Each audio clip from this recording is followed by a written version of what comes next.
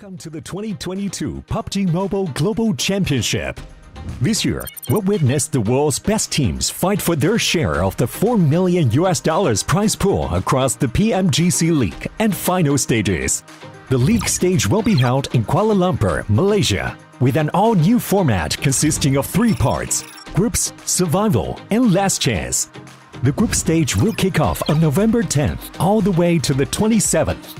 And we'll split our 48 teams into 3 groups. The top 3 from each group will advance directly to the finals, and the bottom 5 will be eliminated.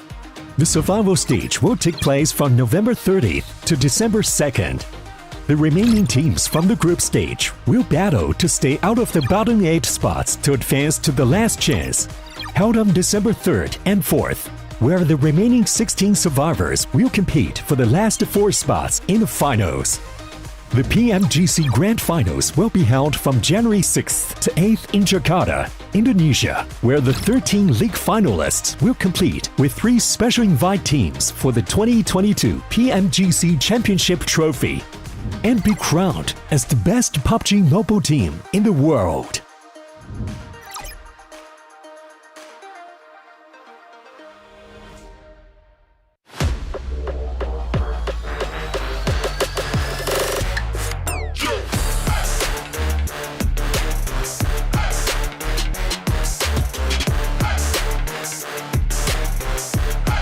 Diego able to get back up to full HP, fighting off against the final player just for fun here. Innate trying to make it happen, and Vivo Key. Oh, shots coming in from the other side. That's Sabat from Jaguar. Shots are coming in from Revo, though. He's going to take him down, and Aiton's out in 10th place.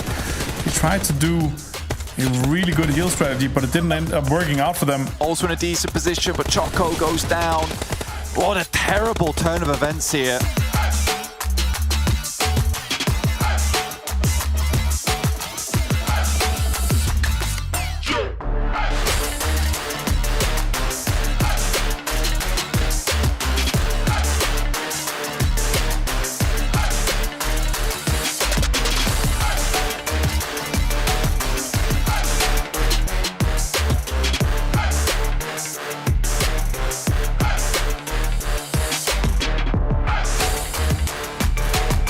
Eliminations, it will be 4th place for them, but Spec immediately on the case. The guys from Extreme Players weren't expecting this kind of damage, but they are pushing it back, but there it is. Tensor.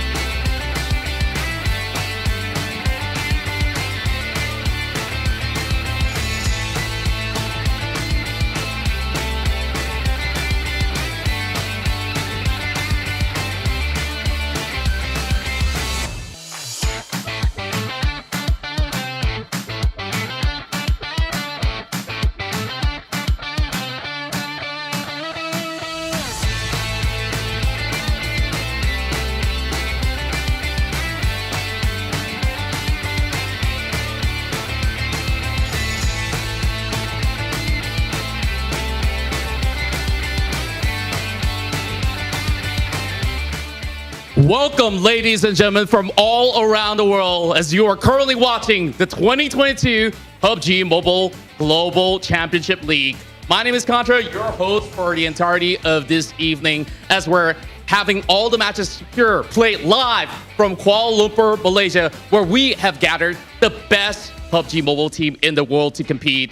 And back in day one, we've already seen Influence Kemen dominate the group as they are currently the #1 team, but there are many great teams that are hoping to take over for the start of day 2. Let's see if anything changes for the rest of the day. And before we hit into our game, let's also talk to some of these players that's getting ready to enter the battlefield. And let's start off here with Titan Gaming. Hello everybody, my nickname Axer, I'm from Titan Gaming team. Of course, it's been a great honor to be able to interview you overall. And I really want to ask you where your team currently holds third place from Group Red after day 1. Are you happy with your team's performance from yesterday? Хотел бы начать интервью с вами. И сейчас у вас третье место в группе Red. Довольны ли вы результатом на сегодня? Конечно, я очень доволен, потому что обычно мы начинаем играть с 3-4 игры, а сегодня мы начали с первой. Yes, sure. We are very happy. Usually we start playing with the third or fourth game, but today we started right away with the first. And that's, of course, really great news for our team. And I really want to ask you another question here where your team did struggle in the very first match yesterday, but you guys were able to bounce back up very quickly in match 2 and kept your momentum going for the rest of the day after winning the chicken dinner. What helped your team step up so quickly after? Насколько мы знаем, вчера вы не на самой удачной ноте начали первую игру, но смогли быстро мобилизоваться и выйти на более высокий уровень. Что вам помогло в первую очередь? Мы всегда настроены на все игры, и даже хоть при поражении мы сразу забываем об этом и начинаем все с чистого листа. Новая игра, новые возможности. Well, our key is that we are able to start every game from a blank page and we get over it and recover very quickly. All right. And of course, with day 2 that's about to start really soon, which team do you see as the biggest opponent in this group? And in your opinion, could you tell us why? Ну, мы с вами приступили к второму дню наших официальных матчей. Какую из команд вы видите в соперниках и почему? На данном турнире все команды для нас являются соперниками, потому что все очень сильные, нельзя недооценивать никого. Well, at this stage we can surely say that all teams are very strong opponents and we should not underestimate any of them. All right. And I'm admiring the team spirit overall, and you guys have also been preparing very long for this. So also, could you tell us about your mindset going into day 2? Which placement do you see your team taking after today's matches? Я действительно восхищаюсь вашим настроем сегодня. И какой у вас прогноз? На какое место вы рассчитываете сегодня? Наш прогноз на то, что мы будем также держаться в топ-3. Для нас самое главное пройти на гранд-финал. So we do see ourselves in top 3 today, and of course we'd like to see ourselves in top 3 in the grand final. Of course, I do wish you guys all the best for your pursuit for your chicken dinners. But before we also kickstart our very first game, yesterday I see you guys were also hanging out with Fox Gaming, and you were doing a little bit of dance. So could you also show us a little bit more of your moves? Of course, of course. All right, shall we actually start? So could you teach me a little bit of that? All right.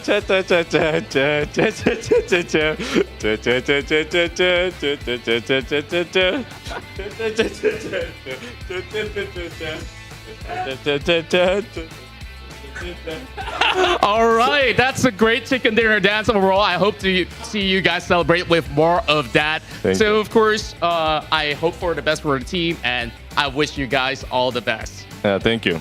All right, that was Axer from Titan Gaming, and I do believe that we're going to be able to witness a lot of great action for the entirety of this evening. So make sure you guys stick around and see who will be the one to take home all the glory, be the one, and we'll start the match real soon. Goodbye.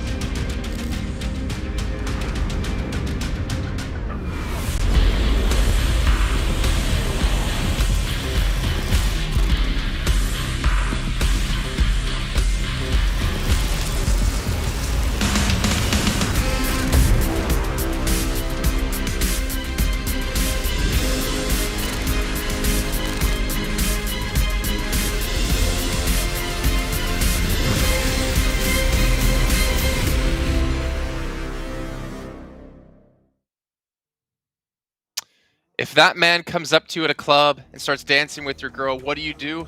Probably just let him have her, because that was some sick moves coming from Axer and Contra as well. Welcome back here to the desk here of the PUBG Mobile Global Championship 2022 league stage as we're into Group Red. We've already had 1 day out of 4 play already conclude, which means day 2. It's time for teams to step up here. You cannot afford to be at the bottom of the rankings, and if you want to have a chance to make it directly into the finals, well, you know what you got to do. You got to be top 3. And to help you get top 3, we have our excellent analyst here who's been able to predict our teams to watch almost perfectly, Sandstorm, and Maxman falling back into his normal Maxman ways of getting his predictions wrong. How you doing, Max? Yeah, on brand is what I can say right now with my wrong predictions, unfortunately. But I will not predict LGD today as my team to watch, so hopefully they can redeem themselves a little bit more. But as you said, it's the time for the teams at the bottom to finally have a good day, because if you want to be top 3, you can't have 2 bad days, so you need to be able to see teams at the bottom actually step up. Yeah, and Influence Chem and Sandstorm, you talked about him yesterday quite a bit. You were a big proponent of this team, and well, they lived up to the hype, man. Coming out in first place overall at the end of the day was a fantastic sight to see for Federal and his team. Yeah, definitely. I mean, the guys managed to secure top 4 in 5 out of the 6 games that they participated in. The one problem that they had was in that Sunhawk, just a little bit of a late rotation. They were caught off guard. They were too busy, I guess, third-partying outside of the zone, but I want to see them change that up, because if they can master Sandhawk as well, there's no stopping this team in the PMGC. Yep, and if you guys missed out on any of the action yesterday, make sure you guys are following all these social media channels here for PUBG Mobile Esports, because that's the easiest way to get your news and what's going on here within PMGC. Max, you follow them, right? Yes, and I saw actually a bunch of good memes, actually. A lot of memes making fun actually of Infinity, unfortunately not doing too well, struggling to start off on the good foot apparently, but it's day 2, okay? They're going to redeem themselves, it's fine, but yes. My team, man, why you gotta do me like that? I didn't make the meme. Wasn't me. You probably did make the meme because you liked it.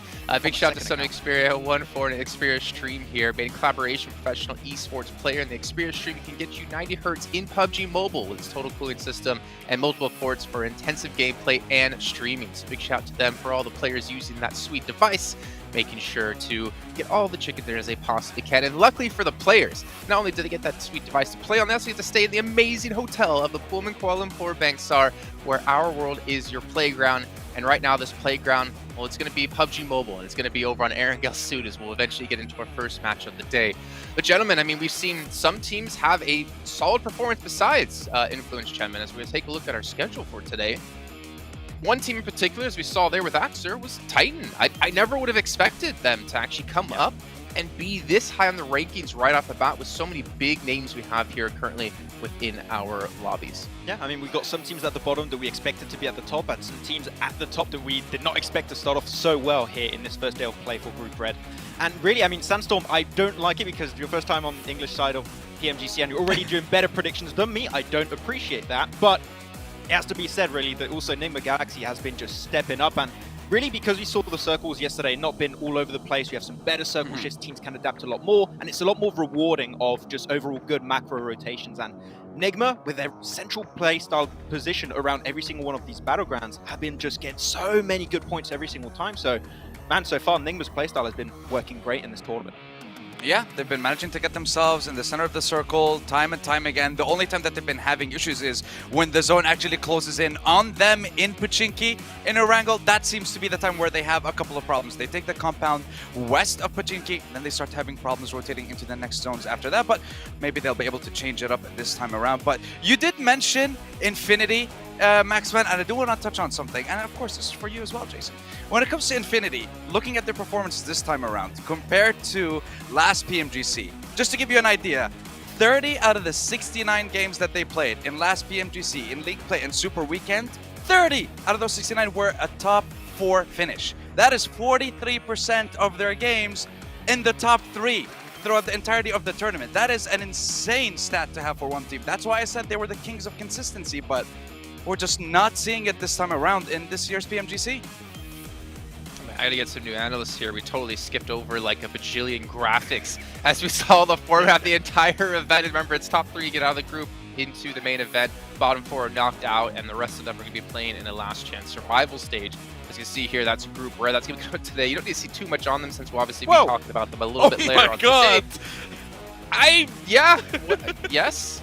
Why don't you break this one down for us, Max, and exactly what's going on in this graphic? Well, Numbers! No,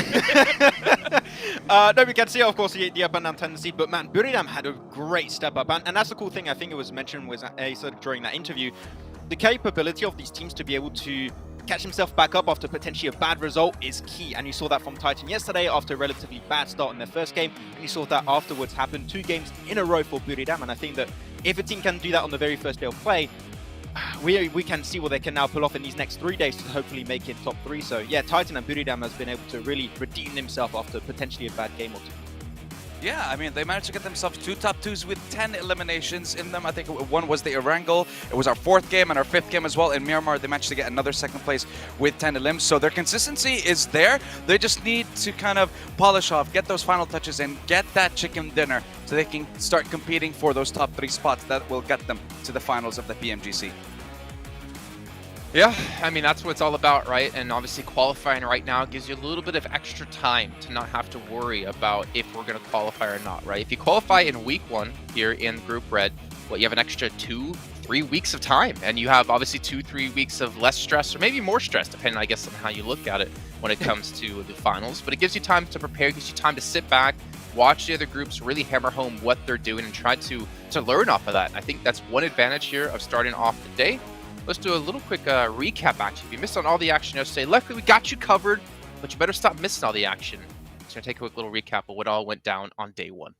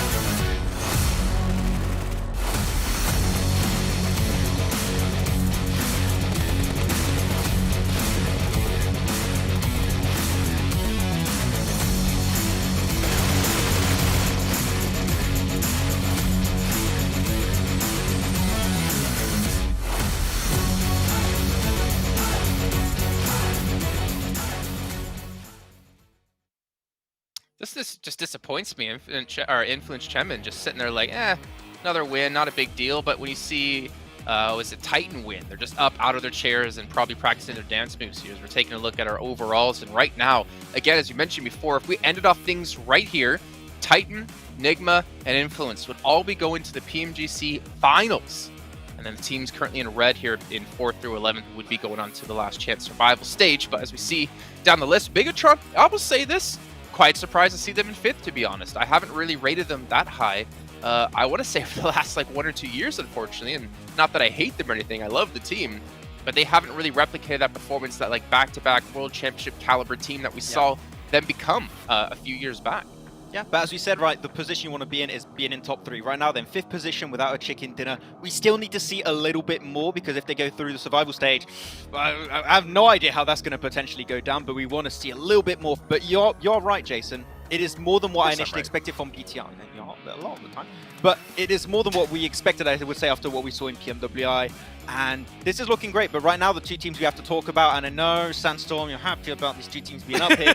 It is Influence and also Nima Galaxy, and really these 2 teams. It hasn't even really looked forced yesterday. It just seemed like a normal playstyle that works well, especially with these new circle shift settings. And they're currently the 2 teams that got the most out of these circle changes.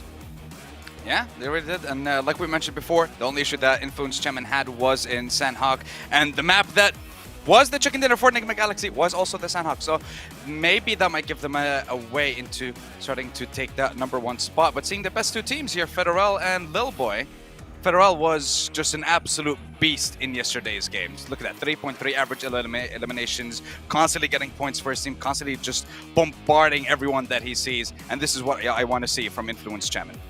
Yeah, I mean, that's the stare down that Federal's giving, that you say to every team, like, you're not winning this chicken dinner. You're not getting into finals. This is going to be our win.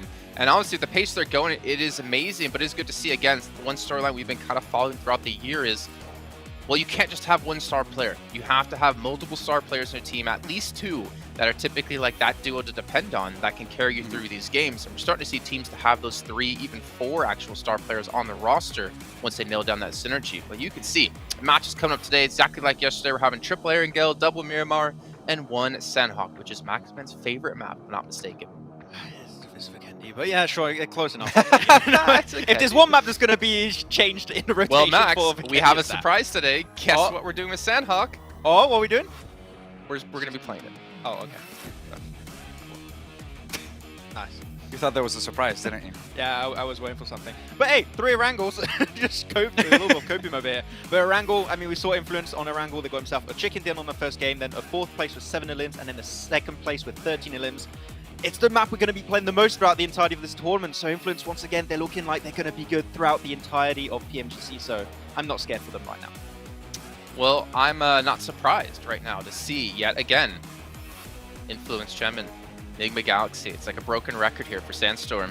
And then he chooses LGD. So now, Max, you didn't choose LGD. He did. If LGD win here, do exceptionally well, is he the blessing? Is he the new Kalaris blessing? You know what? Fair enough. He'll be the blessing if they do good, and I don't really care too much because I just want to see them get a win.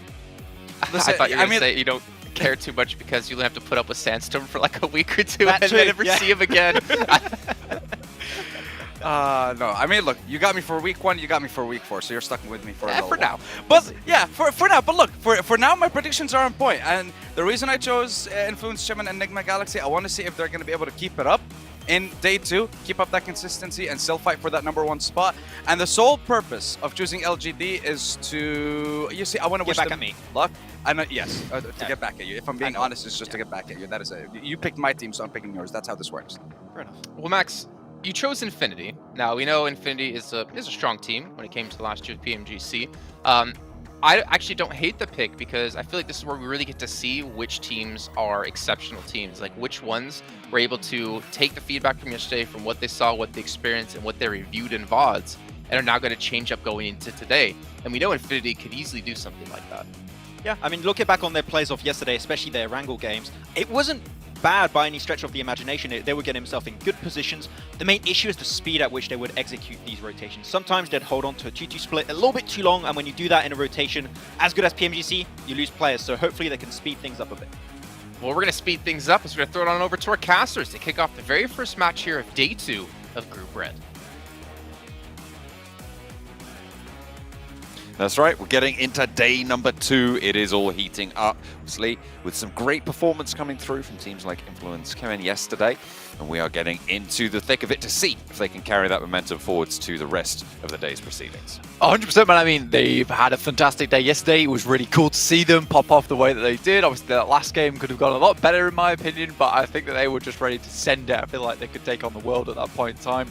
And with the point scoring that they've currently managed to accrue over that first day, I think they're in a really good spot. I mean, PMGC, I did not expect to see a team this far ahead at this point in time, like the first day. I thought things would be a little bit more, say, equal. I think that's probably the better way to put it.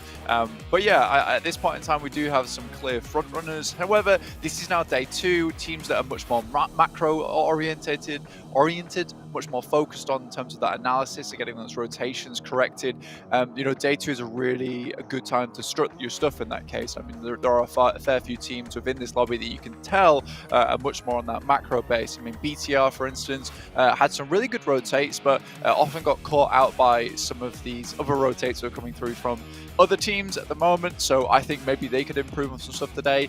Similarly with Mad Bulls, obviously they've shown how good they can be with 2 players taking a win in Pachinki all on their lonesome, which was very, very cool. But this is a team that also works extremely well once they've been given time to analyze some of these games. and they have been studying hard. Look, the focus written across their faces, blank. It's great to see. I'm also inspecting those desk fan lineups as well. Some of them have 2 fans. I caught that there as well. 2 fans per player. Some of them different colours. We've had blue, we've had pink. It seems to be quite a lot of competition going on for the desk fans. Look at that. Sorry, what? I'm just looking at the desk fans. What are we talking about here? Players. Why are we talking about players. desk fans? Okay. Hey, it's important to keep you cool, and that's exactly what they're going to be trying to do with these fans, right? They're going to be trying to go into today, get a reset if you didn't do super well, try and use that mentality from yesterday if you were on fire a little bit to try and carry it in. Okay. I mean, I like that we were talking about macro and stuff, and you were like, you know, those desk fans, extremely important at the end of the day. I say what I see. That's what I'm here for. Yeah, no, you're basically a 7-year-old. It's fine. Heading over to Erangel at the moment, we're going to go straight into this map. We're looking at a plane path coming over the top of Stalbert down towards Quarry here, towards Primos. So fairly decent plane path for a lot of these players. You know, that eastern side of the map will be open, as so will down towards Gatka's side. And a lot of teams do drop towards this central area of the map, including Mad Bull's Box Game. You had a few scuffles in this area too, being able to hold on to Rozok for quite some time. DRS, a lot of fans for this team. I mean, it's a long-standing team. They've got some very cool players in there. We saw Delta able to do some cool stuff over on Sandhawk yesterday. Not quite able to bring up some massive games, but certainly still in with the running. Yeah, I mean, the DRS, they've had a 2nd place game with 3 eliminations, a 4th place game with 4 eliminations as well. In general, they haven't been loud, but they have been trying to eke their way through a couple of times. We've yet to see that real big performance from them. I think the highest elimination count they got was 4 in game number 2, where they finished 7th. So it really hasn't been a particularly loud game, as you say, but they are keeping themselves in that middle pack, in that survival stage bracket. Looking at some other teams towards that bottom side, though, in the bottom 5 of the overalls, in which case you will be going home at the end of these 4 days in Group Red. We're looking at 4 rivals, I8, R8, the Infinity, and Team K. So I think the Infinity is certainly a team that should not be aiming to end here at all, and I think could bring up their score points today, considering how well this team has performed in the past. Similarly, I8 and R8 don't feel like they should be this far down, but the Infinity with 16 points, that really does need to be a number that is improved today. And if it doesn't get improved today, you know, I'm not looking forward to the prospects of the future for the Infinity, honestly. We're looking at S2G as well on our screens, and whilst you highlighted the teams that currently are in the bracket, S2G only sit 2 points ahead of that, right? Then this is, again, a team that needed to prove that they deserve to be here after their performance in the European Championship. They qualified on PMGC points, and for the time being, I've still yet to see that spark that led them to the top of those point tables overall in the PMGC. Hopefully, they will start to turn that up today. We know they like to be aggressive early, and they do have some high elimination games. I mean, first 2 games put together, they got 14 eliminations over those 2 games.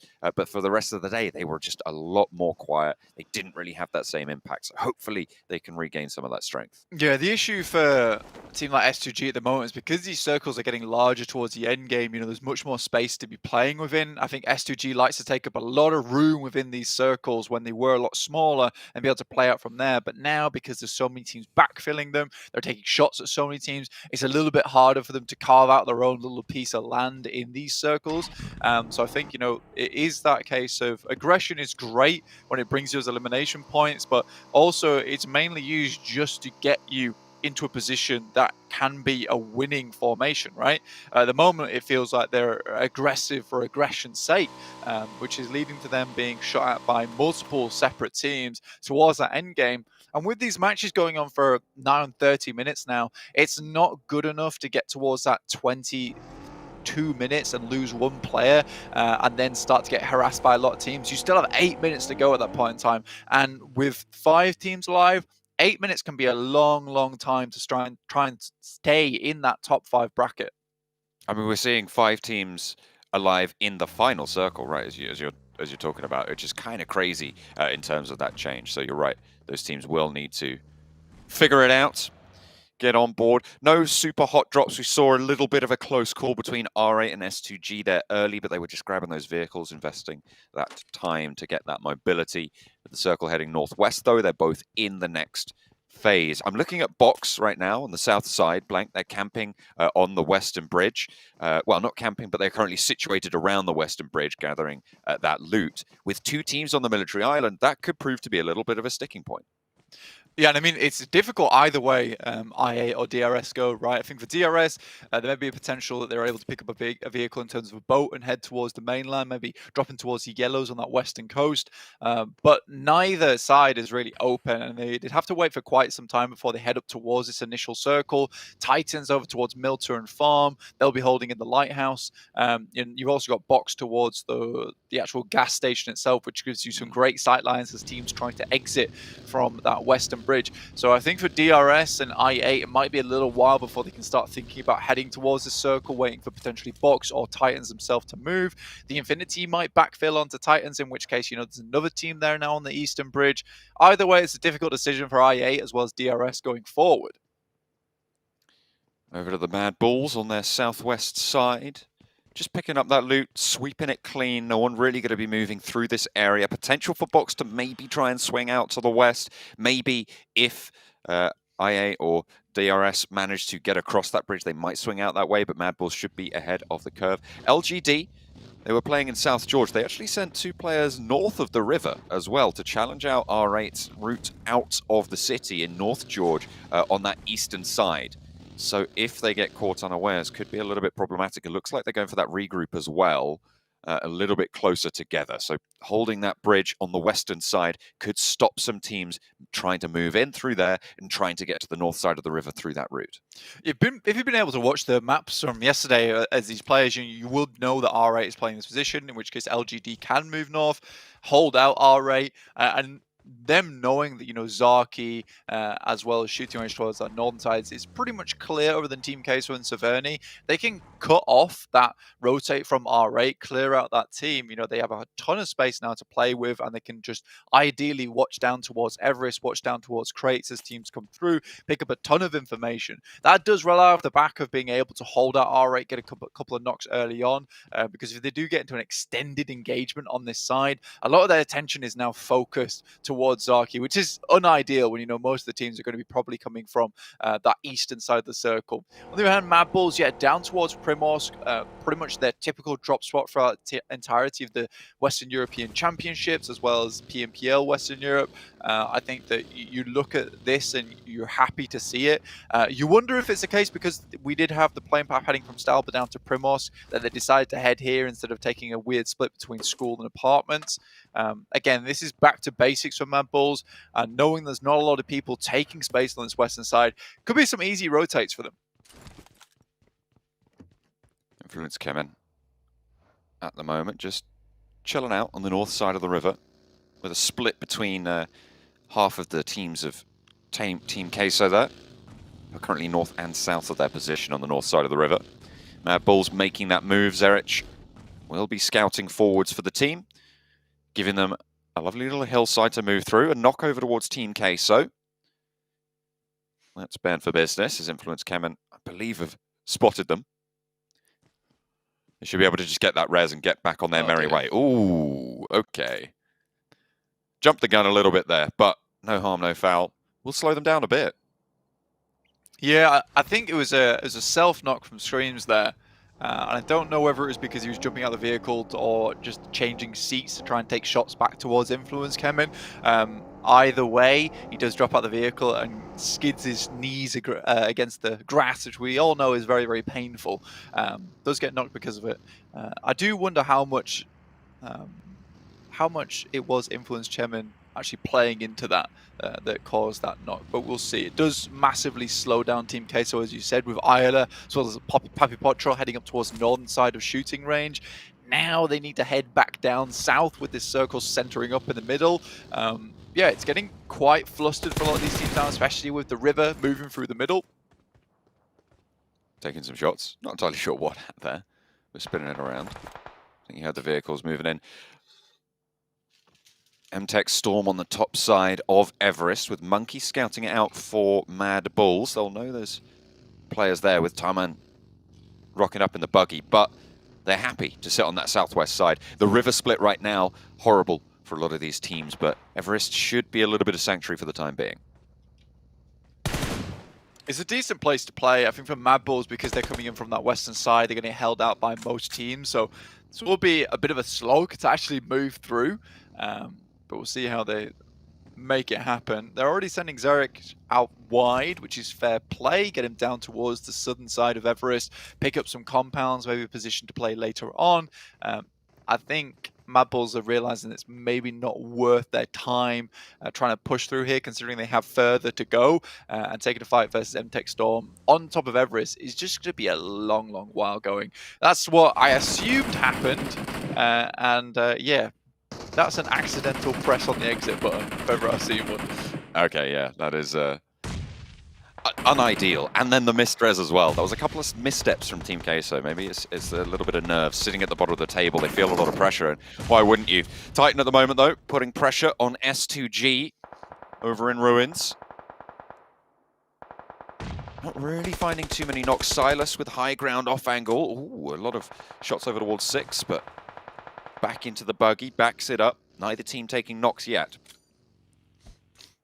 I mean, Silas has currently got a really, really good position. This gives you a lot of oversight to practically most of the teams rotating through this area. Also playing along that veranda is just really, really fun, considering there's a lot of separate angles you can take of it, with the actual wall dipping up and down. It's an interesting position to play. You can get caught off if a team like tries to go very, very wide, in which case there's no walls on your side, so it's just easy to take shots at you. So I think Silas moves back after getting a little bit of influence from that position.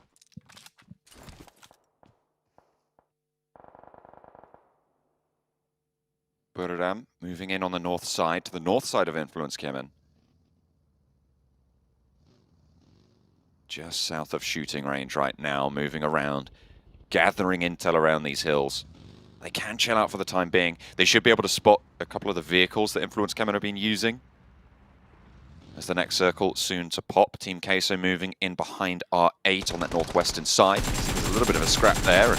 SK-Tone goes down to Papi Potro. Nice little spray and a flush as well. Prestige nowhere near, certainly not near enough to answer that call. The circle pops, and again, it keeps a lot of this river split in blank. People are going to have to make decisions that they're uncomfortable with at this stage. I think at this point in time, it's not so bad, to be quite honest with you, because this circle is going to continue to center up here, John. In which case, Ruins is becoming more and more of a hotspot. Bit of a close call here between Aegon X I8 and Titans.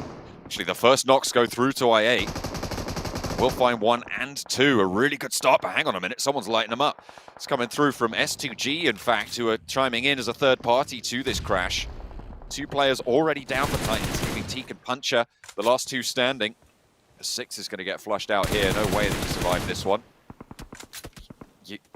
You've got to hit that spray. He's just there. Okay, there you go. Finally, third time's a charm. Yeah, struggling just a little bit, honestly, but yeah, finally finds him. Titan struggling also. I think for S2G, they've got a great position in Castle. They really do. It's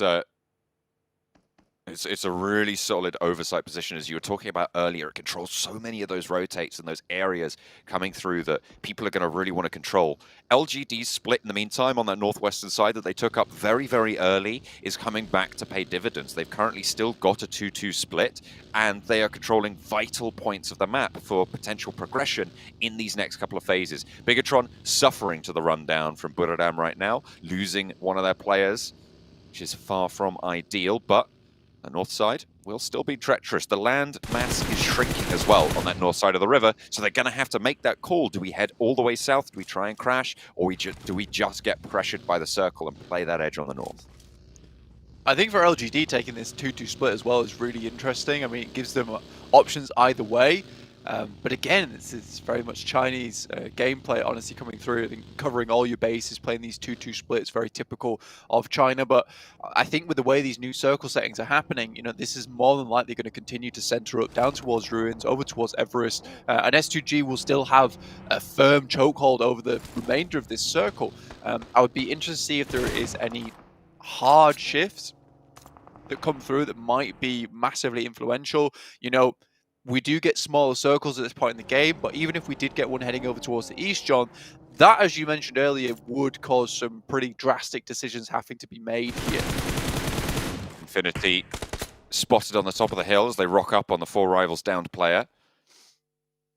Loki already down, will not be rezzed here. There's no way that 4 rivals can strike out to this. They can't leave this position in Sunken as the circle does come through. It does isolate the south side of the river, but it goes right on top of S2G. And again, their powerhouse will continue to reign over this circle. Yeah, it's a great spot to be in, and I think for Silas, maybe at this point in time, it's a decision whether to just leave this compound alone and perhaps head up to one of his teammates over on this side. I think you can be pretty comfortable with where Hamzy G as well as Razy are currently playing. This would be a good spot to regroup on, a lot of high ground to play around from that castle position too. You still want to control as much as possible for the next maybe 2 to 3 minutes, getting that information, maybe taking shots at some of these teams. But as more and more players move in towards the circle, more sightlines are going to be opened up, John. Ralph gets sprayed down there as DRS holding out. Enigma Galaxy somehow lose that player on the forwards. I mean, it looked like DRS were going to lose their swing out from Delta, but no, didn't go that way. Smoke's now blooming. Delta can put those nades over towards that smoke, that cloud that is currently holding Ralph, and Lord will feel the brunt of it, falls down as well. Another nade to follow it up, sprays from Hamodi through the smoke. This is second place team Enigma Galaxy taking on DRS right now in the middle of the pack. We said we wanted to see a bit of a louder game from them. Is this going to be it? Free. A lot of damage, but not finding the final blow to rules. In the blue zone, though, it could tick away. Is dangerous and will be crunched in. Reload forced back into the vehicle, and you need to get on your bike. Hamodi falls, and DRS are doing a lot of work in the early game. This is looking pretty good. Again, though, they are stuck on the southwest edge. Rules not quite made his way in. You did see Freak taking some fantastic shots down towards him, but finally starts to move in the circle. With Lord down, as well as Hamodi being flush, it's just Freak to send on for Enigma Galaxy here. One of the few times we've seen Enigma Galaxy in such dire straits towards this point of the game. Does a front flip as well. You can tell the pressure's getting to him just slightly in S2G. He's directly in the sightlines now. Always gets out, but just doesn't quite hit the deck in time. Freak falls, and with it, Enigma Galaxy's hopes of getting any points in this game. No eliminations, going out in 16th. That's a 0 tally. With the circle moving south, Influence Kemin did strike out towards that middle island in the river, and they are controlling Buradam, who have just been skulking on this northern side, harassing the back of Bigatron, as well as Influence Kemin in the meantime. But finally, it looks like they're able to open up on the cylinders and burn away at Buradam's backstock. Crash down from Kangzo. My name in the shack. Or the Gitoon, as Max likes to say. Little boy moving on up. Closest player for Influence Kemin right now. LGD yet to regroup on the south side of the river, but they might be looking over this way. A nade in finds My Name. And Buradam really suffering. They've managed to move players down south. You can see them in the river right now. So they're playing a little bit of swimmy game. The Sky only did manage to get across a little bit earlier. Covering with smoke. Staying alive for now.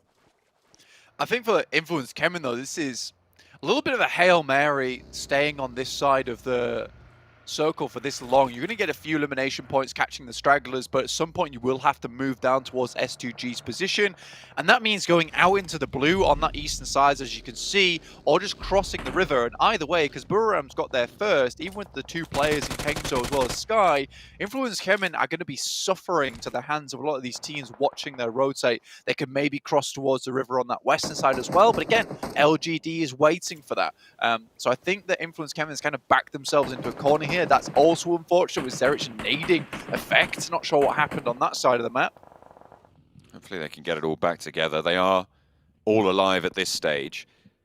We have seen when the Ruins team's attention is turned southwards, you can kind of push up that coastline underneath the castle. It's got a lot of cover if you're not being looked at, right? From that specific area. You can get up there, and once you're there, you can put nades up top. But it is really a luck of the draw on the timing on that rotation. So if LGD have to move in early, Influence Cannon might have that opening. Crash coming through from DRS on towards Box's position. They've already taken down Break on the top floor, but Delta is low. They're looking to put more nades and more damage on in around the side. A nade cooked from Bensu. Wants to put another one in, but thinks better of it. Pulls the gun back out. There's players on that ridgeline as well from DRS. They're closing in towards Box. They're currently outside the circle as it moves on in. With Breakdown, they don't have that forward stop. Scry, low, burnt out by Rules' Molotov, and a nade to follow it up. Box down to 2 now on this Crash as DRS really starting to turn up the heat here. Black Killer swings in with a Crash on the buggy to move into the second building of the compound. Bensu out through the smoke. Plays Smoke Warrior. Ninja back into the smoke. And away he goes. Killer down first for DRS. Trisme and Bensu, the duo for Box, looking to hold it on out as Delta crashes on forwards now. Wants to put pressure on, will be able to flood in through the door and will find the ankle. Sweep the leg, and with it, the second player falls. A nice 1-2 by DRS, white Box. A pretty damn good push as well. I think Bensu was really the only one from Box actually able to do anything in that situation. The rest of Box just kind of allowed DRS to get as far up as they did with some good grenades sent through the windows to delay any kind of rotates, any shots coming through from the windows themselves. Overall, a nice play from DRS. It did hamper them. They did suffer for it. But now, because they've got the majority of that space down towards the southwest side, it's happy days for them. Influence Kemen, on the other hand, actually made it across the water somehow, some way, and have eliminated at least one of the Buriram players. I think there might be one more left. No, there isn't. They're completely out. So this is an unbelievable, almost impossible push made happen by Influence Kemen. And they still have all 4 players alive. This should not be possible. With LGD moving away into this engagement, they were given that opening, right? Mad Bulls now, only with Zerich left as LGD are putting the pain down. Out in the open field, Zerich really not in a position to get a teammate back here, so it is going to be solo play. DRS might be looking to sweep. Look at that scout out from Rules, just isolating some of the ground. They know they're right on the edge and will have to move, so they're getting some of those springboard positions for themselves. Still, the raid boss of S2G sit atop the ruins. Is the next circle about to come through? More than likely going to see this move slightly away from ruins, but in fact, we do get a shift up towards that northwest side, in which case Kelsey and Silas have a really good position to hold on to. And because they were so dominant in their hold there and so many teams were crashing against one another, it's allowed them to hold this 2-2 split for a long time with a lot of control as well. So you might even see them just hold on to this for even longer with the amount of open ground around this position. S2G could play this one all the way out, and this is what you want to see.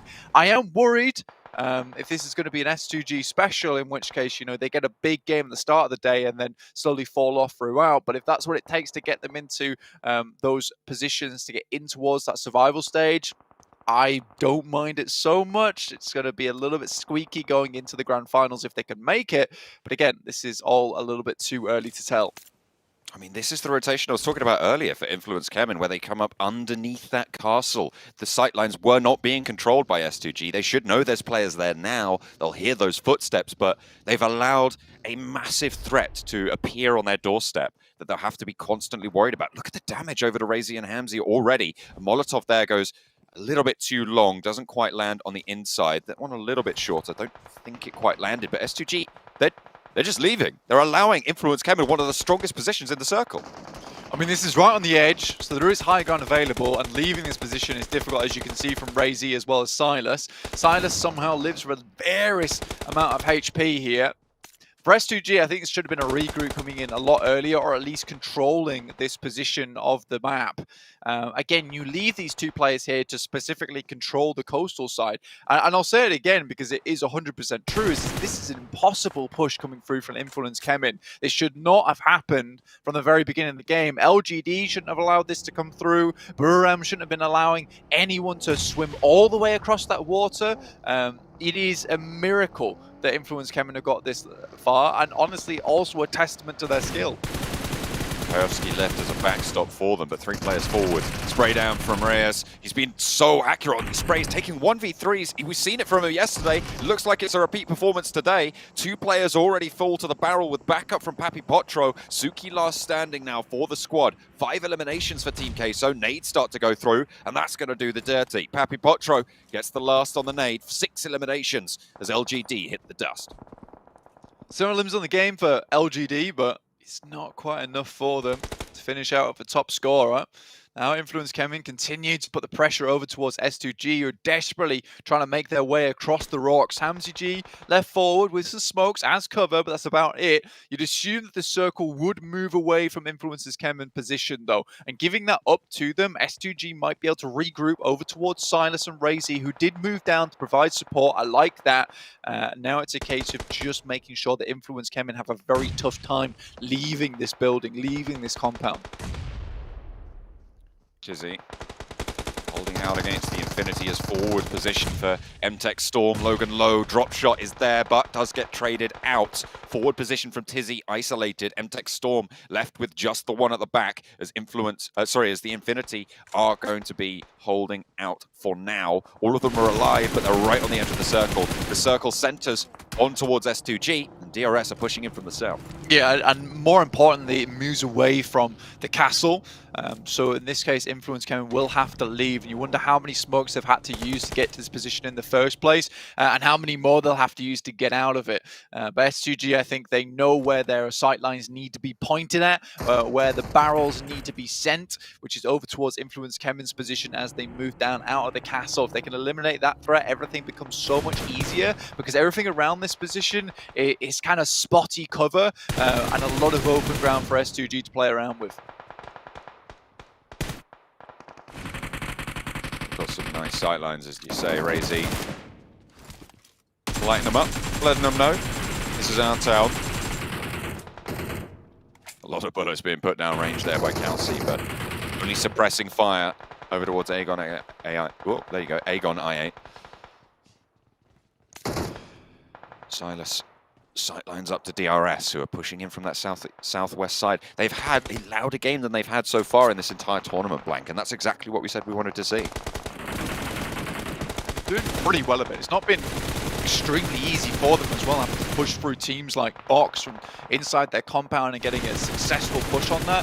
S2G's trying to keep. Oh, goodness me, Delta with a triple.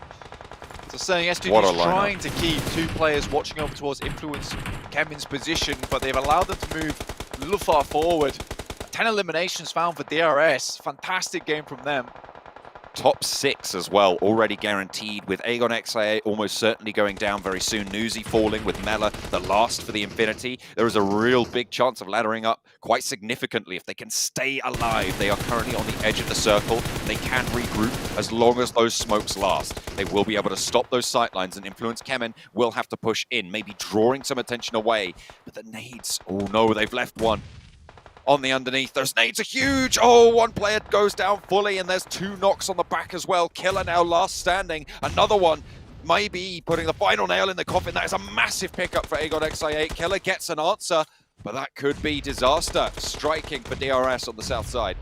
The Infinity really struggling, hobbling along this game, but still get 4 players back up and running and fairly healthy at this point as well. S2G only 4 eliminations on this game with really strong position, just haven't been able to get many shots down towards any teams, with DRS just picking up eliminations all over the place. And sure, there's only 1 player still alive, but still putting in the work, finding a shot over towards Team Queso here. Influence Kemen using this half Coliseum wall to actually keep themselves somewhat safe from the guys from S2G. Very good rotations coming through for Influence Kemen, and I would not be surprised to see another victory at Influence Kemen with the way they've been playing during this match. It's all about choosing your moment now. For everyone who isn't S2G, for them it's about fending off the waves of everyone who's going to try and roll on up. At the moment, Reyes still out in the open. Papi Potro actually goes down instead. Reyes still alive for Team Queso. As Papi Potro leaves him alone. The Infinity being spotted. DRS. The difficulty now for Killer is to descend. Reyes down. 4 teams remain. S2G a little bit on edge at the moment. consistently missing these sprays, which honestly for S2G shouldn't be that hard. Influence Kemin certainly have to get rid of the Infinity in front of them. You've got a fair bit of cover, and again, this is what I'm talking about. It's spotty cover. You can move up in between it, get those defilades going for yourself. HamZG supporting a little bit, giving somewhat of some safety and help over towards Influence Kemin guys. Killer still going for DRS. A really good game for him to consistently be here without being spotted either. That rock is so tempting in front of Killer, but as soon as you move there, they know you're there. That's a nade, that's 2 nades, you're gone. So it's a really difficult position for DRS's Lone Ranger to be in. Silas continuing to suppress the Infinity. Federal down behind the rock. Within nade range of S2G, Killer does finally fall there. Could not make that push. 3 teams remain. Last circle here now. As we start to push in, Razy runs out of bullets. Kayovsky moves out, UMP in hand. A lot of damage done, but it's not enough. But there is a nade coming over the top. That might be the opening that Influence Kemin were looking for. But Little Boy going down as well. This is all over at the moment. There's so much going on. Law gets up, but that is now Influence Kemin out in a very messy last engagement. Now it's S2G up to them to finish the fight. They're trying to hold out on the top, and with the damage that was done to them, with Silas falling, that was the point that was looking out towards the Infinity. They've capitalized on this opportunity, and the circle will shrink to the outside of this church blank. They're going to have to leave. The Infinity in the foothills laying barbed traps for them as they want to step forwards. Look at that, trying to heal in the backside, but it looks like they might be fairly low on meds. I think they've got 1 or 2 still in the back pocket. Kelsey, the eagle eye from the top, playing on the eaves, trying to gargoyle and rain down from above onto the Infinity. For anything he can, I think he assumes God Tony's in this position, which is pretty smart of them, but Newsy and Logan both pushed off on their own. HamZG makes an absolute break out of his own, still just running around, do-si-doing. That was an open broadside, but Kelsey still from the top rope. 1 and 2 drops down, still alive. Lone Ranger, God Tiny now knocks that Hamzy. Will be able to find the knock onto Kelsey with just a tickle. Will lob the Molotov over, forces the fight close. Silas might feel the burn here, and underarm as well. Silas pushing forwards, wants to jump over, get that first knock. Kelsey low, but will find the knock, and the third goes through. S2G hold it out from the church. From the ruins, they dominated the battleground, and they will be able to find the chicken dinner. You can tell these lads are relieved as well at the end of that game. Not a huge celebration, but certainly all eyes are on Kelsey right now. What an unreal finish. And HamZG as well, I mean, at the end, that guy was insane. He had to go for that play where it was just so aggressive out in the open to actually make it happen so Kelsey could get that disgusting off angle over towards Newsy and Logan, who just left it too long to move out of the blue. Again, I said right at the beginning, this is sending up towards ruins, and S2G held 3 of the main compounds and slowly regrouped over time. I don't think Influence Kemin should have got where they did, but then again, they're just so good at the game that, you know, they're able to slip past undetected a lot of times. So very, very well done to them. Yeah, to get that laid into it, it's really good. I'm really happy with DRS's performance as well. You can see them on the teams to watch. It was, I think, a good game from teams that needed it all round to prove themselves. S2G, you're worried about them carrying that forwards, but it is a good start. Yeah, absolutely. I think for S2G themselves, it's that confidence boost that they need, but they also now need to not get too overconfident, which is what we saw yesterday after a pretty good start to their day 1. Influence Kemin, on the other hand, I think they're going to continue to put up points, and at this point in time, I feel like we can almost confidently say that we feel like they're going to end up in the top 3 and go straight through to the grand finals. They just seem to be head and shoulders above a lot of the players in this lobby. If they didn't at this stage, it would be a little bit of an upset. You do kind of expect it coming out from this Brazilian team. It is seemingly on fire. I'm really interested to track their performance over the rest of the tournament as well when they come up against teams from the other groups. I think the Infinity as well is a huge one to talk about this game, getting that far into it and picking up themselves a 2nd place. We said at the beginning that they need that big win.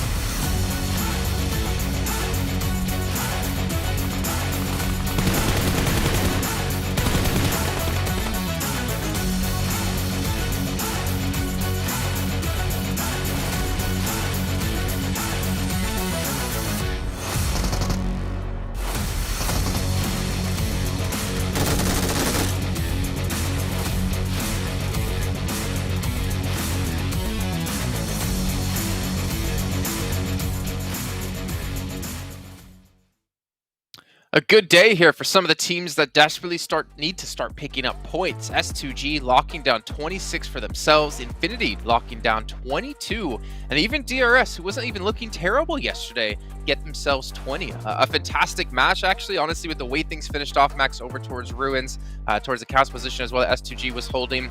That was quite intense and I think quite methodical out of quite a few teams there. Yeah, I mean, I was a little bit scared, and I think Blank also during that cast, he was a little bit scared that SG might have rotated to get together a little bit too late, maybe a little bit too slow. They got back together. Luckily enough, Influence was not able to take down any of the players, so they remain as a 4-man team, and you really need a 4-man crew to hold down Castle, the church area of Ruin. So good execution on that side.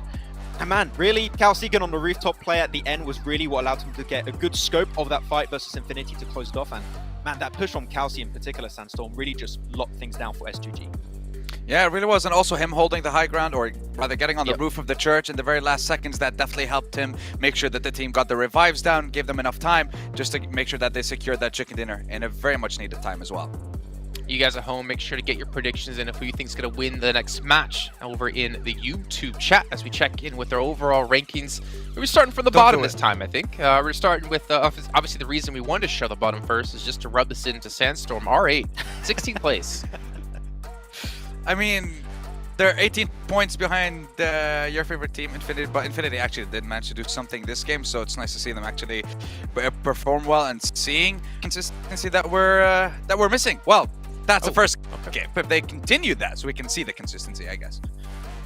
There we go, towards the top. A big lead being built up here for Influence Chemin. Then again, Enigma Galaxy did go out within the first 3 teams, so that's why that lead is being built up. But still, 20 points, almost 30 points practically, is a fantastic job here by the team from Brazil. But again, can they maintain it will be the question, as DRS has moved up now into 4th position.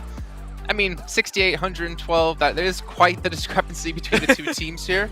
But, you know, then again, DRS, I can honestly say I did not expect them to have this kind of performance here in the group. And Max, you were even saying as well that you were kind of surprised too. A lot of individuals stepping up within that roster to really put on a good performance. Yeah, I think yesterday Killer's been doing some really good stuff, but today Delta in particular has really got himself some fantastic nades, some great pushes. They were super proactive too. Like, they wanted to make sure we have 100% control of the more western side, getting clear of teams such as MTech, Mad Balls, Box. Also, there was a great push on their spot. So DRS are taking full control of their fate in these games, and that's what we need from the team. You know what we also need, Max? More followers! More followers, yeah. Go hit up PUBG Mobile Esports across all those different platforms you can see on your screen. Not to mention even us, even all the talent, even all the players. Make sure you follow everyone except Sandstorm down the end, because that would just make things nice. You know what is nice though? That we are seeing a lot of the teams at the bottom of the table start to perform in these games. I like the fact that we saw a little bit of TQ as well, so I want to see them perform a little bit better though. Well, speaking of Delta, Max, you're going to see him in a head-to-head up against Calci. And Calci is one of your favorite players from Turkey, if I'm not mistaken. But look at this. I mean, the team contribution percentage, the damage as well. Obviously, you know, S2G in the position they're in are able to fire on quite a few different angles to maybe not necessarily able to lock down their limbs.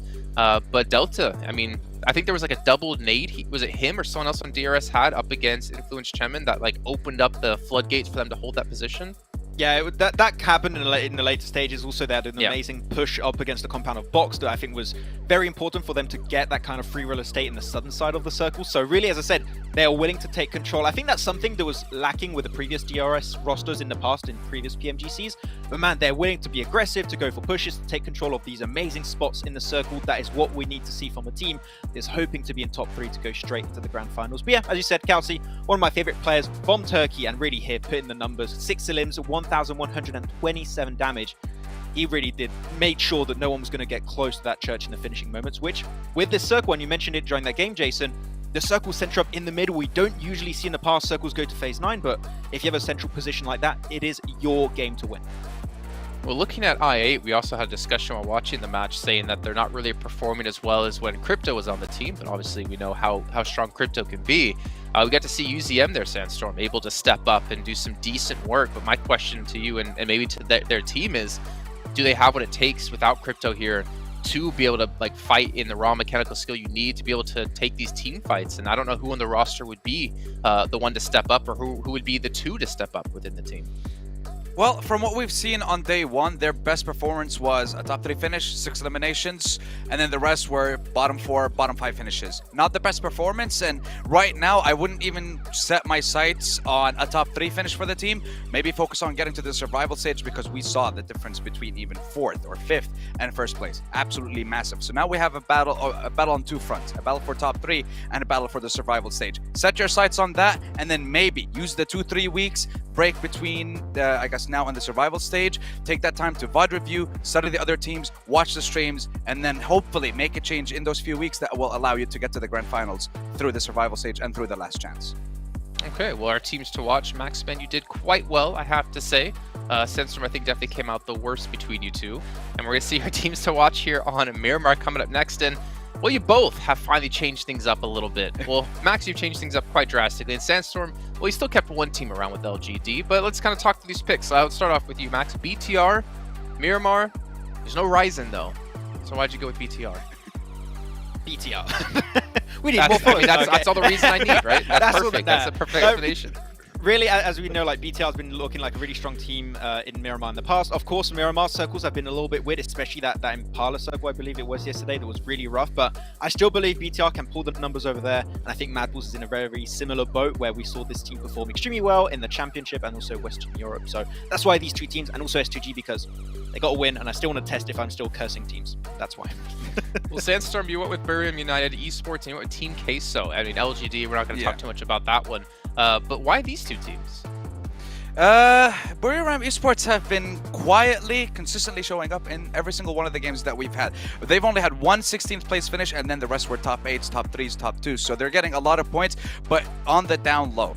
But the thing is, you can't really keep doing that and expect to end in the top 3. So I'm picking them now because I want to set my sights on them and see if they're going to change it up and try and see if they can fight for a top 3 spot, or if they're just going to focus on staying in the survival stage for now. And when it comes to Team Queso, I love the fact that we saw something special from them throughout this game. Maybe the zone didn't really help them out in the last couple of shifts, I guess. It really went in favor of S2G.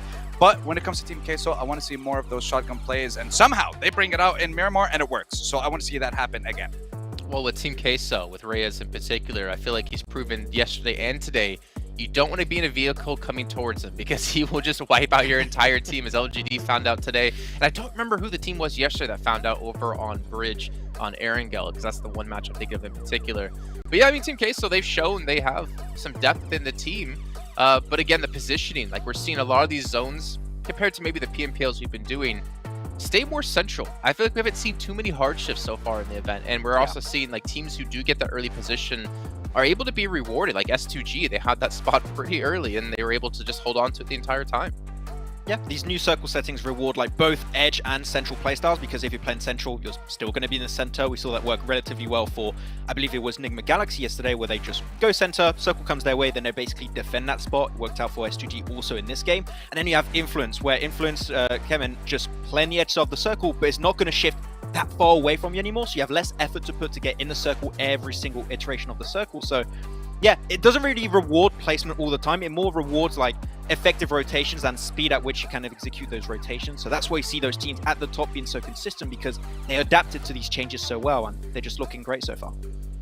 Well, it did worry me though with at least S2G's playstyle of being center really early. It was, if we looked at their med sets from what we were talking about or watching, they didn't really have much of anything. So they were obviously not getting eliminations. They weren't running around looting for extra more. They weren't, rotating quite a bit. I feel like if they take any sort of extended battle, they're just going to eventually, like bleed out. They're going to be easy to overthrow if you just slowly chip away at them.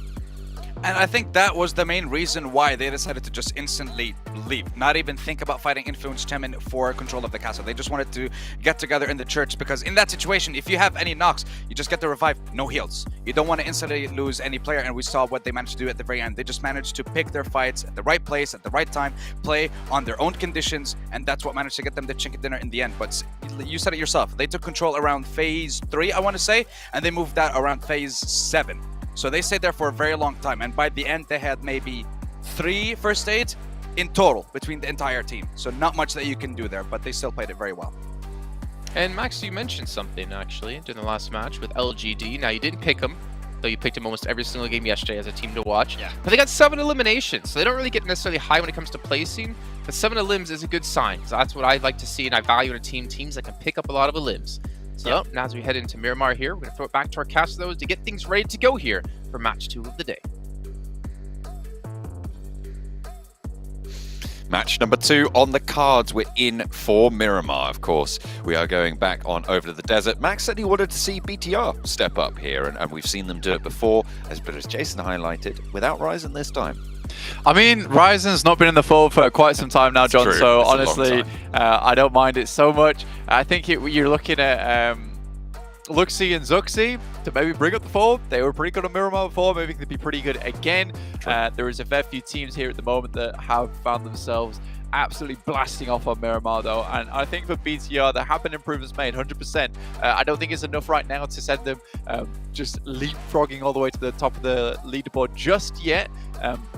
But I'm excited for there's the PMGC nonetheless for this team. LGD looked pretty good on Miramar yesterday, been able to pick up that high ground position and play from there, effectively holding out 2 teams at the same time with just 3 players, which was impressive in of itself. And so far, I think that we're starting to see this change from a lot of teams at the moment, which is realizing we're having a lot more center circles. So once you get to that zone 3, you can kind of estimate where this circle is going to end now, which is amazing. And some of these absolutely key compounds within the center of the circle now become very, very important. And fighting over those compounds, it is hugely valuable to yourself. It's no longer a case of, right, do we want to fight over this compound if a team's already got it? Because it might hard shift away. That's not the case anymore. So we might start seeing some more heavy engagements and more priority control over some of these compounds. And warm and ready to get into those priority compounds. Hello. Hope you're doing good. Get back into the game. Oh, he just Infinity. destroyed you. Oh dear. He's doing that for me. Oh dear. Yeah. You were like, hi, how are you doing? He was like, you're done for, unfortunately. Whoa, I'm not even playing. Yeah, come on, man. You can't do that to Mr. John Allen. That's very unfair. But yeah, either way, looking at a lot of these teams at the moment getting ready to head in towards these matches. Team Queso having a bit of a better game last match as well, which was good for them. Something they desperately needed. And before I was cut off by the highlights, because those are very important, I can talk about it now at least, is, you know, we did see the Infinity able to get themselves a large game, the last one getting a 2nd place, and we were talking about how, you know, they needed that big game coming into day 2, considering how far they were down on the overall leaderboard. So taking a quick look at where they're currently set, they're able to send themselves up into 12th place. Not quite safe as of yet, but only 2 points behind 10th and 1 point behind 11th, so the stability. Mad Bulls scarily now on the edge. Plane path for Miramar of our first dose. A little bit further south from that east coast, up to the middle on the west. Cutting out, again, places on the north. We've seen that a couple of times so far. Torre Hamada quite far out of the way here. Wonder if teams will be making their way up there if the circle doesn't shift that way. Moving straight into the map now. Team Queso dropping down nice and early down towards Portapada ISO. We're having Kengzo up towards that top side of the map as well. Power grid open. It's not hugely down towards the south, so there's still a lot of this area on the northern side that can be picked up. Mad Bulls going towards one of their backup drops down towards Los Leones, sharing that one with I8. Worked out kind of well last time, but this time I8 are surrounding, so it's no longer a case of being able to quickly move north here for Mad Bulls. They might have to struggle their way out of this, if not for the circle heading all the way down towards that south side, which is going to change things up drastically. Wow, okay, that is a really hard south shift. It keeps Los Higos Islands in. Could be quite an interesting dynamic, cutting out a lot of the major areas of this map. So teams that drop down towards the south are going to have to crunch themselves in on that south side as well. 4 rifles dropping in. Delta's got a UMP. Go on. Not the most long-range weapon, but you stick a 6X on it, you might be able to get something done. Bemburu gets a couple of holes sent in towards the parachute, but not much of anything else. Should be able to get out of the dodge nice and easily. I don't think you're hitting these shots, son. UMP, typically your close range weapon. It's very good at close range, but you might need yourself a DMR. They're popping shots back and... Oh, okay, hang on a minute. Maybe not. Appy just grabbing a buggy and getting away. Delta, I mean, if he had any other weapon there, you know, give him an M4 and that's 3 dead players easily. I mean, 100%. He was directly on target. And I mean, he had the 6x, so the M4 could have been absolutely influential, getting those couple of knocks, and 4 rivals could have seen themselves with a very bad start to their Miramar here. Unfortunately, slipping far down the rankings so far, 4 rivals with what was a fairly decent start to there yesterday. Again, only 2 more days remain for Group Red to sort itself out, find exactly who's going through to the Grand Finals and who will be going home. But I think for Influence Kevin, it's pretty much set in stone here. 112 points, second place at 83 is an unreal differential in terms of point scoring, but does make a lot of these lower positions on the leaderboard much more volatile. I mean, you can see that from 6th down towards 12th is really only looking at 18-point gap at the moment, which is quite intense, kind of insane actually as well. So I'm looking forward to seeing what happens on that final day. Should we continue to see some of these top teams remove a lot of the points from the lobby? S2G put themselves in a much safer position in 6th place now, at 56 points after their previous chicken dinner. Overall, happy days for them. 4 rivals gathering up the vehicles on the north side. If you're going to invest time getting this far up north on that plane path, you are going to have to be very, very mobile for this south circle hard shift. So they'll be looting up for the meantime. After they've escaped the purview of the 6x UMP, they'll be all right. Titans, not seeing too much out of these guys so far. I mean, yesterday they were absolutely blasting out their mind. They were looking very good, super aware of all of their surroundings. But last game and last couple of games from yesterday, less than ideal for them, I'd say.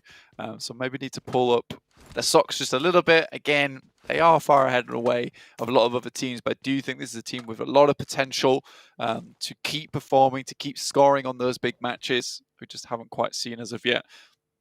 With this circle, though, I mean, I talked about key priority compounds, but with it down towards the western side of Los Leones, depending where the 2nd and 3rd zone go, which have like probably the most variability at this point in the game, you know, you could see a finish where you're down towards the south side of Chumacera, where you're picking up again some of those massive high ground mountain positions over even towards La Triera, or we head over towards Los Leones and we have ourselves a very funky little urban finish, which, you know, I don't think a lot of these players will be looking forward to. So right now, teams should be both investing in vehicles as well as smokes, because smokes for Los Leones are so important for crossing those roads late game.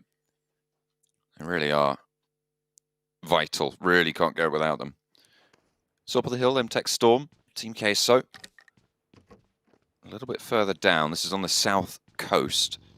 Ayala, the furthest forwards on that rotation, as the rest of Team Queso are caterpillaring back up to regroup. Close towards most of the team from MTech Storm there. With this hard shift as it is, they will be playing on their south side high ground. Zurich nabs himself a party bus there, but could quite easily be taken out the back of it. Monkey's moving up as well. Everyone's got a party bus on the side of Mad Bulls, apparently. Trying to pick themselves up some heavy ordnance in terms of the vehicles themselves. So very nice and safe. But Reyes has got this 1-2 punch going on from either side. Bit of a crossfire going on. Screams also setting himself up in a decent position. And no compound available. So Mad Bulls do the only thing they can do, which is to isolate one of these players. Effect going down, though, is bad news. And Ayala has the auto shot. Oh, goodness me. Does get taken down in response. Skillses moves through. They can look for these reses with Team Queso setting up such a wide crossfire. It does mean that they do have the opportunity to pick both of these players back up. Effect, though, under fire from MTech Storm, who have looked over this way. They've turned their attention out after the shots start to pop off. Team Queso's position is known. So is Mad Bulls on the south coast. Mad Bulls, by the way, a team now in 11th place. Very uncomfortably close towards that elimination bracket from the team that was the beacon of consistency over in the European Championship. This is a slip. Absolutely, John. I mean, it's a huge turn of events for Mad Bulls. I don't think they're used to being this far down in the rankings either. Looking at them, though, realistically, I think that's a great position to take on the map, and a quick split-second decision to immediately head towards Isla. It's kind of unfortunate there is like basically 3 teams over in that area looking down towards them. Yep. But because they're able to regroup, that is one of those key compounds around this area of the map. Has a lot of good sight lines over towards so many rotational paths, and difficult to crash if you have 4 players within those 2 spots available. Bit more difficult to hold on to if you're just Isla on your own, but again, overall, a pretty good hold from Team Queso that just goes slightly awry because the players are not there to support. Yeah, a little bit too far apart maybe, or... You're right, there just wasn't quite the backup to support Ayala's position, which is unfortunate, but they still stay alive with 3, so they've still got a fair shout into this one. Quite a few teams yet to make that south migration. Enigma Galaxy, Freak still on foot, up towards the north in El Pozo. Wow, okay, that is another south shift blank, all the way over towards LGD. Yeah, I mean, this could even be heading down towards Los Higos, and realistically, with this one starting to now center up just a little bit, you're going to start to see a lot of these teams maybe thinking about heading down towards Los Higos, maybe holding out there for a long while to give yourself some extra support. Mad Bulls, don't think twice about this one and try and get ahead of the pack here, seeing Budoram also trying to rotate through. Obviously, Mad Bulls are able to pick themselves up a lot of vehicles early on, also loot the entirety of these compounds. Effect left slightly high and dry. I wonder if that buggy had one of the vehicle's wheels shot out, in which case it's kind of a null point for him. In case so spot Budoram, but it is traded off. Papi Potro, again, isolated from the rest of the team. Will be difficult to get him back up. They'll have to invest quite a lot of time and effort into getting that position back. But the saving grace is that they get that knock back over towards Budoram, who again are going to have to head out west. Do they commit the time to going for this flush? Mad Bulls moved only slightly forward, finding them a position inside this singular compound. Now versus DRS, who historically today had really good impact into this one. Zerich has a nade that he might be tossing up topward side, but there's too many players here, and it's very unlikely Mad Bulls will be able to bring Zerich back into the fold. Skills is trying to hold that position, but huge amount of impact this high ground is having for DRS at the moment. IA also looking down towards this spot. It's going to be difficult. Delta in such a pivotal position for the team as well. It looks a bit exposed, but the cover afforded by the bonnet of the pickup, really important. Thread the needle there, but they're not going to be able to get him back up. They just want to speed up the process of getting Zerich out of the game. Remove him as a information gathering point as well, which is really, really powerful, actually. When you're down, you can still feed that information back over. So finally getting that elimination will prevent them from scouting at any of those rotations. A nice knock on the long range from Skills is onto Rules. A really tough game overall. It's getting even tougher as well, just purely because of these central circles, in which case you're seeing much less edge play now. So many more teams clumping up towards singular destinations. So you're seeing I8 also over here, DRS looking down towards Mad Bulls. And yes, they have the compound, but they also have one of the lowest grounds in the lobby on this eastern side. They're able to find at least one player and take out that sneaky player from DRS that was trying to wrap himself round. So Mad Bulls up to 3 and with a little bit more breathing room to work with. Yeah, Gianti gets found in the foothills. Tripped up a little bit there. Unfortunate, DRS down to 3. It centers again with a lot of water in this circle blank, and it's Miramar, so I don't usually get to say that for this map, but it seems like that's the way it's going to go. Keeping the Los Higos island in still, but the majority is on the mainland. There'll be interesting decisions being made by teams like Budoram, like Titans, who are currently still on a wild 2-2 split, by the way. I mean, for Budoram, it has been just really difficult for them in the first place. Trying to move through Team Queso, getting knocked along the way, trying to send shots backwards towards them to keep them at bay. And now moving down towards Los Higos side, like you were saying, towards Titans. Who are, yeah, you're right. is pretty crazy. They've got 2 players down here, then also 2 guys up towards via Demar. Like, I am slightly confused. Flabbergasted. I think the only explanation I can kind of think about is that if you play this area, you're so used to playing split for quite a while that you don't even really have that sort of instinct to regroup early on the south side. And maybe they just got caught with everybody else moving in. Absolutely. Influence Kevin here, going up against Enigma Galaxy. Second place team versus first place, so quite an interesting fight. And already 1 player down for Influence Kevin and another knocked. Kayovski playing around the wall. Back and forth for Influence Kevin. Freak holding strong for now, staying alive, but the blue zone envelops zone 3, That's so a great tricky. molly.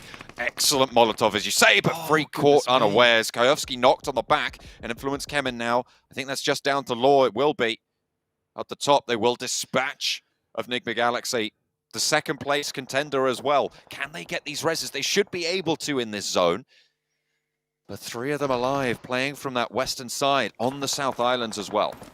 Yeah, as it pushes more and more in as well, Titans have a really good sightline down towards this rotational path from Via Demar down towards Minas del Sur. So overall, Influence Kevin in a very, very bad spot now with only 1 player still alive. Freak could have definitely clutched that one out. I think it was just a case of pulling out the Molotov, putting it in the best position he could do, and then forgetting to pull the gun out, which is what realistically you need to do in those last moments. You see him like running out the side with just fisticuffs, in which case it quickly dispatched there. A lot of teams trying to get towards the highest position within the map. You see MTech, the Infinity, 4 Rivals trying to get this position for themselves. IA underneath. Maple's a little bit out of position, out of zone, but they will be able to hold out at least Team Queso as well as DRS, who troubled them for so long. On the north side, R8 claiming some high ground. Titan are working on a regroup here. With Law pretty close by, you can see them starting to swim. The longer Titan can hold out their area, the better. They will have to cross to the north side, so actually maybe this big 2-2 split might actually pay out if they can sneak their way on with the 2 they've had on that south. It would be ideal for them. Unfortunately, like you said, with so much water, they will have to cross back over on this side. And at this point in time, the circle is just dominated by this massive uphill slope towards the Infinity, who realistically have one of the strongest positions within the lobby. It will take a team basically crashing up onto that position to take them down, but at this point in time, we've got 15 teams alive. I don't think anyone's going to take their chances with that, considering they could be caught off making the approach, seen by separate sightlines in the lobby. I think S2G probably has the best chance at making it happen, considering this side of the circle on the west, where they currently are at, is much more free in terms of potential third parties. Most of the teams are on the eastern side of the circle.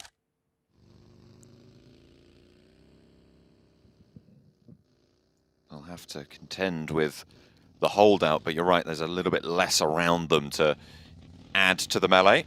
Buradam, they went south early. They went over to the South Islands after losing Sky only a little bit earlier. But now they're stuck in the same position as Titan.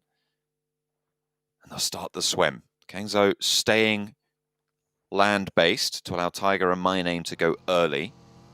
And we'll be watching for those positions from Titan to try and move them, or stop them from moving, rather. But they've got that outpost, and they're playing 2 separate games right now still. Law eliminated. Does that self-knock? That is not good. Influence Kevin down and out early. It's uncharacteristic, but there you go. Still very clear ahead of everybody else on the tables. Yeah, I mean, to be honest with you, that was kind of the dream matchup for us as audience members, watching Enigma Galaxy go toe-to-toe with Influence Kevin on that side of the map. But both teams found themselves stuck between a rock and a hard place on that side of the map, with them struggling to get into the circle, it enveloping, being only 1 rotational path downwards, in which case they both got tangled up with one another. There's Silas, though, with a double spray. Beautiful stuff there. And that is the outpost from Titan, who are taking another fight over towards Bigatron. Those 2 players over on that side, they're gone. There's no way that they get the back up. Team falls as well, actually. And Titan might just be being pulled apart here. Put on the barbecue. Turn them into brisket. They're getting cooked right now. It's not great. And that 2-2 split really coming back to bite. Yeah, I think when you're playing this southern edge down towards Los Higos, I don't think it was very likely he was going to end up there in the first place. And I think you're 100% right what you said earlier on, John, which is a case of them splitting early and then tons of teams all just filling in the spaces, in which case they were just 2 worlds apart at that point in time. Essentially the 17th team.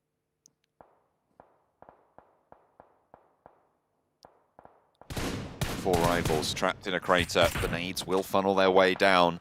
R8 taking shots their way as the roll starts to go, and it won't be gathering any moss.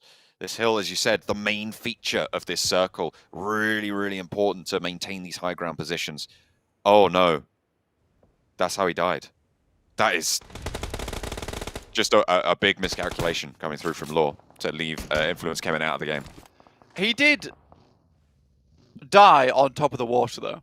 Yeah, but it's like 3 inches of water. Like, I feel kind of sorry for him. Well, I mean, his body was laid on top of the water, and it's pretty hot on Miramar, so I don't think there's any ice here. So I could feel for him in a way, you know. I feel sorry for the dude.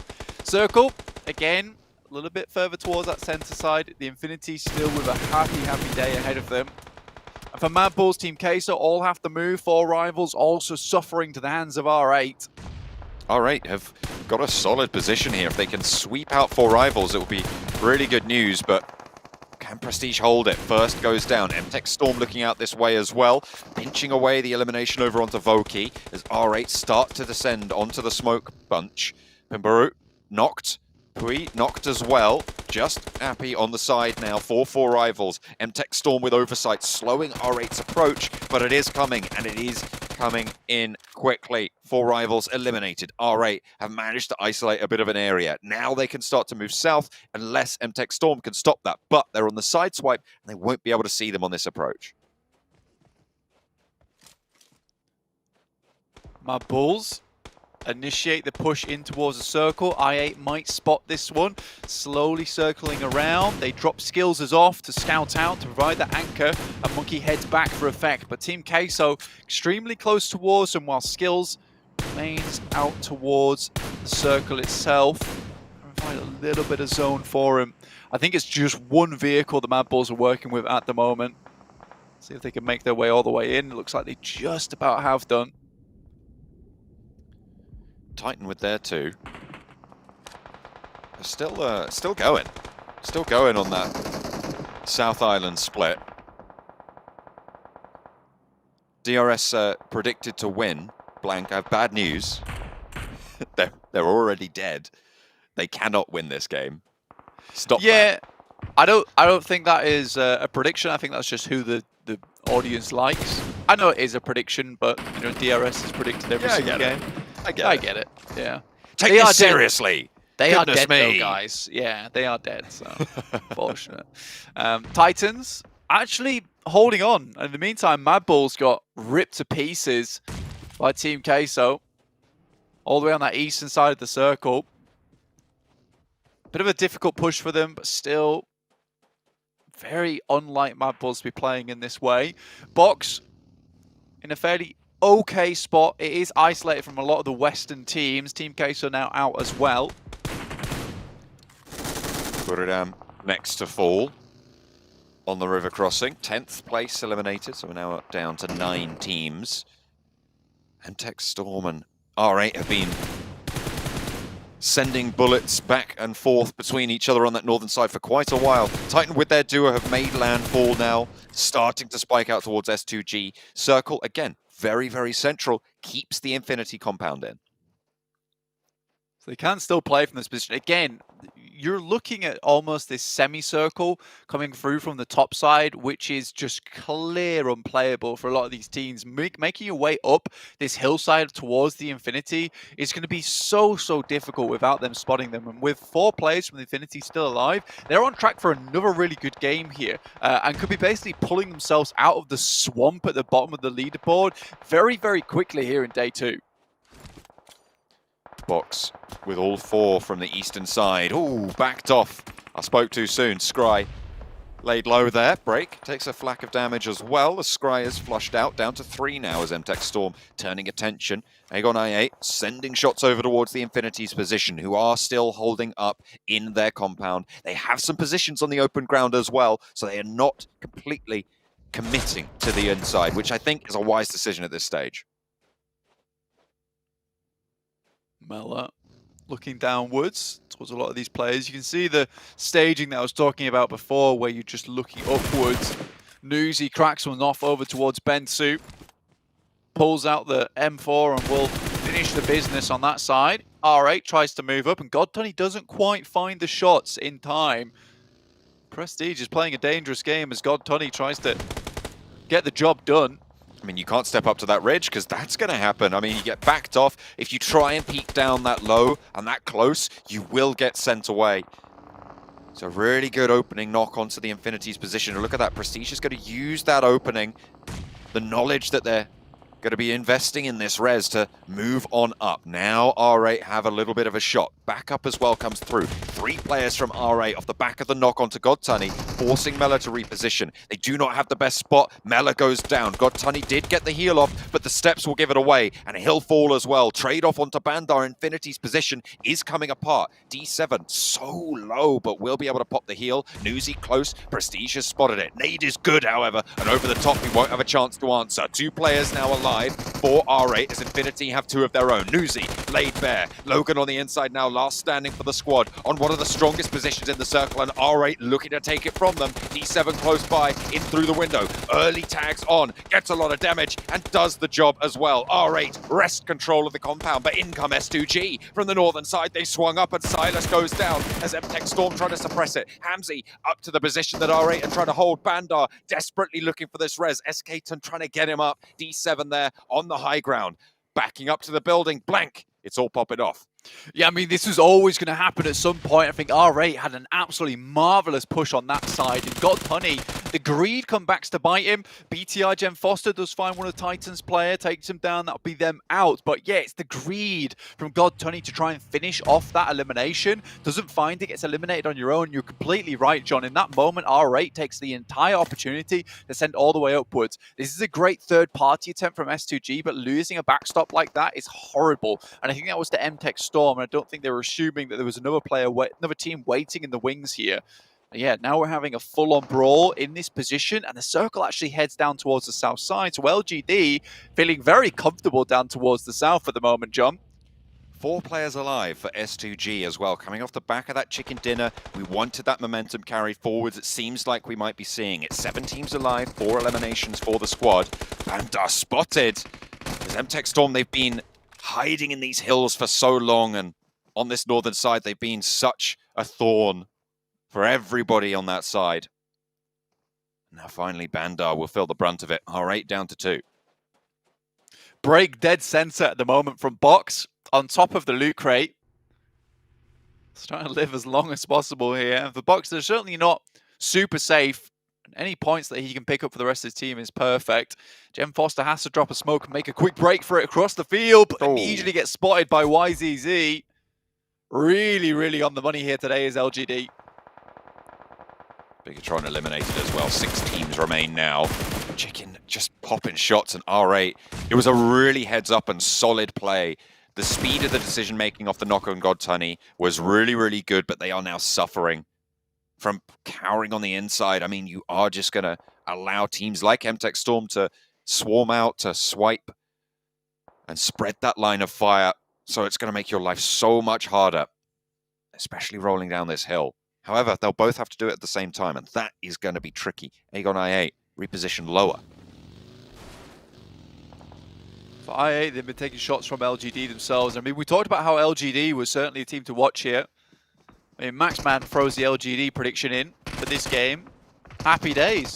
It's the right thing to do. Considering on Miramar, they tend to have some good success. Chicken, it's a little bit dangerous there, but finally finds the third shot, which will take down that player, and R8 removed. MTech Storm playing a really good game there on the top side, realizing that so many teams would be battling for this position, and they could quite happily just sit along on that hillside for as long as possible. But it really has been LGD who've been the major problem for a lot of these teams. Maybe not getting the most amount of eliminations, but certainly knocking teams where they needed to. LGD making the forwards push. Spray from Silas doesn't tail it. Backstop is still there. Silas under pressure as well. The rest of the team from S2G, MTech Storm from the top have been the arbiters so far, as you said, staying on that outside, just chilling, making sure that they get those angles onto players who are looking out that way. Hamzy spotted. Shot's not over there yet. They're more focused on getting that res for MTech Storm. You don't want to overcommit here.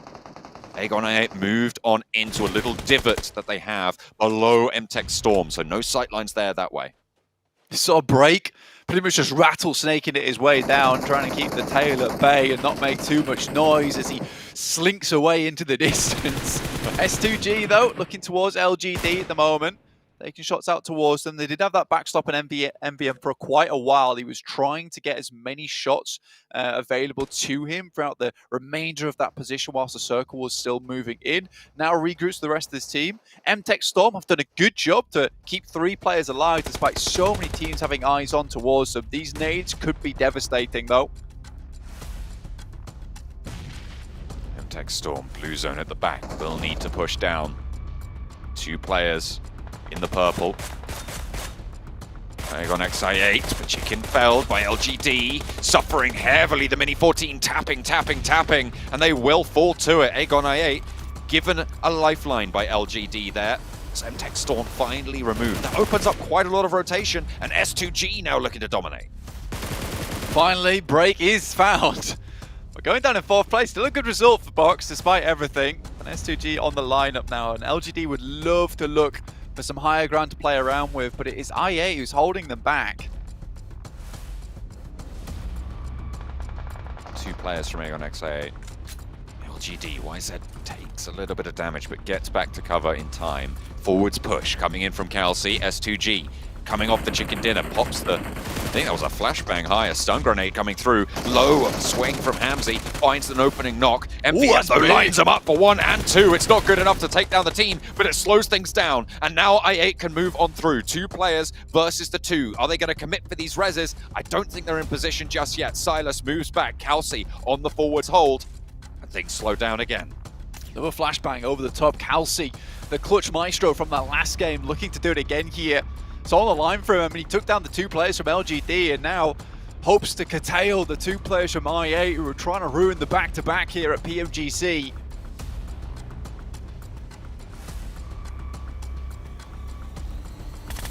Those are in hand. Oh, spots an angle, excellent. Knocks over onto Silas there. Doesn't get a flush just yet, but brings them back to 3. We have to commit for the res. Kelsey's position spotted. So much damage pouring out from this Groza. Has a hell of a bite to it. Kelsey falls down for it. The spray is good. Looks for more bullets down range, but gets backed off. Does stay alive, and there's the sideswipe. The crossfire is there, but a slur of HP now. Looking for the first aid. 3 players alive and kicking for S2G. The back-to-back is good, and they stay strong. What a way to kick off day 2 from S2G when they needed to prove it. I mean, that was relief from the first game, Chicken Dinner, and just pure celebration coming through for the second one.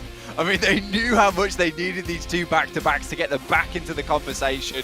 Happy days for S2G here. Really well played as well. I mean, the push up towards the Infinities compound, realizing that MTech Storm is up there as well, after R8 takes that, and immediately moving back down towards that south side. Really, really well played coming through from S2G to make this game work in their favor. LGD similarly with a really, really fantastic little hold on the south side.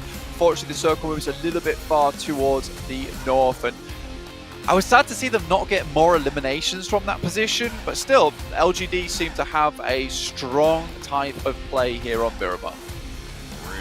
Really solid game. I think from a lot of teams, played that very, very well.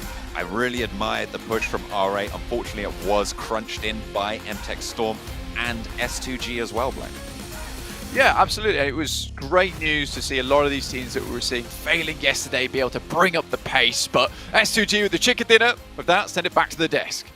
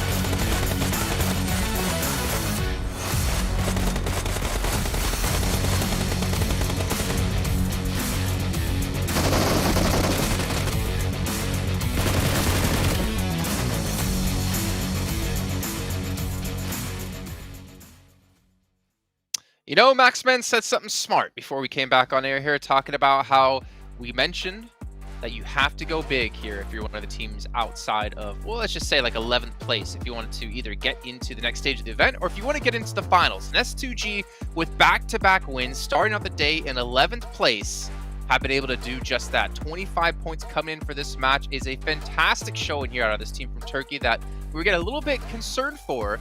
However, looking down the rest of the list, though, there's a couple of teams also stepping up here. Sandstorm, you could be happy. Look at 5th place. 10 points for R8 Esports. Yeah. I mean, look, one of the best teams in the world. I'm just going to put it out there. No, R8 Esports, 10 points, but realistically, I mean, you're not wrong. They wouldn't be here if they weren't one of the best teams in the world, so you're all right. Very true. Very true, very true. But no, I definitely agree. Like S2G, incredible performance so far. You're talking about a team that managed to reach 4th in the grand finals of PMGC for last year, consistently in their own region, and now finally seeing their resurgence in the second game as well, or rather, second game back-to-back now, first back for this year's PMGC. So very good start, and also hope to all the other teams, showing them that, hey, if you just have a performance like this, you can still not jump right through the survival, and you can start to compete for the top 3 as well. Just need to get check dinners. It's that easy. Yeah, it's that simple. For you guys at home who are watching, make sure you guys are participating and predicting who you think is going to win the next match over in the YouTube chat. However, I will say this. You should probably stop picking DRS, especially when they're going out so early like we saw before. Not that I don't like DRS. There are some other teams out there that you can go top for. 3. As we take a look at our overall standings, S2G have broken through in top 3 by 1 chicken dinner, because that is the initial tiebreaker. Let's go. I was questioning my math. I was like, am I right? Are they going to potentially go in top 3? And they did, from 11th to top 3. And we said it, if you have a bad day, you want to catch up, you can't afford to have 2 bad days. And I think someone just explained the rules in depth to S2G before today's games. They're like, oh, we have to be top 3? Okay, easy. And then they just start getting themselves back-to-back chicken dinners. And they showed the extent of what they can do, right? The first game, air angle, central position, great control. Kelsey on that little rooftop position, great control overall. And here they're playing the west side, control fully on the edge of the entirety of that game. It just shows the extent of their gameplay, what they can achieve in every single map. And S2G so far looking insanely strong. And if they can just replicate this every game, I think they can go the entire way. All right, well, we're going to find out if they can continue to go the entire way, but we have to head to a short break first, and when we come back, we'll be kicking off our 3rd match of the day.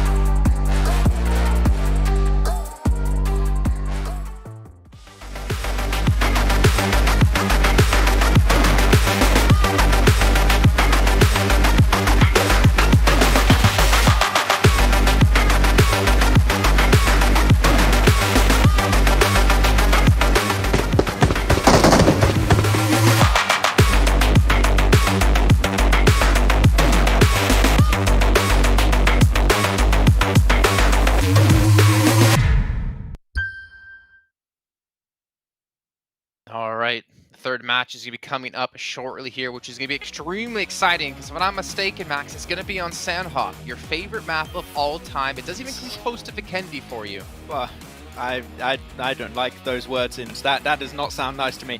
No, Vikendi is still the best. But Sanhok has got a lot of teams that can potentially perform well, and it was interesting yesterday, so we'll see how it goes. I think for me, what's interesting, though, is the fact that you can't heal in the blue anymore, right? That's the interesting thing, and I'm curious to see how teams continue to adapt to that so they can't really rely on that kind of strategy, which worked in the past. But you know what we're going to rely on, Max? The followers. Yeah, the followers. You're going to be following us over on all of our social media channels, so make sure you guys are hitting that one up. Make sure you guys are also following and subscribing here to the YouTube channel as well, or wherever you might be watching. But gentlemen, we're going to just not until I mention Sony again, one of our lovely sponsors here, the Sony Xperia 1.4 and the Xperia Stream, made in collaboration with professional esports players. You can play PUBG Mobile in 90 Hz with the Xperia Stream with its total cooling system and its multiple ports for some intensive gameplay, not to mention some streaming. But gentlemen, Sandhawk coming up soon. We're going to take a look at our top performers, though, on Sandhawk, I'm hearing. We'll see if that's actually true or not, because it will be interesting to see with only one match played who was able to excel in first time. And we see Enigma Galaxy, 15.7 limbs, 1300 damage, was pretty good, pretty decent. Yeah. That to me is honestly pretty surprising for the side of Enigma Galaxy, considering the fact that in previous tournaments they've always relied on playing with the heal stress. So now switching it up, going to the first Sandhawk, getting that chicken dinner, getting eliminations as well, is a pretty darn good start for them. And then looking towards the other teams, don't forget DRS, they had one player left, managing to get that second place spot, so sealing a lot of points in that one game, helping them out when it comes to the overall rankings. All right, and Sandstorm. Titans, still a very threatening team. We have to say, though, okay, that the circle did go the way of Nigma, okay? They dropped Same, circle was just north of Same, okay? Now the question is, I want to see how they can deal with a circle that goes away from Same. If it's a northwest No, it's just going to be Same again. Is it? You read the script? Okay, yeah, I read the script. I wrote the script, actually. Well, okay, your point makes sense. I like it. So that's why we've been having crazy zones. Like, since game one in day one, we have been zones on the very edge of the map. It's ridiculous. Jason, why are you doing this to the players? I just like to... Let me just make it as complicated as possible, and let me just mess with people as much as possible. Not nice. That's why. No, don't do that. But yes, hopefully they can adapt to circle that doesn't go their way. And BTR, I want to see BTR. I put BTR as one of my teams to watch this time around because they had actually a decent circle rotation, and they're one of the teams that dropped towards the trifecta of the rivers. And of course, that is one of the best positions you can drop in Sanhok every single game because you can go to every single island. And I want to see if they can make use of that spot like yesterday and hopefully get a little bit more than a 4th place and hopefully get their first chicken dinner. I still want to see a BTR win eventually. Did you predict BTR? Did you really? Yes, I did. Why would I lie? No, you didn't. No, you didn't. Oh, I didn't. But you put it. I read your prediction. I thought, okay, my bad. You put your predictions right below mine, okay? I mixed them up. But yes, you put BTR. If you were watching over on the stream. No, I did. I did. That's. No. Did you? Oh, no, I didn't. That's. I'm on my Miramar predicts. Okay, I didn't you know, if you're out there watching, you feel like you can do a better job than Max Van analyzing, just hit me up over on Twitter or Instagram, and maybe we can make this happen for week 4. Who knows? But you did a little bit of a cop-out, both of you, actually, with your 2 predictions with Nigma and Influence Shemin. What about your 3rd picks? BTR, why BTR? He said it, so you say it again. I want you to say it because you picked it.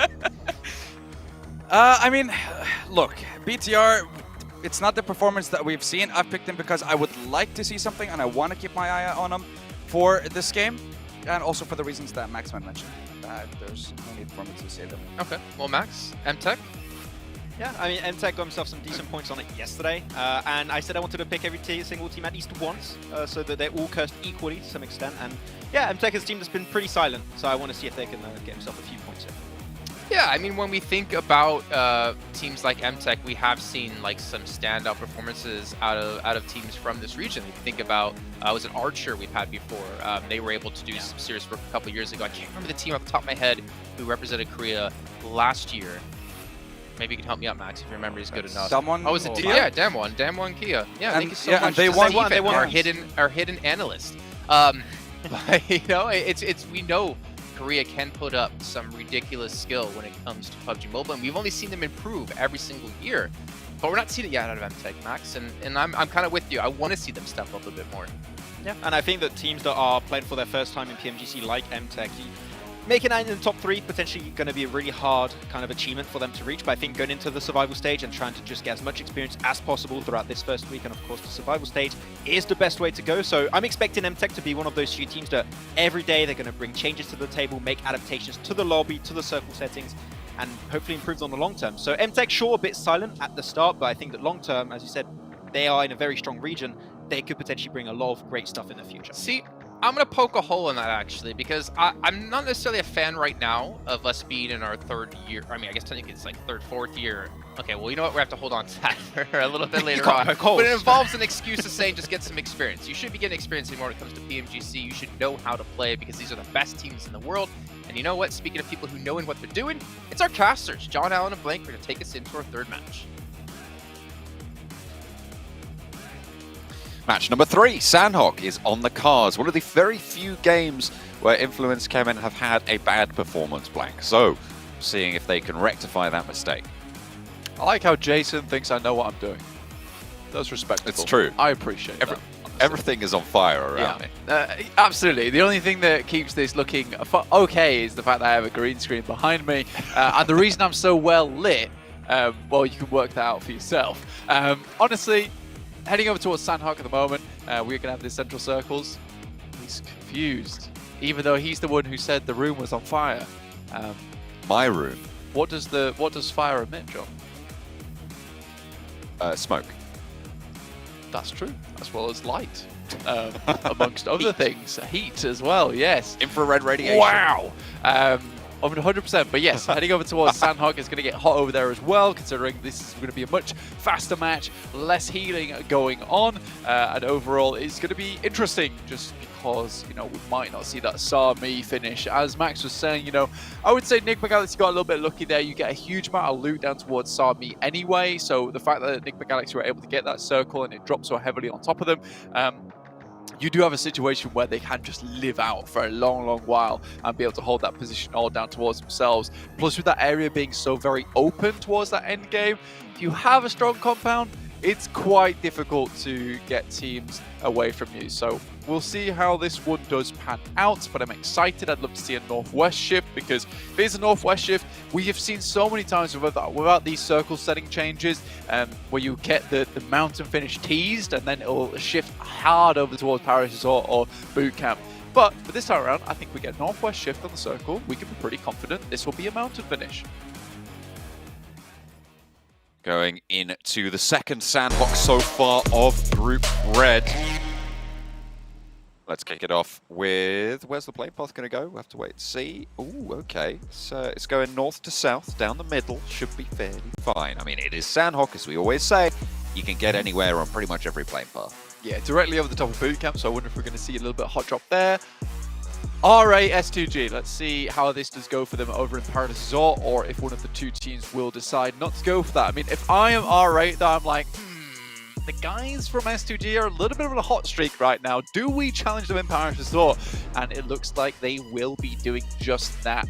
So we'll see how S2G comes off the back of this one. I think if you are coming off of the back of 2 chicken dinners, you are feeling the momentum coursing through your veins. So I think R8 might need to be a little bit more afraid of S2G than maybe they are not. I mean, Mong Nai is completely open. That's a position that you can play in, a position that you might want to head towards. And the fact that R8 are still going to go for this, you know, that takes character, man. That seriously takes character.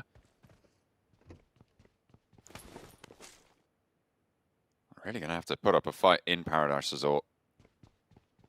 And it will be a scrap. I mean, they have taken a what? I'm laughing because look at where S2G is on the leaderboards. Their third place. Oh my goodness, they jumped over Titan. Okay. That's with the chicken dinner tiebreak. That is an interesting jump up, right? We are 13th. No, we are third. We're third place now. I mean, it goes to show you how actually close these tables are and how fast it can change, right? From even, I think they started today on 11, if I'm not mistaken. They started just outside that bracket. Ooh, that's an early start to the fight against R8, and that's not even S2G doing it. It's the Infinity. I was going to kind of propose this as a possibility, but I thought, nah, never. But I was thinking, you know these two teams fight. Why not just sit around Paradise Resort and just kill them both? Yeah. know? I mean, it was always R8 who was going to take that first knock as well, because S2G tends to play on these outskirts, these areas which are protected. So R8 was trying to get the jump on S2G, and the Infinity, like you say, have taken an interesting maneuver here. Pick up one of the eliminations, and now S2G can be happy that they have a little bit more of an advantage here in Paris Resort. Not that they know it, potentially. They should be keeping track of those team names as well as player numbers in the elimination feed, but we'll see what happens. They might just want to dip out nice and early if they can.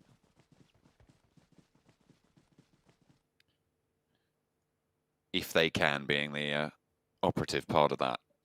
Looks like MTech Storm are on the south side as well. There is the ring established around it's quite Paradise interesting Resort to break through. So Oh, you guys want to fight in there, huh? Well, we'll wait on the outskirts. We'll cheer you on, but if you try to leave, we shall cage you in, which is what seems to be happening right now. R8 tries to move down the other side after being sent back by the Infinity, only to find MTech Storm on the other end. So we're basically having the exact same. You're right. Yeah, we're having the exact same engagement that we saw over in Miramar. We are over in Sandhawk. So all 4 of these teams fighting over the same position. S2G, as they did last game, leaving. We've had a great time, guys, but we've got a thing going on. We've left the dog in the car. We've got to go. Or more likely, they've left the chicken in the oven, in which case they're going to pull that out in maybe, let's say, 22 minutes' time. I don't think they've left any chicken in the oven. They had picked it clean. They've got 2 in a row. They've had 2 dinners in a row. Oh yeah, I mean they have 3 separate households. Okay, right? They're living at large right now. It's 3 separate ovens to keep track of. And it would be an amazing result to get 3 chicken dinners in a row. And you're asking, you know, they need to prove themselves as a team that have qualified to PMGC through PMGC points alone. And yeah, this is what it takes. And I mean, in a short form tournament format, like, oh my god, short form tournament format like this one. Nailed it. Also a tongue twister, for me at least. I think that, you know, being able to pop off like this and get 2 outrageously good games will definitely support you in the long run, especially when it comes to, you know, just completely qualifying through to the grand finals, which is short form as well, or even the survival stage. So, you know, consistency is great, but sometimes a little thrown out the window with this new format that we're seeing. LGD facing off against Freak. Enigma Galaxy haven't had the best of starts for today, going out 16th place in both games so far, but they are still in 2nd place on the tables, which is quite impressive. They have had a little bit of a lead opened up on them by Influence Kemen, but with that last game's performance, it didn't get too out of control for now. Can they hang on to this spot, though, in 2nd place? Losing a player early, not good news again. You're down 16 3 times in a row. Doesn't really feel like a fluke, does it? So Enigma Galaxy struggling somewhat. BTR taking it to the guys from Team Queso. Actually finding Ayala there. In the meantime, Influence Chairman doing what they like to do best, which is just decimating Box, apparently, over towards Quarry side. Wow, okay. It's a little bit further, yeah, as you say, over towards that Quarry. Box dispatch. It's no big deal, guys. Just one of the strongest compound hold teams. Although, to be fair, I might have to rethink that after the last couple of games. We've seen Box get rolled down quite a few times. It is what they're known for, but not necessarily what they are good at right now, which is fair enough. I think that, you know, since a load of changes, you know, Loki leaving the team, I think he joined the broadcast team actually, which is really cool. It has kind of changed drastically in terms of the playstyle from Box. I don't think they're the same Titans we saw before. Still a very competent team, but not necessarily one of the teams that we would see at the top of our radar anymore. And it honestly is, again, like I say, great to see, you know, a Turkish team. You got Enigma Galaxy as well as Influence Kemen at the top. Just not many SEA teams here that we're seeing come in. I'm having a massive performance right out the gate here in Group Red. So we are going to have to see now this case of, right, SEA teams have to now catch up to some of these Western European teams or other teams in particular. So it's great to see, honestly, John, and one thing that I'm hugely excited about going forward. As you should be. I mean, it's great to see all these teams match up as well, because this is a bigger conflict of regions, right, coming through than we saw at PMWI, which is kind of the last major international cross-regional, across all the regions tournaments, which was really kind of only the top teams and invited teams as well. For sure. In that situation. It's great. I mean, I'll say this. I mean, Middle East used to be a Middle East had teams that we would just not even really have on our radar about 2 years ago. Enigma Galaxy is certainly one of the front runners from that region. Slowly but surely, just completely getting better and better every single tournament. And the Iraqi team just honestly so strong at this point in time. Yes, out 16th place twice in a row the last 2 games, but you definitely can't discount their day one. Again, though, still remains to be seen. It would be lovely to see Enigma Galaxy go through straight to the grand finals, though, with all the effort that this team has put in through the multiple years during PUBG Mobile esports. And I think they're one of the teams that I would personally say deserves to be there. Team Queso wants some revenge on Bigatron for taking down Ayala earlier on the crossing from the northwestern island. We'll try and control them. They'll have to move through. This is a bit of a replay. Okay, this is the crash. So just 2 knocks immediately lit up. That is... I mean, that is... I love that. That is beautiful. What just happened there? Not if you're a box fan, but influence for Brazilian fans. I can't stop laughing because all I saw from that fight was Bensu run out, try and take the fight, get immediately put down on the floor, and the rest of the team go, "Oh no!" And they're just all trying to vault through all the windows and getting blasted in the back. It's like, wait a minute, we need to get back in the compound. Let me tell you something, Wayne. Let me tell you something. Let me tell you something. Yeah, so very unfortunate for Box Gaming there, but again, that is influence Kevin to a T when it comes to those types of engagements. Give them an inch, they'll take a mile. So very well done to them. Maxman, if you can hear me, which you probably can, I had to shout to get your attention. We're over towards Sami. So, I mean, Enigma Galaxy have lost 1 player, but we'll see what they can do, Max. Happy days. There you go, there's your answer. Long as the fuse of fragment with 5 seconds. 5 seconds. Should be an easy one. You can pull up PUBG Mobile. It actually gives you the timer in game. So whoever put 7 seconds, I'm disappointed in you, man. The research wasn't there. The groundwork wasn't there. I guess if you're guessing, it's a 1 and 3. But like, get it sorted. You'd never be a PMGC with answers like that. Screen goes down for Team Queso. Mad Balls, find it. Yeah, 46% of you would be in PMGC. So hats off to you. There you go. That's right. That is the only qualifier. You need to know how long the fuse is on an aid. Tips level 3 hat. Never said that again. Oh dear. Mad Bull's currently at 4 players, 1 elimination. Typically kind of decent over on Sandhawk, but I need to stop talking about Mad Bull so much these days, considering they're currently in the bottom 5. They're up for elimination so far at this point of the tournament. The Infinity, I think after that last game, holding on to that very good compound up towards that north side for so long, I think it gave them a lot of that false confidence, really, that no one was going to be able to challenge them. God Tony kind of runs out, doesn't expect there to be several teams looking his way, which really he should have done, considering it was one of the major compounds in the lobby there. It's a stealth move if I saw one. But yeah, the Infinity just get wiped off the board, and that could have been a game that would have sent them out of that horrible pit that is at the bottom of the leaderboard so far. But yeah, Team Queso, R8, Mad Bulls all need to climb their way out of this one. MTech holding on by a thread at the moment in 11th place. Again, not our loudest team in the lobby, but do consistently put up some points every game. Is it enough, though? Is some points enough points? I think that's the big question, especially when you've got teams with massive potential sat underneath you on those tables. I mean, specifically, I'm thinking about Mad Bulls as the region that we covered, but I mean, even teams like Team Queso, right? They have got that oomph there somewhere. It just hasn't been shown just yet. And speaking of, I guess that's going to take the oomph out of this game for them as LGD, who did in fact rise from one of those spots earlier on yesterday. Yeah, 6th place now. Now, I will say one thing, and this is kind of the caveat you always have to hold in your mind when you watch PMGC, is that when you're looking at some of these Chinese teams, you have to remember that it's a massive change of pace from the PEL settings they currently play on. So day 1 is always going to be rough for them, but that skill level that they have over in China with all the scrimming they're able to do against the top teams in the world, which, to be honest, there is quite a lot of them over in China, and the only reason we don't get to see so many of them is there's limited spots for PMGC. That scrimming potential does start to come out around about day 2 as they start to get used to the lobby more and more. So it's nice to see LGD start to perform a little bit better as we head into day 2, because that's what was to be expected. With Zuxi dropping off that balcony, he might have had a broadside on one of the Titans players there.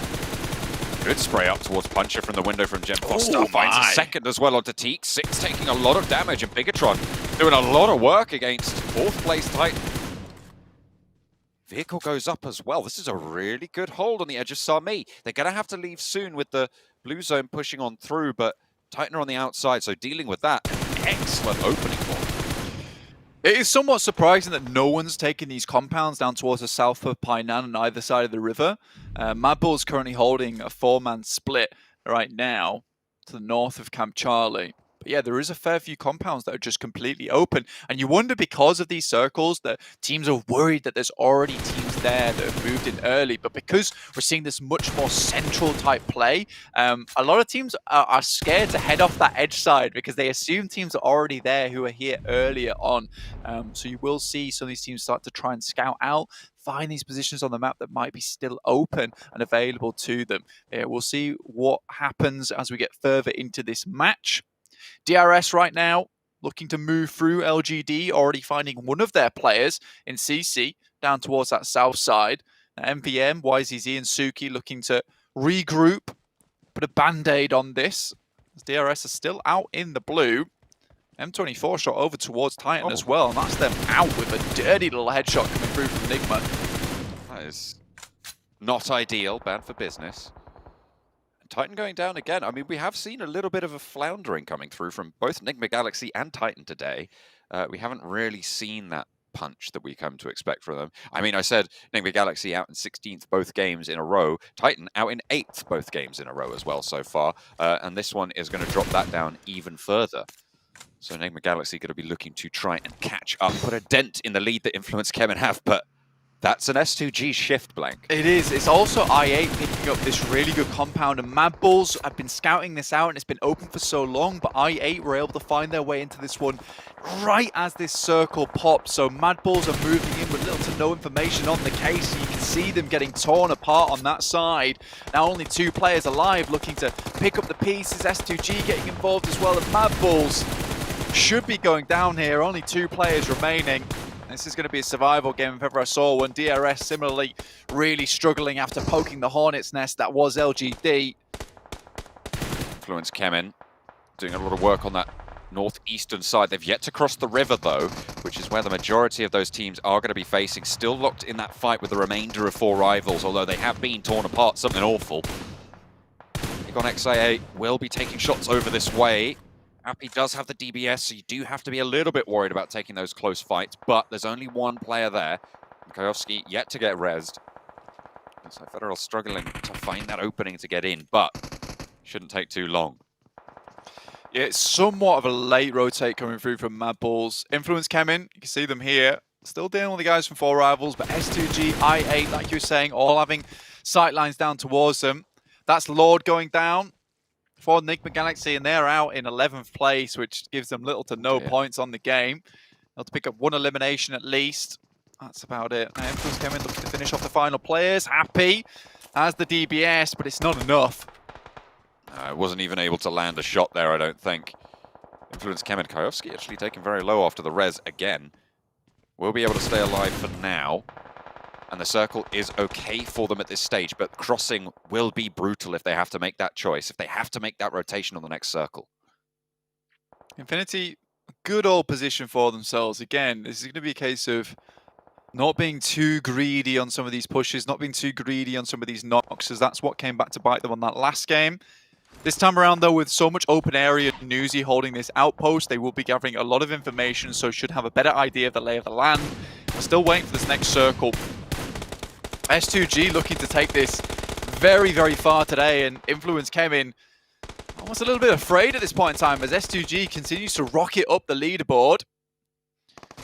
If there's a team that can make a river crossing blank, we saw it in that first Erangel as well. It's Influence Kemen. They make those impossible plays somehow. See if they can do it again here if they have to. Circle shift comes through. Does give them a little bit of grace, but difficult certainly. LGD suffering. BTR currently 3 players. Happy days to BTR. I also got a follow from Luxy the other day. Oh, I was happy. Very nice. Cheers, bro. I appreciate you, man. We had good times over in PMWI. Would you like to keep flexing it, or? I'll keep flexing it. I chat with Luxy. It's no big deal to me. Do you? Oh, okay, yeah. He's actually a cool guy. Anyway, BTR 3 players still going strong. I think Jen Foster, though, definitely the dude that I need to get next on the Instagram radar. This guy has been very impressive throughout the entirety of PMGC so far. And I mean, it's nice to see. I mean, Luxie and Zuxi, 2 very strong players. Misery, that new addition, looks pretty good as well. But Jen Foster, you know, this guy was not the mainstay. He wasn't the dude that you thought to yourself, oh, he's going to be making the big plays. He felt more like a fill-in towards the start of the year, but he's really come into his own as we get through a lot of these tournaments, and it's great to see that he has developed into such a good player, and that comes from the backing of a lot of the coaching staff, the analysis staff through from BTR, and you'd imagine they have a really good foundational base around them. Unfortunately, Zuxi gets caught out in the open, trying to make his way in. Shots over towards both of them, getting lit up. You did. You really did there. Both of them fall. Please, Jen Foster. Picking up quite a nice bunch there. Jen Foster, as you say, last standing for BTR on that southwestern side. Next circle soon to come through. S2G are right now in Pioneer Blank. They're on the northern side. Yeah. Nothing really to do other than just look out the way they've got, and they get at the edge of the circle again. Influence Kemen, though, keep a slice. I mean, it's enough, right, to work with. Again, this position that I8 took was so open for such a long time. And my advice to a lot of these teams at the moment, which I will give as this concludes, because Buriram is under pressure. My name on the inside there, popped a stun grenade to slow things down. Stays alive on quite a lot of health.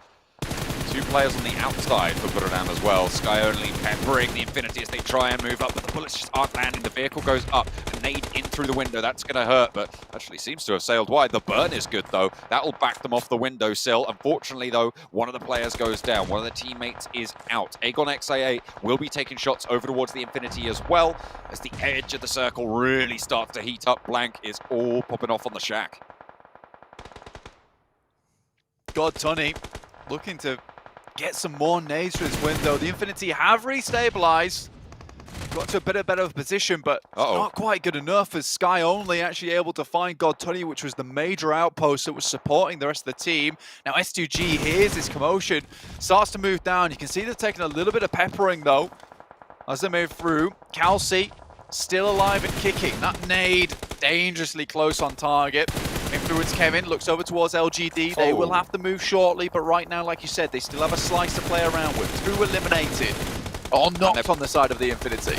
And nobody's going to commit to going for this river crossing. Right now, they have got a second place locked up for Influence Kevin. The question is, who will be the person fighting for it against them for that top spot? Influence Kevin seem to know that. They don't have to make this choice yet. I mean, LGD have to pass through a wall of bullets on the side of the guys from Influence Kemen. Shots are coming back their way from YZZ, but I don't think that LGD can last out much longer. Just about managed to get himself behind that tree there. Now for him, it's all about the placement points. You wonder how much ammo is left in the back pockets. These guys from Influence Kemen. 10 eliminations now for them. What a great game. Really, really solid ramp up. They've just been those turrets on the other shore that no one's going to commit to pushing. I mean, you're very, very safe, but now they're going to have to leave. Already the low HP players moving early. Silas did get knocked for S2G, so they had to invest a lot of time. But they're getting lit up now. Oh my goodness me, S2G absolutely burning away at those health bars from Influence Kemen, but they're still alive. Blank, they're not out of it just yet. However, they are really flagging. Aegon XIA also looking to move at this stage. Move for S2G, they lose a player, Hamzy G on this side, but more than enough players to finish out this game. Mela doing some great work. Silas takes a huge amount of damage, but Calci, once again, this guy is on fire today. And I said that the chicken was in the oven. They can smell it now as the Uber pulls up outside. Oh dear, Koyowski still down for Influence Kemen, but they're getting back. They are winding up again. The smokes are starting to bloom. They want this push up. S2G right now have got control. Aegon XI8 and Mela falling down on the opposite side will be opening up that ground for S2G to move down further south. But can this crossing happen? Can Influence Kemen go for it? The circle, though, means that both teams don't have to make a cross just yet. Heads towards the riverside, in which case, both these teams can happily just stare at each other all day long. With Influence Kemen still technically at 4, S2G is at the disadvantage. they can invest into this res, which they do. They will have the numbers. Oh, Look at that, no meds, yeah. Oh, IQ. Oh, that's on target as well. That's huge. Silas opened up on towards a nade on the side. The bombardment is good. He wants to put one further in, and they're completely dumbfounded by this. Ray-Z falls, and now Influence Kemen can ruin S2G's dream of getting the triple. The back-to-back-to-back. Hey, IQ striking out towards Influence Kemen, though. He's not done. Finally put back in his place as they step up, and it's Influence Kemen to take it from the far shore. What a way to close it out. They're happy with that, and they should be. I mean, what an unbelievable finish. The only place you could cross in that circle was where it was finishing up. That small bit of sand crossing available to Influence Kevin, that's where it ended as the footfall pulls up the dust in their wake, and they'll send S2G back to the lobby without picking up that chicken dinner. That is so unfortunate. S2G were looking for another big game, and if it wasn't for IQ sending that 5-head grenade over the top, I don't think Influence Kevin would have got away with that, but they took their opportunity. You can see the timing was amazing. Very chuffed with that. I mean, smiles on faces. Influence Kemen put another chicken dinner up on the board. I mean, as well on Sandhawk after their performance in the first day, finishing out in 12th. It's great that they've been able to come back and show us that they can dominate. It was such a fortunate situation that they've managed to sweep their side of the river as well, Blank. Yeah, it's a really difficult crossing to make, John, but they make it regardless here and set themselves up on that northern side. It gives them so much space in the circle to work with. It really, really does. Excellent performance there. S2G just pipped to the post, but they have got a really good game again under the belt. S2G is roaring today. Influence Kemen, though, prove why they are the top of the tables. What a game from them.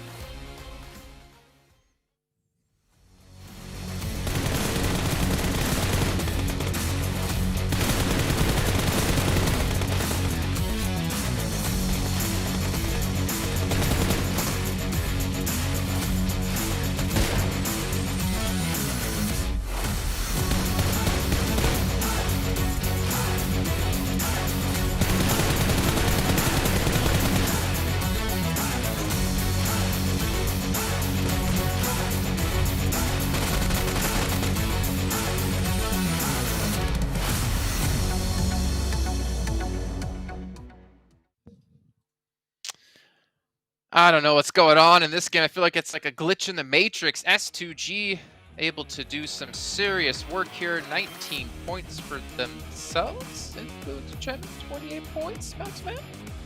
That's a lot of points. Oh my god. The edge playstyle is so good. Once again, with these circle settings that have been changed specifically for this PMGC, edge playstyle is great because you're never going to have the circle shift super far away from you. You're never going to have to make your way through 10,000 teams. And especially, Sandstorm, the decisiveness that I'm pretty sure we saw during the championship, but the decisiveness of we have one shot to take the chicken dinner. We have one opportunity, even though we have to cross the river, we can full send it, fully commit against S2G and the last player of IA. Man, and the team play, the shot calling, whoever's doing the shot calling on their side is just so quick on this feet, and it's been working flawlessly so far. Yeah, definitely. I mean, go ahead, Sandstorm. Oh no, I was just gonna say it was that IA player that gave Influence Chemin the key that they needed to get into the zone, get into the position to give them that chicken dinner as well. And we were talking about it. We were so close to a back-to-back-to-back chicken dinner, but IA unfortunately did. I mean, unfortunately for SUG, but fortunately for them, they still managed to get a top 3. So very well played and a very good start for them in the second day of the competition. It means we have a battle at the top right between two teams, but we still obviously are focused on the top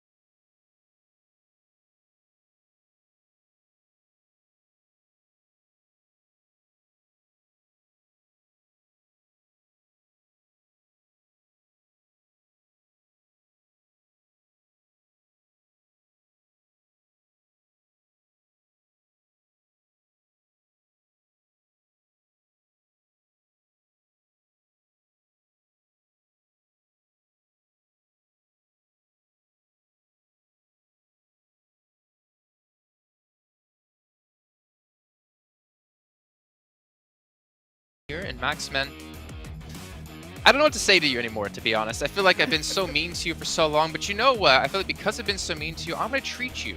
I'm going to send you over to the Pullman Kuala Lumpur Bangsar Hotel, where their world is our playground. And that's going to be fantastic for you because you're going to get the VIP suite, the presidential suite over on the top floor. You're going to get a great spa day as well. And then you're going to wake up realizing this was all a dream and never actually happened. But let's take a look at a head-to-head here from this last match. Get an idea of the two players. We're actually looking at Mela here at Federal, and I feel like we've seen Federal almost every time like as a top performer. And I don't know when he's going to stop, but you know what? I don't know if I want to see him stop. I don't think he will. At the Pullman right now. He's living the dream, clearly. But yeah, I mean, so far Federal has been up there. The thing is, and we mentioned this many times, right, Sandstorm, normally you want to have a team-wide effort when it comes to a team being on top and being hyper-consistent, such has been the case for Influence Chairman.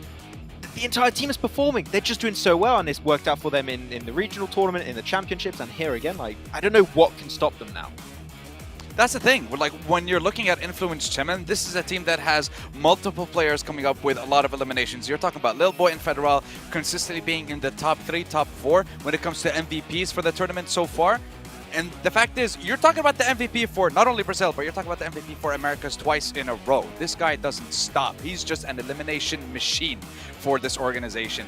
And we're seeing it time and time again. This might be their 4th or their 5th game where they managed to get double-digit eliminations.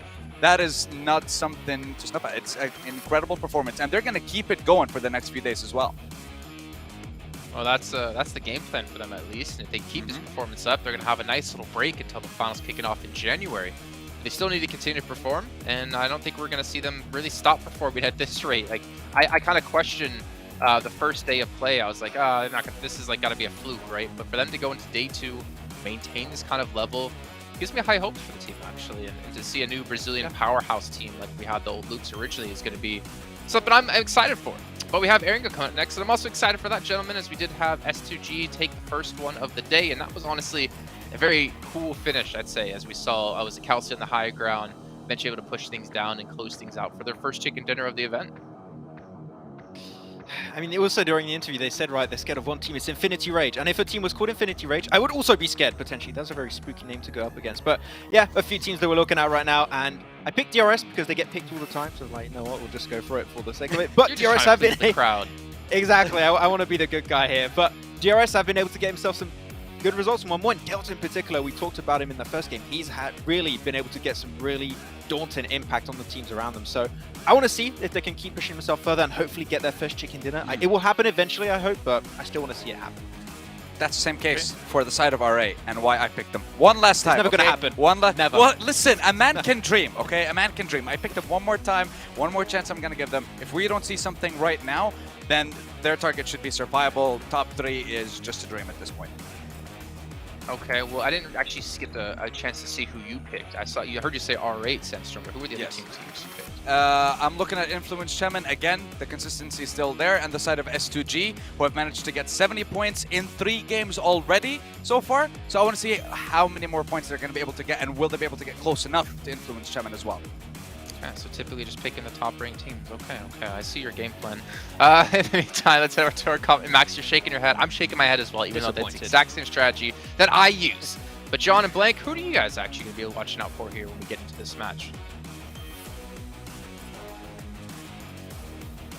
Everyone. That's kind of what I'm here for. You ready to give well, not a prediction, a team to watch, because Jason keeps talking about them like they're predictions, and I don't feel comfortable being put in that box. I mean, he was just asking which teams we thought were going to do well. I think S2G, Influence Kevin. Yeah, that's fair.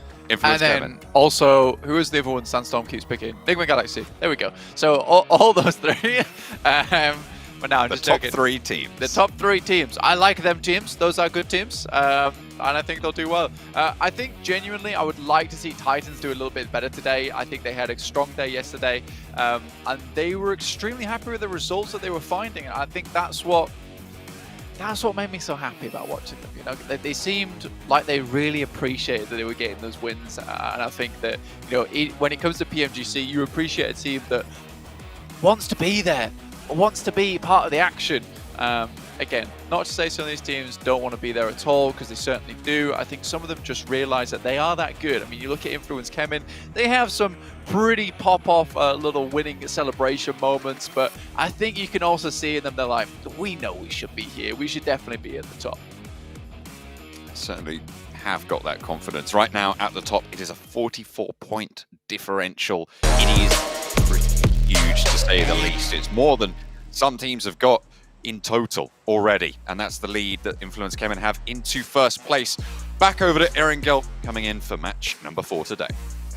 S2G, second place though still. I mean, that 44 point differential is probably the crazy thing, but that's only because Influence Kemin have been the most consistent team out of any of these teams. I think that if you look at any of the others beneath them, there has been pop-off performances from every single different team in this lobby, finding points where they can, when they can, and that's the most important thing to look at. Influence Kemin, on the other hand, they've just been putting up points all the time, and I think this is a team that I would say at this point, definitely going through to our grand finals. We'll definitely see them there representing Brazil. You know, 7WG, he'll be happy with that, absolutely. And I bet he wish he could be here right now commentating over on Group Red.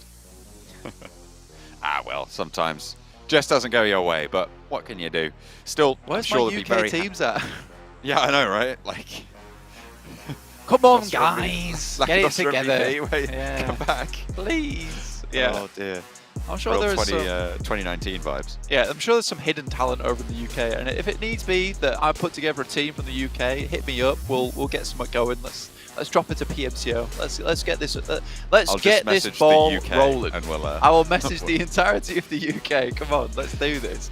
But yeah, heading over towards the western side of the map is our first circle. Again, I was going to say this last game before everything started popping off in a massive way, but if I have any advice to these players at the moment with these new circle settings, with the PMGC format, and with the way these teams are currently figuring out this lobby, I want to see more teams picking out the center spots within this lobby, picking out some of these high priority compounds and battling out for them. You know, Mad Bulls had a real good chance at winning that last game, but instead they stuck around the edge side of that circle, and that's what they're used to. It's what they're good at. However, at this point in time, I think they need to change up their game plan, because they were so close to taking up that position that I8 held towards that. I think it was the 6th shift on the circle, but they waited too long to make that movement. This is literally playing chicken. Oh, wait. That wasn't... That's me. Hey. That wasn't part of the... Whoa. Come on. Give that point back. Yeah. Don't like that. You know, that's they were just having such rude. a good time. And he was doing so well. Yeah. That's like everyone playing with water guns and then someone pulls out the BB gun. That's totally unacceptable. Like, you're not playing the same game as us. Yeah, it's just not okay. Like... That hurts. It's like freezing your paintballs. Whoa. I didn't even know that was a thing. Yeah. Have you come up against that? Only the once, but only the one they got time. kicked out fairly swiftly. Yeah, that just sounds like actual bullets. It's just projectile impact. Small that doesn't cannonballs. Yeah. I mean, yeah, no, it's horrible. It's awful. But that's exactly how it felt just then, you know? Amazing. Anyway, I think there was plans to do paintballing at PMGC one time. Yeah, I think. I can't remember properly, but I'm not sure if that happened or not. I think there was a championships where we saw one of the teams go do paintballing. I think it was one of the Brazilian teams, if I'm not mistaken. Ooh, I can't rack my head around it, but I'm sure I'll find it at some point. There's a couple of paintball places in Jakarta. Oh, is there? Okay. Yeah. All right. Just searched it. So basically, it's just going to be me going, so, anyone want to go paintballing? Don't freeze your paintballs, though. Anyway, I think... I will be putting your paintballs in the microwave before we start. You will be basically playing with just paint shooting out the front of your gun. Just splattering. Yeah, pretty much. Anyway, looking at the map again, centering up probably over towards Gatka. I mean, main Gatka MTech is currently holding that, but losing a player early on does not support you very well, considering that the Gatka is an area where you need to hold more than just one area the majority of the time, which is where it gets a little bit more rough, right, John? So I think for MTech Storm, it might be a case of just basically singling out one of these compounds and then holding that one down yourself. I mean, you don't have as much control, you don't have as much information gathering, but at least it will lead you to a late game performance. All right, in North George, we saw LGD try and move up and guard out that eastern side before over in Georgia Pole. Will they be looking to do that again with the circle as it is? They know that R8 most likely going to have to break out this way. So potential to try and guard that out, or they could head further south themselves for LGD. Titan on the east side will have to move west from Milta for rivals, as we're on board with right now, in Roshok, who will have to shift a little bit south, but they are in this first circle, so they've got a lot of time to figure it out. Yeah, 4 rivals certainly need to figure something out, at least. Being in 15th place with 31 points, it is not going well for them whatsoever. R8 also kind of throwing away their Sandhawk opportunities with only one of those a day, where it's probably the most in conflict for, you know, those random wins, those random chicken dinners that you might be able to pick up. And dropping there with S2G, I feel is starting to become a bad idea. With Mongnai being open, that's certainly a position you can hold. And I mean, you even look towards our angle right now, you might not be able to see the map on your feed, but over towards this western side of the map, you know, yellows on the coast are completely open, which means the Mad Bull's rotation up towards the northern side is completely free, as is LGD down towards that south. A lot of these teams grouping up towards the east is maybe unideal. I mean, BTR currently holding Yaz with Influence Kemen also in that area. I mean, you're sharing that position. Do you have to? Maybe not. Is it a very influential position? Yes. But there's other areas on the map that you could head over towards and save yourself a lot of trouble in the long run. S2G really like Ruins. I mean, why not? I've had good experiences there today. Hovering around the zone for a while. LGD still yet to leave from the crates on the south side of Georgia Pole. Just picking up that loot, snaffling it all down. The Infinity on the east side moving into the circle past Potato Hill. They're trying to seemingly get a little bit more central, potentially post up in the hills just to the east of Pachinki.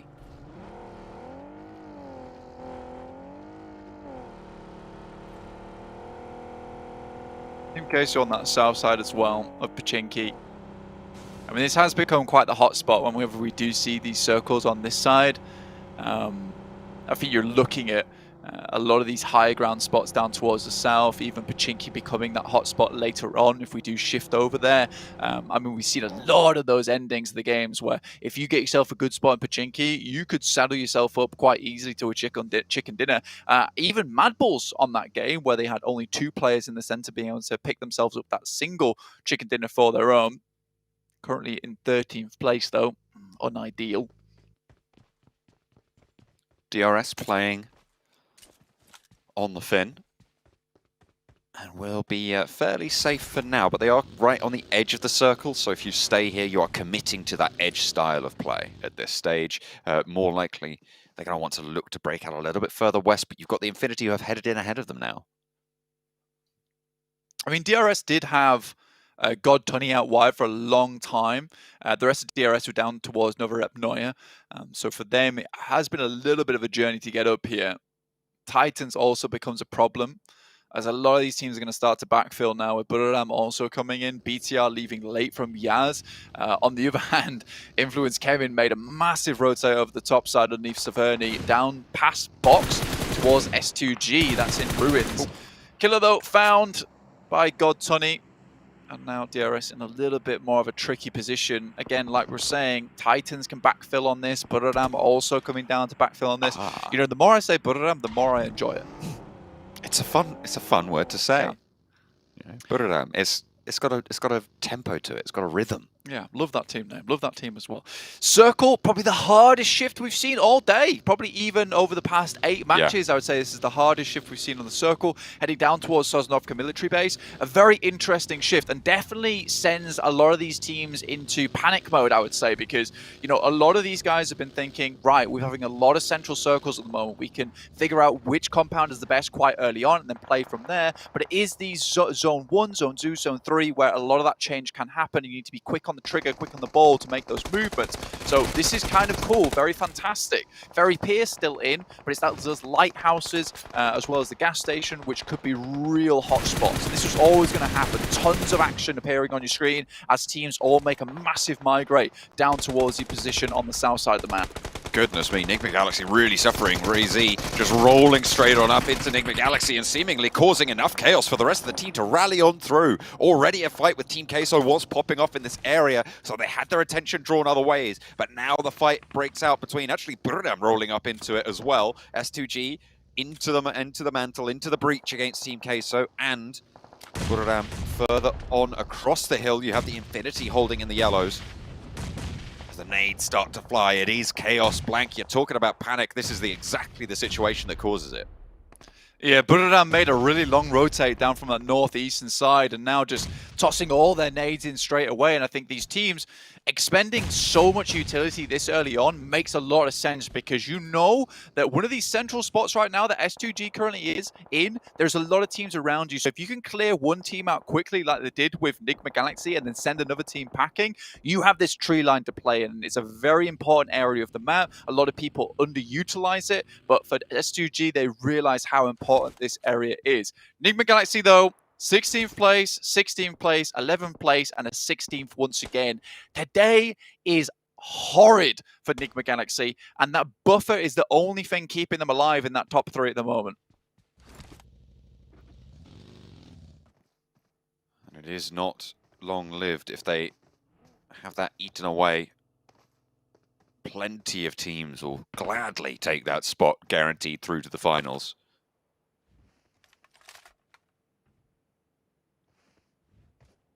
But it is a matter of achieving that. Enigma Galaxy still with a lot of leeway to go. But another 16th place finish, you're right. It's not the standard that they need to be at right now.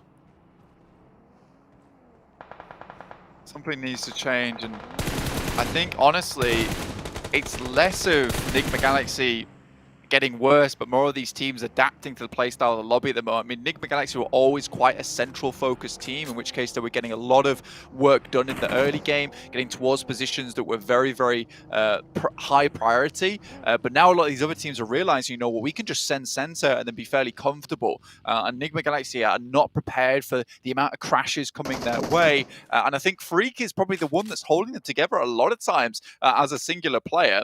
We do get another pretty hard shift up towards that northeast side with so much water cutting all this out. We have, you know, DRS holding on over towards farm side, this coastal area. There are some towers in this area as well to play around with, and Influence Kevin has just stayed out of the action for as long as possible. I mean, they've got a couple of knocks here and there, one elimination, trying to clear out space within the lobby, but this is one of the hardest circles to play that we have seen all PMGC.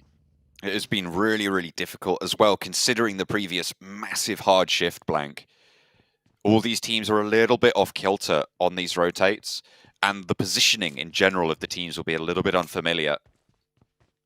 And having to shift down on a essentially 40% playable terrain circle. Yeah. I mean, we should see Zone 4, the circle, attempt to move away from the water as much as possible. But that also has the caveat that this moves down towards Titans are playing on Sosnovka military base, which would be an unbelievable result. We're more than likely going to see this center up over towards that northern side, but because the circles are now smaller over on Erangel, you know, you are going to see still a lot of space being inside of that blue, inside of that water, in which case a lot of these teams are going to be rather playing on the edge side, and this is where edge play becomes a lot more beneficial towards yourself, because everyone inside the circle at the moment have made this mad dash in, and now going to be fighting off against one another tooth and nail, as if this game was more towards the 25-minute mark. LGD looking to sweep around towards the north. They will be in the queue behind R8. Who seemingly should be aware of this. Bandar hops out the vehicle. A little bit spread right now. If a big crash comes through onto one of these locations, R8 do just lose a player. But this reposition coming through from R8 looks to be good to set up for a little bit of a scrap now. Behind the shack, taking up position. CCC wants to put those nades over. Suki as well needs to push in. They need to move away from this circle. SK-Ton looks to put the bullets down. Prestige as well, posted up atop the hill. D7 not quite getting the knock onto CCC. Will be allowed to skirt away. But now the fun starts. They have to kick it into gear for the fight, pushing on through. And speaking of, Mad Bulls moving up to the compound with Box. Box have not had great success in holding on to these things right now, and Mad Bulls are going to make sure that that continues. A nade through from Bensu looks good, but they are going to be trading it 1-for-1 on the flushes right now. Break falls down. Bensu in for the challenge, taken low, but nade in hand could turn it all around in a split second. Skillses seems to have been able to dodge it into the bathroom, out through the window. Tree looking for cover. Will not be able to find it as Effect handles his one, and Box yet again getting put back on the back foot. Bensu pops the heel, but 3 Mad Bulls on the inside. It's going to be a lot to handle. I mean, this is one of the first engagements we've seen Mad Bulls being able to take toe-to-toe a 4v4, and they look pretty strong, as we would expect them to be. Skills is going for the pre-fire, Bensu struggling, and Effect sends the grenade from the back, and that should finish them off there with Box Gaming now out. Mad Bulls pick themselves up 4 eliminations for their troubles, but they still have further to go through the Infinity, as well as S2G, up towards that northern side. With a circle shift like that as well, it is now becoming more and more about BTR, as well as Buradam, who have managed to find themselves some beautiful spots over towards the coast. They've been hunkered down there for quite a while, Blank. I mean, they kind of just sent in there and hoped that it's paid off this time around. The Infinity, I think the bottom of the cliffs are safer. And they might just be right about that. S2G on the western side will have a coastline. S2G played a beautiful game today, honestly. It has been crazy, the performance they've been able to put up. And again, a lot of that comes down towards patience, picking up big zones, and then not taking too many fights. We see more of it being now that they pick up those big kill counters towards the end of the game, massive eliminations coming through at those last 5 minutes. So not trying to anger the bear that is the rest of the lobby as much anymore, taking a much more tactical approach to it, and using that pinpoint accuracy that they're so well known for as a team, with the team firing as well, to their advantage. It's really nice to see a team adapt like this from day 1 to day 2. Also, with them being so down bad yesterday as well. Yeah. I mean, they came into today in 11th place, and right now they're ahead of everybody else except for Influence Kemen. 44 points between them and the top spot, sure, but 22 points between second and third place. S2G have streaked a lead that you would not have called with that first day's performance. Buradam still holding a decent spot here. Again, if there's anything to go by that Miramar match we watched yesterday, where they're on the high ground, they did struggle slightly holding 2 separate zones of locations. Skillses, unfortunately, gets knocked down on his approach. And I think for Mad Bulls now, down on the south coast, things are getting rough for them. Silas even finding another on their side. Should be Mad Bulls in a really horrible spot now. 2 players up, 1 player knocked, and you see Skills is there right next to the players. So very unlikely that he'll get back up on his feet, leaving Mad Bulls at just the 1. I think this could have been a case of a decision to move towards that northern side and try and stay out the action as long as possible, because it was most likely you're going to see all the players on the coast. I mean, if we pulled up the map feed right now, you would see basically a caterpillar of color across the rock faces. Oh my goodness me, Razy. The happiest of feet right now did get spotted across the way. I think that might have been from Entex Storm. It might have been from Skillses. We're finally looking for the shots. Zagon XIA actually managed to make landfall and take shots over their way. Ooh, that's bad news for Entex Storm. Allowing Aegon XIA all the way up there. That allows Razy more power over this gulf that will need to be breached. S2G will have to send around the headland after this shift. I mean, you can see on the map feed on the right side of your screen there just exactly what I was talking about. I mean, it's a crazy rough circle to be playing in. Titans, though, able to get off that southern coast up towards the cliff face itself. There is a few positions where you can start to try and climb up the ladder that is the mountain, but it is quite difficult, especially with a lot of teams watching down that way. BTR has Jem Foster holding out towards the west, which is great. I like this play. They're having a lot of players put focus over towards the eastern side. Jem Foster isn't necessarily looking for eliminations on Nox, he's informational based. The rest of BTR looking to hold on to the eastern coast. Ooh, Ayala backed off from going for the sprays over to S2G's position, but they are going to have to move now. The circle is shunting. And where can they go? They're going to have to swing in, maybe even crash onto LGD. We have to wait and see, but Ray-Z down low. Oh, he's knocked on the downswing as well. S2G, they've been so powerful in these circles so far, but the last player, TZ, gets felled, leaving 3 for S2G as Ray-Z takes the tumble. MTech Storm out, 13th place. Team Queso going for an absolute wild ride of their lives up towards Buradam and directly past S2G. Mr. Bones in charge of that wild ride. It is really not fun on the skeleton charge there. Silas wants one of his own, and this is the difficult move I was saying. I mean, what can you do? It's almost better to send into the water and try and swim around that headland, but Newsy's there, waiting. He's been there for a long, long time. Silas needs something special to be able to win this fight against Newsy. Won't be able to pull it out the bag. S2G dismounted. 7 limbs, still a good card. I mean, S2G had the right idea of it for a long, long while there. Unfortunately, the circle shifts away from them. They have to move down. But Team Case are coming their way. They all started spraying, stood up, and basically opened up sightlines to so many other teams, in which case 2 of the players got knocked. Silas is like, goodness me, I just need to send out of here. Team Rocket this over towards the other side of the coastal edge. And I think for them, it just all comes crumbling down because they get a little bit caught off guard. R8 taking shots, Influence came in, slowly have worked their way down from that northern side, but Federal going down, one of the clutch players from that team, is a little bit scary for them, and with them being so split up, it's going to be difficult to pull that player back up into action. Buradam on the cliff sides as well, playing on the edge. I'm currently counting about, I think it's 5 teams playing on those cliffs right now. Newsy down there as well for the Infinity. A lot of shots lighting up towards 4 rivals here. Really difficult position on that northwest side, so do not blame 4 rivals for taking a lot of punishment there. DRS as well struggling to get away from those docks. Yeah, we always assumed this would be the circle that would take place, and not too much difference is happening in terms of where the circle is playing. But R8, Influence, Kevin both have to make their way in. BTR are really looking good this game. And again, Jem Foster has played a very patient game, which is absolutely necessary. Tiger from Buradam as well, hitting these beautiful nades off the top side onto the areas where you would assume most of these players would be at. Only one more nade left, though, and he has to make this one count, and he's in the complete wrong direction. Yeah, not going to happen there. We'll just blow up in the middle. But that does give you info that there's no one there. Still, not going to act on that. I think he had some steps down there. And we'll just be suppressing the line. It is a really difficult position there. You can see that overhang on the rock. It means that there's a lot of safety. So unless you cook your nade just right, you're not going to get the damage. Yeah, I still think the Molotov as well was maybe just a little bit off target. I think that's the last player from Influence. Kevin's still up now in law, waiting on his lonesome.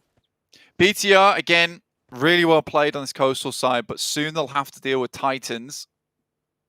We're working their way up. Like I said, there is availability to move up towards this coastal side. It takes a while, and it looks like Titans are just taking their time, looking for the best moment. But whilst waiting too long, they've been spotted now by I8, who have had to move their way around that coast as well.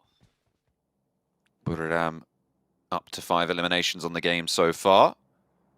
Probably one of the most mobile teams right now in terms of their positions. They're all on these plateaus with some of the ridgelines to play around. Aegon XA8 really not in that same sort of position, and we saw Titan as well playing up the vertical sheer cliff face that exists there.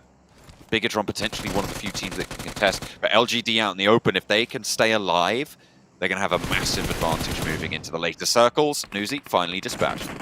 Yeah, for LGD, it's actually a really good spot that they're currently holding. They're in a ditch. They have some smokes out, some vehicles that are providing them cover, and it is open ground. So when this circle, and it will do, starts to shift away from the coastal side a little bit, these teams are going to have to start coming out from underneath this cliff face, right into the purview of LGD. The main thing they have to be careful of at the moment is R8 sneaking up towards their position, sitting on the back of the buggy, which means they can shoot down towards LGD with the extra elevation it provides. It's an interesting ending towards the circle, and LGD have to play their cards right. These nades, though, were always going to be an issue, and they've not kept R8 at bay enough, and with 2 down, life is looking very difficult for the teams from LGD. Yeah, it's not good for them right now. Ooh, another flush, another knock. That brings them 2 active. On the far side, though, and the shots from Buradam, who are going to slow R8's approach down. Sure, the nades can get in, but making this cross for R8 still seems nigh on impossible with everybody looking out their way. SK-Ton, if you'd have just kept the Mini 14 or had more bullets there, might have been able to get that knock, but 2 players from LGD, their little blue tails staying alive. Yeah, I mean, it is the smallest of divots here. And again, that is what the buggy can sometimes afford you. And it was a really good play from R8. They set up the smokes in front of the buggy, popped their player on the back with the most amount of nades, and then he just tossed him over the back because he could use the third-party perspective to just kind of look down towards where LGD were and perfectly place these nades from the maximum distance, essentially. So it's really, really well done. I love that play coming through from the guys of R8. It should be a good nade from Luxy. It does enough damage to keep DRS in dire straits at the moment. That circle shift, I mean, yeah, you're right. It's keeping actually quite a lot of the coastline of this circle. R8 with a mad crash. Oh, 1 run down. Traded 1 for 1. MVM has to hit the deck straight away as Buradam are looking over this way. 2 players from R8 get bonked out there. Prestige at the back was playing backstop. Smoke needs to bloom. They need to force this res for LGD. It will not be possible otherwise.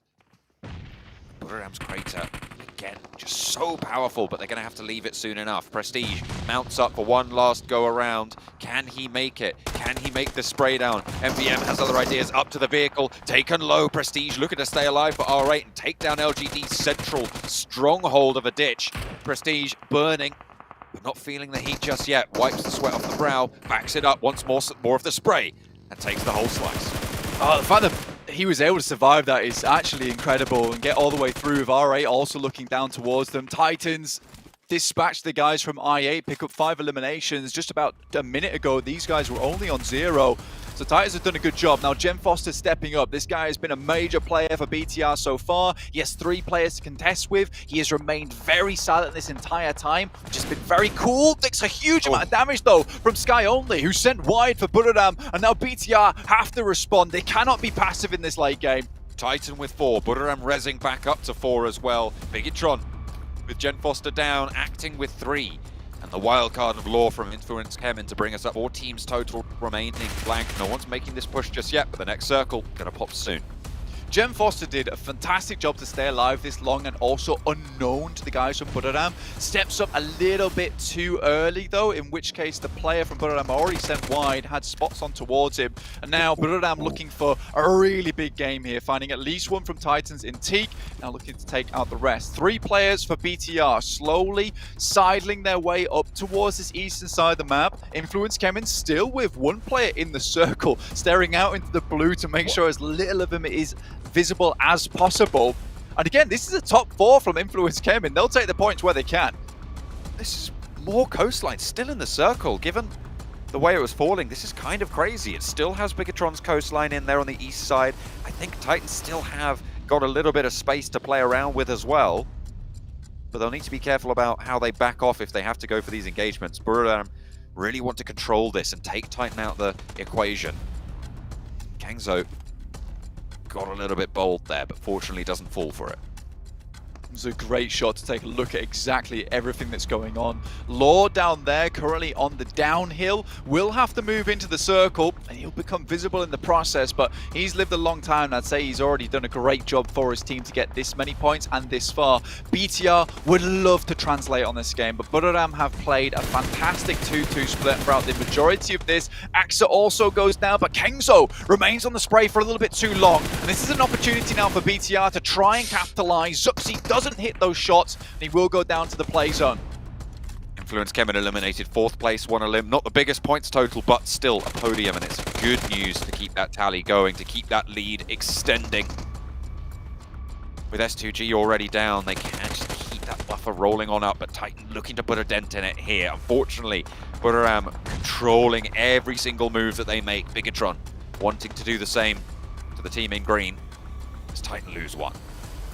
Sky Only right now is really the key to the victory of this game from Buradam. He has to keep BTR at bay all on his lonesome whilst Buradam deals with the remaining players from Titan. The fact that he's able to remain in that position for so long has been so good, but Luxy, who is a long-range specialist, finds at least one of them, but is instantly refragged there from Sky Only. Once again, this guy is putting in the work for the rest of the team.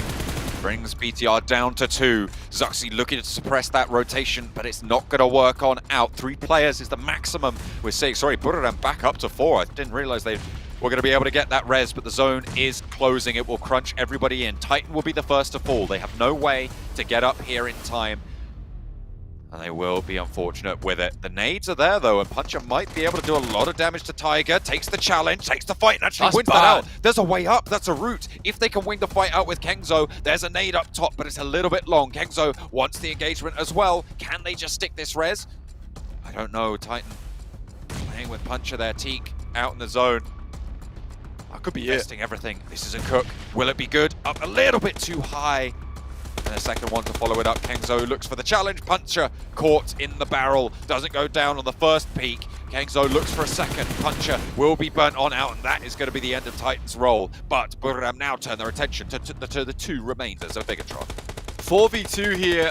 Sky Only completely the MVP of the entirety of this match. Finds another one over towards BTR. Just misery remains. And he will be spotted out in the open. It is going to be Buradam rolling it on down. Celebrations for the second Erangel of the day. A great performance from Buradam, playing that coastline perfectly.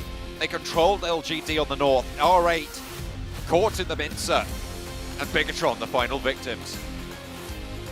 I mean, you look at Sky Only there, and seriously, this guy was playing from the sky. This guy was an AC-130 on the map, just delivering devastation to every single other player inside of that zone there. Buradam, all they had to deal with as those 3 players was anyone coming up from the coastal side, but it was Sky Only who dealt with practically every single player that was playing on the edge on that northern side. Without him, that would not have happened. He practically put in the shift there for Buradam, and without him, that chicken dinner might not have gone their way at all. I mean, you look at this guy, 10-20 damage done, 7 eliminations, 5 knocks as well, and hardly any damage taken. That is the key factor for Sky Only. He has to stay alive in that position. He's all on his low speed, he gets knocked, the entire game plan gets flown out the window, and even so, he was still making those aggressive peaks, man.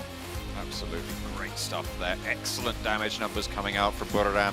They played very, very well there. A difficult set of circles as well. The hard shift down towards the south really, really made a lot of teams worried. But Buradam prevailed. They take home an excellent chicken dinner.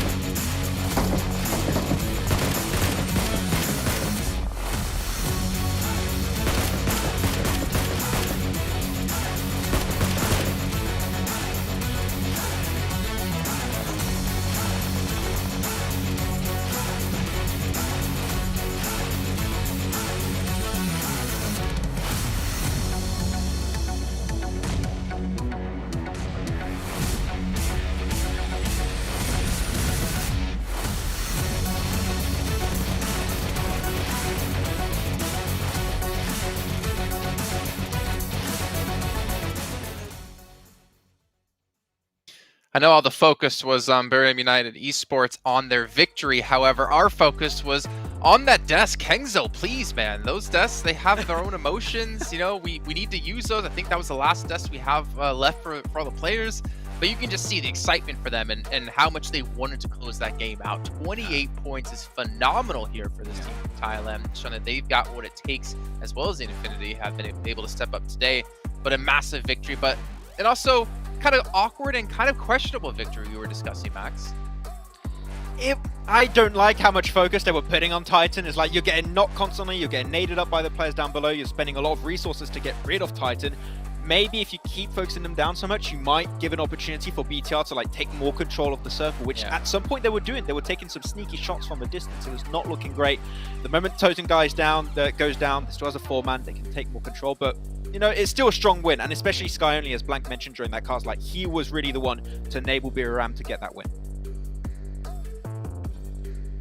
Sandstorm, any thoughts? I'll be honest with you. I was just looking at the leaderboard, and R8 got 4th, so I'm happy with that. So, you know, that means that they're no longer the team in 16th place. But no, definitely.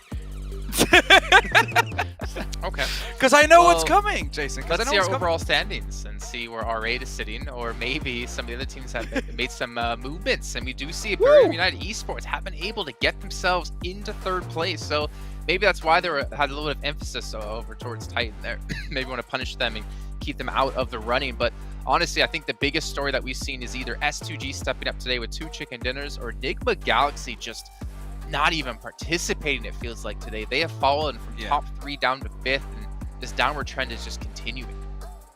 Yeah, completely the opposite of what you want to be seeing for a team that got themselves to the top 3, but definitely have to give it to Buriram and to STG. Buriram, I mentioned them at the beginning of the broadcast. I'm just gonna go over, hey, all right, it's not in the last place. But back to Buriram, of course. These guys, they managed to get, I mentioned this before, a couple of top 2, top 3 finishes on day 1. Day 2, though, they haven't had the best of performances. They managed to get, what, 16th, 11th, 10th, and then they managed to get a 6th in the previous game. But finally, a chicken dinner in their name, skyrocketing them towards that over 100-point mark, getting themselves in the top 3. So now they're no longer slowly getting up there. No. They're just breaking the door down. They're coming in. They're announcing to everyone, we're here to play, and finally we're going to compete for those top 3 spots as well. I'm surprised you're not talking more about R8, actually, because R8 had a really good push on LGD this time. As much as I was unhappy about that happening, Prestige, getting in the buggy, has that little bit of extra elevation in the smoke and just nading down that little dip that LGD had, which was a really good spot, by the way, but the way they pushed it afterwards was clean. So we saw some sparks coming out from R8, so maybe get himself some more good plays. It wasn't even that. It wasn't just that, by the way. It was also the fact that Buriram were watching Prestige. They were seeing him right behind the smoke, and they were waiting for those nades to hit the side of LGD. So it was, again, perfect timing from them. They didn't want to ruin R8's chances of destroying another team. The way they saw it is just 2 teams fighting it out. They get to clean up the kills or the eliminations at the end of it, and then they get themselves the points that they want. So also very well timed from Buriram. All right, well, ladies and gentlemen, we do have to head to a short break here, but when we come back, we'll head to the next match in just a few.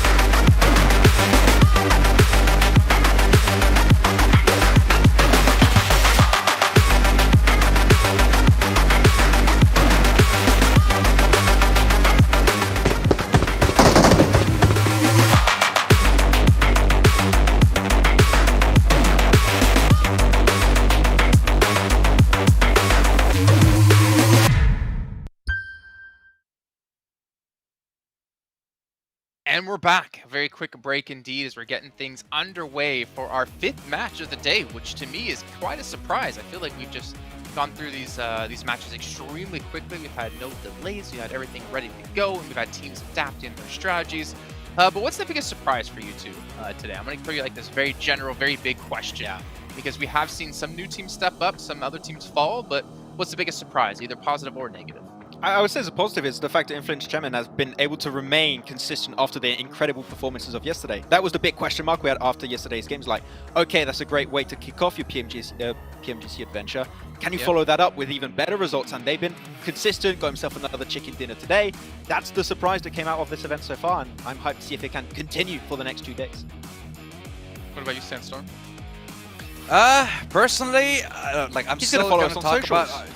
Yeah, I mean, look, well, not you. I'm just going to follow it with Jason, of course. And also, I want to find out what the script is for the next couple of games. But I'm going to stick to the negative side, and I'm still going to talk about R8 and the fact that I'm not sure what is going on with the team, what issues are they going through, but this is not the performance whatsoever that we're used to. We saw what they were able to do a couple times before in tournaments like the PMPLB and SA, and of course PMGC even getting top 9, top 10 in the league stage. Now they're still stuck in the bottom side. We're not seeing them anywhere close to where they were, and I don't know. I need to see something. I need to see it now from them. Otherwise, bye. You seem quite tilted about R8. Maybe it's just, well, maybe it's just because you care about them so much. Obviously, like if we cover regions in particular, like for instance, Max and I think we're really pulling for Mad Bulls, but we haven't seen them be able to really rise to the occasion. Kind of get attached to some teams, and it's unfortunate when they can't step up here when we get into the big event of the year. But we did see Bigatron step up at least with a great finish in second place, but it's still not enough for them to breach top 3. We have to do a quick little head-to-head here between the top 2 players. And honestly, as you mentioned before, Sky only 36% team contribution, but the elims, the damage, the control, the throwables, use Max. He's definitely the MVP here in this last one.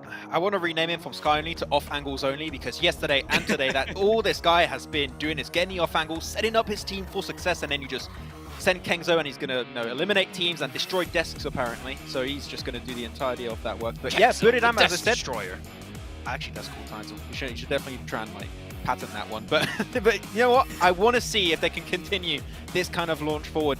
First day was kind of like a feeler day. It worked out great, and here they can actually close off wins. And a team that we did not know, right, Sandstorm, able to actually perform. So I'm impressed. Yeah. And looking at this map, seeing how many times we're looking at Titans dropping towards Los Ligos, dropping toward Valle del Mar. We've seen one zone. Thanks, Jason. Listen, tell us, what is the script for the last game? We need to know. We've seen so many zones with so much water in them. It's not fair for the players. It's good for us, but it's not good for the players. Please. Well, like the zones, you need to stop being so thirsty, okay, Sandstorm? Okay. I'm not going to spoil any script whatsoever. You're just going to have to wait and see what's going to happen. But one thing I will tell you is, I know who's going to win the next match. Oh! Mm. We have a Jason prediction this game. Oh, I mean, according to the audience, and now me, which obviously means they're going to do it, it's DRS. Team from Nepal. Where are they? Shout out to all my Nepal viewers here. I love it. DRS Jay Kaplan, by the way, or in his Twitter as well. Okay. DRS eliminated and no, 46%. No. They're gonna win. They're gonna win, and then I'm gonna have like 10,000 people follow me on Instagram, and I'm gonna become a DRS fanboy account. That's what's gonna happen. I kind of want to jump in on the hype train because this is not fair. I want to go into DRS as well. They're definitely gonna be one of my teams for this game, even though the predictions might not show it. They're breaking my heart. I mean, I have been honestly quite happy and surprised at how well they've been doing so far in this event. But again, they still need to do a little bit more here to continue to progress. But as a quick little recap of this last match, oh, this is interesting. Time in blue. Okay, we haven't had that before as a stat when we've been doing some of the PMPL shows. We can see R8 2 minutes and 14 seconds and it's using 62 throwables, but 70 Barbarian United Esports. That's a lot to throw out. Yeah. If I have one recommendation right out, if I can see on this, is it would be cool to see R8 have a secondary drop location, because they always want to go for Northern George Fault. Even in this case, when the plane path really didn't make sense for them to go in that spot, that could potentially help them. But hey, we've seen it for S2G so far. Playing Central works great, and Buridam and BTR did it instantly, right, Sandstorm? So yeah, can't go against a playstyle that works. And then Titan are like, please let us in, and they would not let it. You can't climb up that quick. Yeah, and you kind of called it when you said that they're going to shift right to BTR, right to Brew, and that's exactly what it did. And again, like I'm going to agree with you with the fact that Brew were still fighting for too long with Titans, but also the fact that Titans fought the other team that did, I guess, swim over from the military island. They managed to take out I8. Yeah, they just managed to get 4 of the freest eliminations that we have seen in the tournament so far without anyone fighting them. And here, again, you saw BTR had so much control over the zone, and Brew were able to walk what in about and their just take spread? that chicken dinner away. I mean, they were quite spread, right? They had like one person towards the southwest, they had 2 grouped up towards the cliffside, they had 1 towards the southeast. Like, do you think that was a spread that was acceptable to have right now, or is that just kind of a misplay out of BTR side? I think it was great because Buridam was so focused on Titan in particular that just offers you to have a lot of scope of information on what Buridam were doing at the time. But that's the thing, that's why Sky Only's position was so important. He was keeping that split in check. If he was not there, I think that Buridam just like, unfortunately get absolutely destroyed, get wrecked in that spot. But the fact that he was also having that off angle was making sure that BTR could not take full control. And that was the key part of that game that made it that Buriram could get the win. Yeah, and I think you also had two players of the BTR lineup. They were also focusing on the last player from Influence Chemin, Law, towards the northern side. So they didn't have their full focus on Buriram while they were fighting Titan as well. So they were trying to take care of their flank, make sure that they're safe, and then focus on the end game. But Buriram in that meantime wiped out Titan, got the eliminations, and then one by one just knocked out the BTR players. Well, I mean, in the end, the victory obviously go the way of their United East. What about Titan? I mean, at least for them, they get a decent. They've been extremely quiet today as well. And taking a look at watch, none of you having Titan, but both of you having R8. That's okay. I lied. Last time I said I'll pick them one more time, so I'm gonna pick them 2 more times. One for this game and one for the 6th game, and then day 3, day 4, I'm not picking R8 because at that point it's just out of my hands and it might be out of their hands as well. okay. Max, Team Queso, Box, R8. Do you want answers? I don't know why. I was like, okay, I'm picking you this time. But no, I want to see RA, and I was like, no, maybe if I pick them, maybe you'll anti-curse. I don't know. I'm trying things out right now. We'll see. Double negative is a positive, maybe. That is technically how it works. I don't know if it works in PUBG Mobile. That's how it works in real life. So let's get into our 5th match to see if it's going to work out for R8 here, as we're heading over to Miramar with John, Allen, and Blake.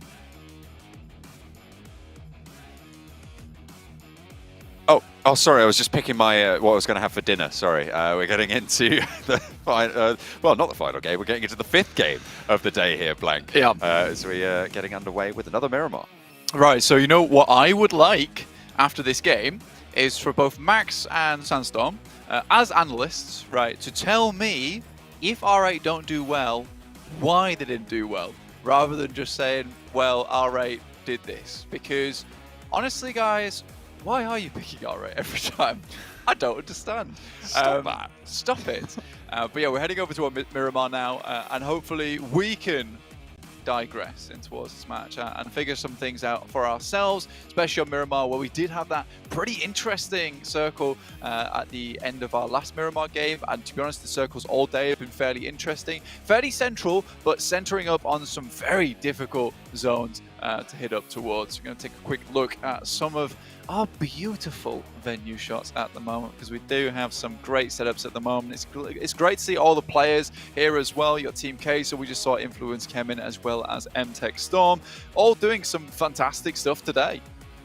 Absolutely. Today has been a sort of a water-themed day, I think, as they said over on the desk. There's been a lot of water features in these later circles. I mean, certainly on the Miramar, most notably, had a lot of water in fairly late into the game. Went down very, very coastal there, which cut out a lot of potential areas for playing. Hey, there's no time for sleeping. Come on, get back in there.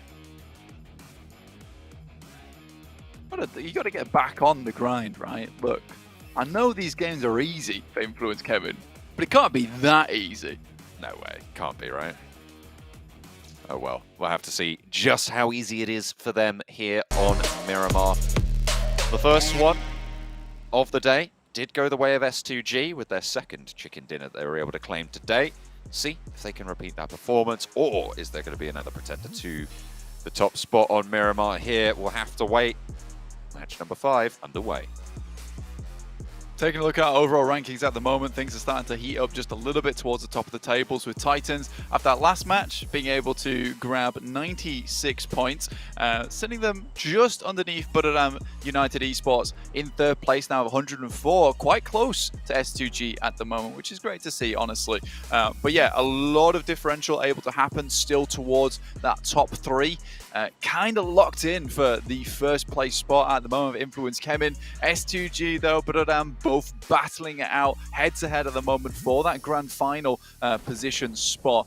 Everyone underneath them quite close. One chicken dinner would do it to take them there, but again, looking down towards our bottom 5, Mad Bulls, MTech, R8, Team Queso, as well as 4 rivals, all really struggling, and Mad Bulls, that gap is getting ever further away from them. 11 points now to 11th place with the Infinity in front.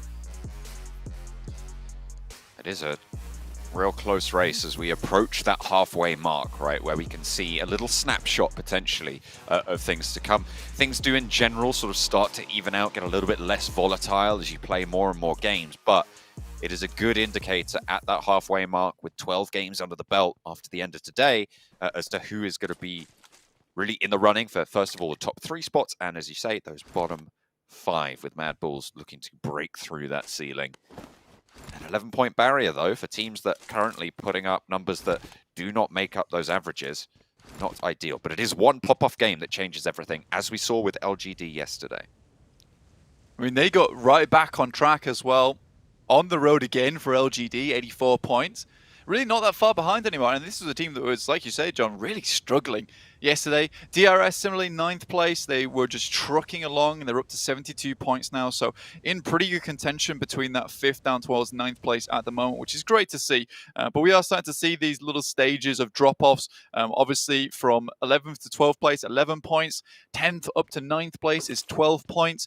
So there is some difficulty now in jumping up. And I think for these teams down towards the bottom 5, you really do need to start thinking about today in these last 2 matches, putting up a stellar performance, because for MTech Storm, we now realize that, you know, those couple of scraps of points that they're able to put up every single game, it's right now not enough anymore. Down to 13th place with 48 points, not good enough, and it's not going to see you through to that survival stage. And honestly, at this point in time, I don't really think it is even in their interest to be looking at getting up towards those first 3 places on the leaderboard. I don't think they'll even hit that, even with some big pop-off games from them with the consistency we've seen out of these guys.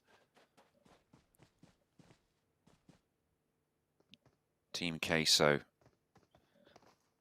almost the opposite in terms of consistency. Well, I suppose they have been consistent, if nothing else, as of 4 rivals towards the bottom of those tables. It's not been the greatest of showings for a couple of these teams. But when you come to the PMGC, every team here is a champion in their own right. So it's very, very difficult to swallow that pill. Certainly going to be bitter for quite a few of these teams. Influence came in towards that eastern side, super safe right now, John. LGD above them in El Azahar, a team that would like to continue to put up those points. Pretty much getting a lot of their points through from Miramar as well. Had to do very well in that last game. They were kind of left out in the cold. LGD is a good team at identifying where those limited spaces in the circle are, which are away from a lot of other teams, and picking up on that. I think that's a really cool trait to have as a team, specifically when you do have a lot of these more central circles. Find those positions on the map where no one really wants to play them, but they are still sort of playable, is an interesting gameplay style. But again, it seems to be working. They don't seem to be getting the most amount of points in the world, but they're certainly getting themselves up towards those top placings every single game. At the end of the day, to get through to the survival stage, or even sneak your way into one of those 2nd or 3rd places at the moment, that's more enough to do it. I think, again, we'll say this, John, is that 1st place, very much inaccessible, unless we start to see a performance dip from Influence Kevin. I don't think we're going to see that, though. Hasn't really shown itself just yet. Even in the engagements they've lost, it's always been a circumstantial situation.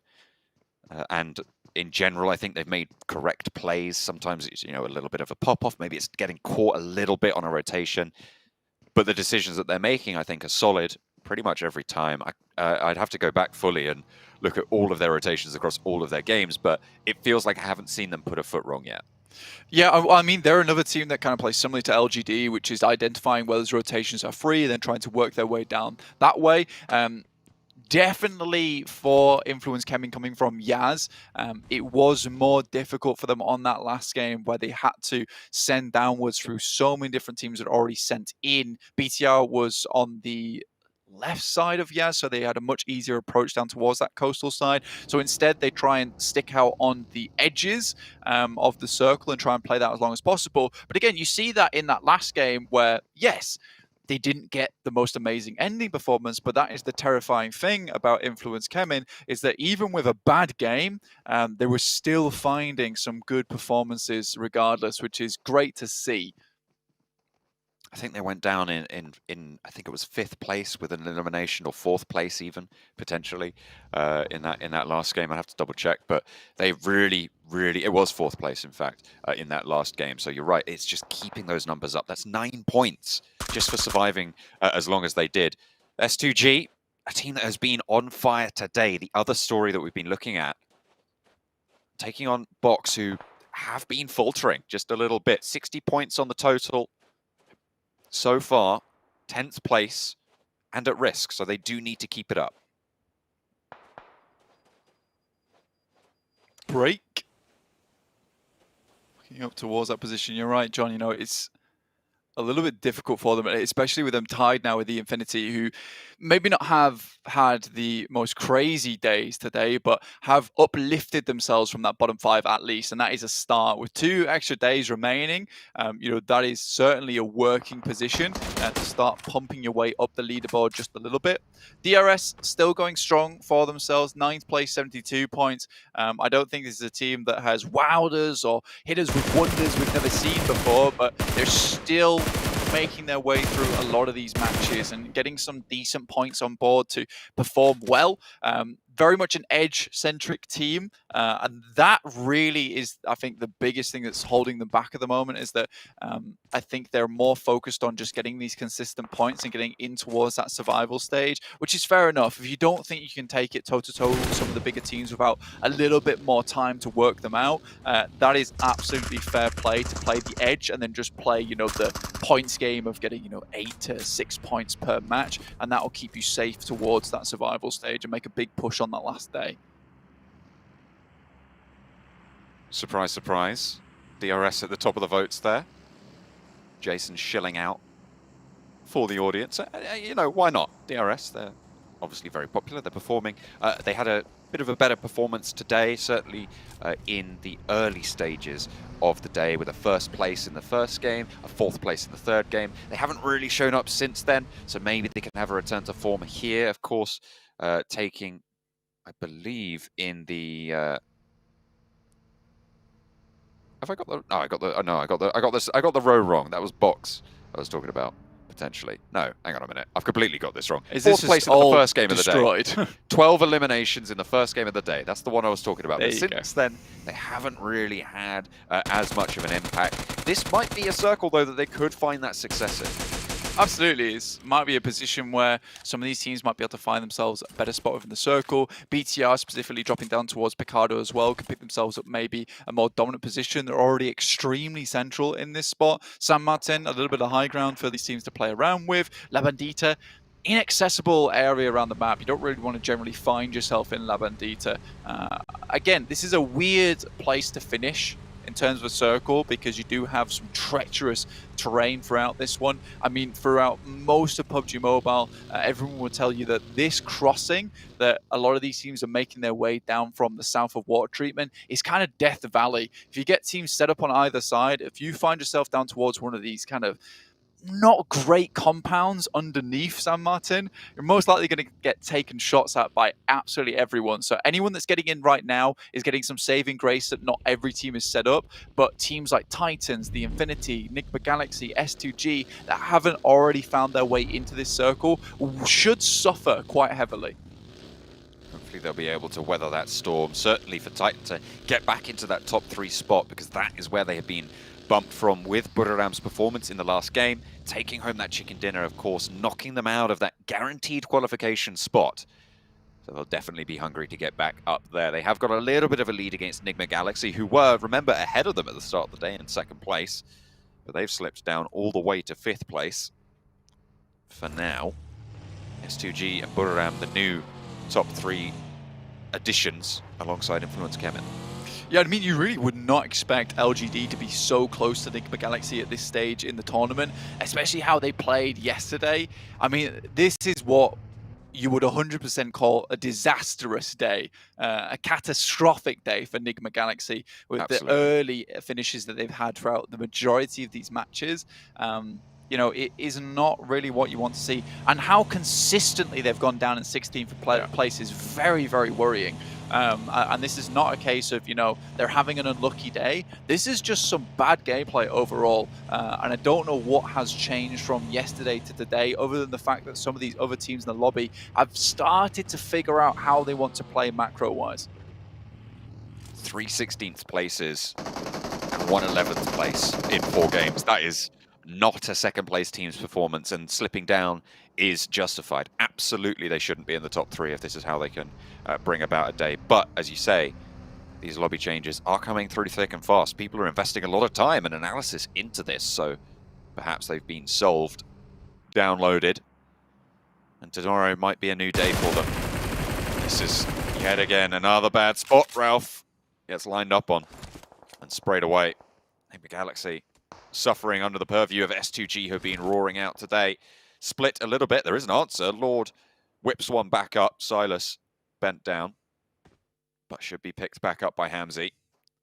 And the res can come through on the side of Nigma Galaxy also. Titans out in the blue at the moment. A little bit of a tough rotate for them going forward. And I mean, we talked about this earlier where, you know, they would struggle to get through considering they're one of the later teams to enter through into the lobby. But with the Infinity on the south side of Picardo, that might have caused some problems if it wasn't for the fact that they are now already moving in towards that circle itself. LGD, again, looking for those zones, those bits of ingress where a lot of teams aren't already hiding out, so they're coming back from the behind of La Bandita, skirting around on the edges there to give themselves a little bit of cover to play around with. But yes, 16 teams, 64 players at 12 minutes into the game, sort of unheard of. And a lot of this is due with so many ditches, so many compounds, so many defilés to play around with in these areas that teams are struggling to find areas where they're not getting shot at. But this is an engagement and a half. Box Gaming getting redemption against Mad Balls after their previous defeat to them. Can they hold a building this time around? Blank Box Gaming sat up inside. All 4 of them are alive, and the first push completely dismantled in the face of Mad Bulls. And a very split remainder of the team means that it's likely Mad Bulls will be playing on with 2. Effect still up close on the hillside. You can see the other player skills is for Mad Bulls on the south side of the road.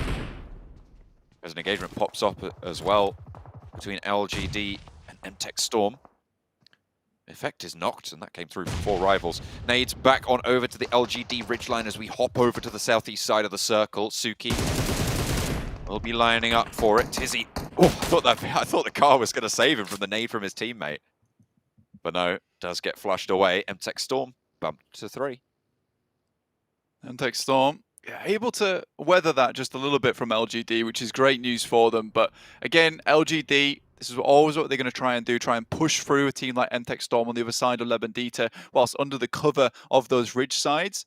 Looks like they're going to set up at long distance, got an SLR over on Suki, going to try and send some shots through those windows over towards MTech. I mean, if they can find themselves a position up towards that north side with YZZ, that would be excellent news for them. At the meantime, Suki, CCC just holding down MTech, relaying that information back to the guys from MVM.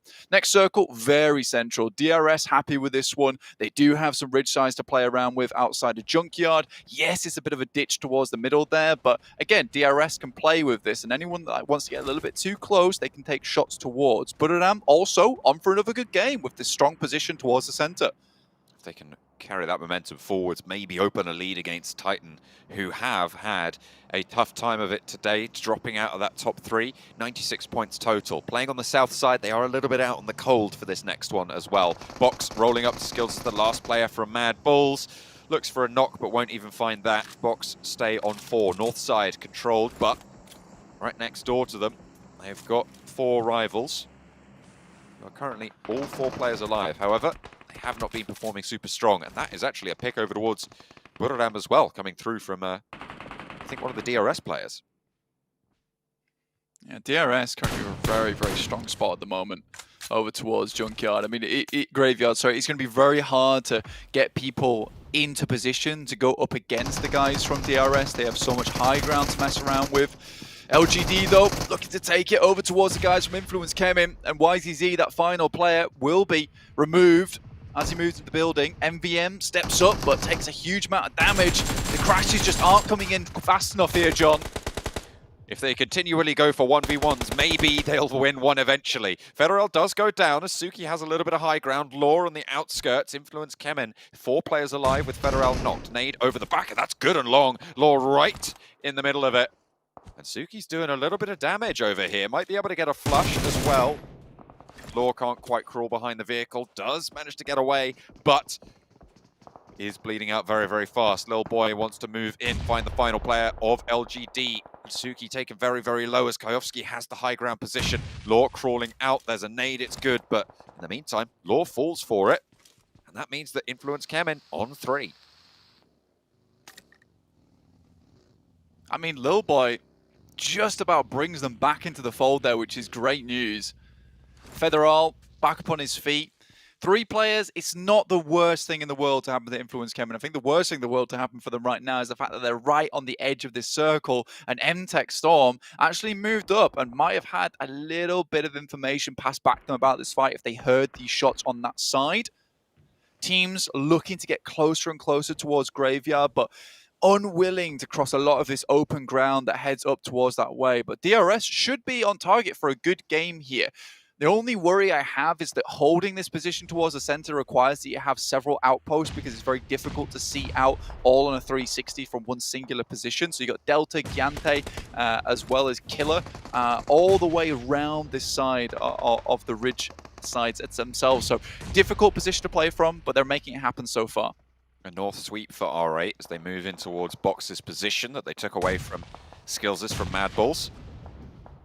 4 rivals do have oversight. Scry goes down first. That's actually 2 4 rivals as well. A third party coming into play here. Scry laid on the broadside. Unfortunately, gets pinged away. R8 backed off just a little bit. They're taking both teams to task here for 4 rivals on the northern side. Have a good angle on it, but the circle will move away from them next. DRS still on it. S2G on the north side. Bigatron central. Yeah, this is great news, Bigatron. Again, we said earlier, dropping in Picaro gives them ample time to head up this way and find themselves a central spot. This becomes a little bit more difficult for DRS now because they need to start thinking about the eastern side and clearing that out. 4 rivals looking to step to the guys from Box Gaming. Days coming over the top will be devastating for them, but R8 already getting in there to try and pick up as many eliminations as possible. Trismay tries to send them back, but Bensu is bleeding out as we speak. He's not going to be able to get back up there. Trismay is down as well. Break, the last to fall, and the box crumples. Eliminated. 14th place, 3 elims. That's not the best. If you're in 10th place, you want to be opening a little bit more of a lead here. MTech Storm with a chance to try and leapfrog out. Mad Bulls down early, so they certainly will be able to bump up to 12th if they stay alive for a little bit longer. And with Box on 63 points at the end of the game, they will have that chance to strike out with a strong game, but that's MTech Storm, who have not had a massive game so far.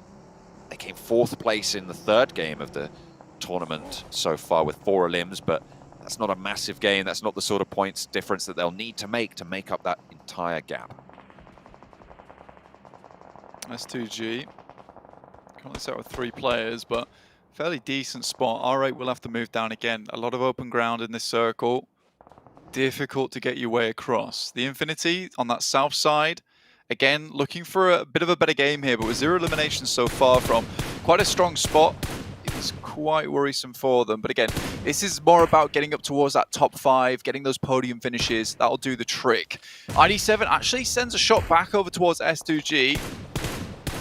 I mean, for R8, it is a difficult road ahead of them regardless, so STG should be able to restabilize on that. Oh, a quick roll-up for MTech Storm with the DBS in close range. Get them into the firepower range of it. It's going to be brutal, but unfortunately it's dispatched on the entrance, and MTech Storm crumble in the face of Buradam's hold on the south side. I think there were some third parties coming on in there. They chose to roll up on a very, very watched side, and it went very poorly for the Crash. Out, and they will stay 13th. I mean, for Buradam, 2 players, but yeah, able to pick up maybe a couple of eliminations there, which was nice on their side of the game. And be able to hold out for a little bit longer. Not ideal for them. They would have rather have kept that 3rd player open alive right for the end game. Still waiting for this next circle now, which should be hitting very, very soon as teams try and strike out, get a little bit more territory controlled for themselves. It's hard to say who has the best position in this circle as well, because just look at it. It is just palm trees and little bushes and maybe a couple of rocks here to play around with. Uzi popping up, popping down. Keeping it calm. Not going for anything super flashy just yet. The Infinity on the south side, waiting for this next circle to pop, as I think we all are. I mean, that's very central. BTR still capable from this position to take a win home for themselves, and they've been putting up some good points throughout the majority of the day today, and with the church all to themselves and high ground to play around with, looking over a lot of open ground, that's great news. And I think the one biggest problem that a lot of these teams will run into when you have high ground is that a lot of teams will be consistently watching towards your way. So BTR has to pick their fights carefully, but the Infinity might just take the fight straight to them. Influence Kevin actually taken down on the eastern side, struggling to punch through. Yeah. That's going to be difficult. DRS handling business. And we'll have quite a lot of cover to move forwards through into this next circle as well. They'll probably be mostly worried about 4 rivals on the north side, but I'm on the south of them.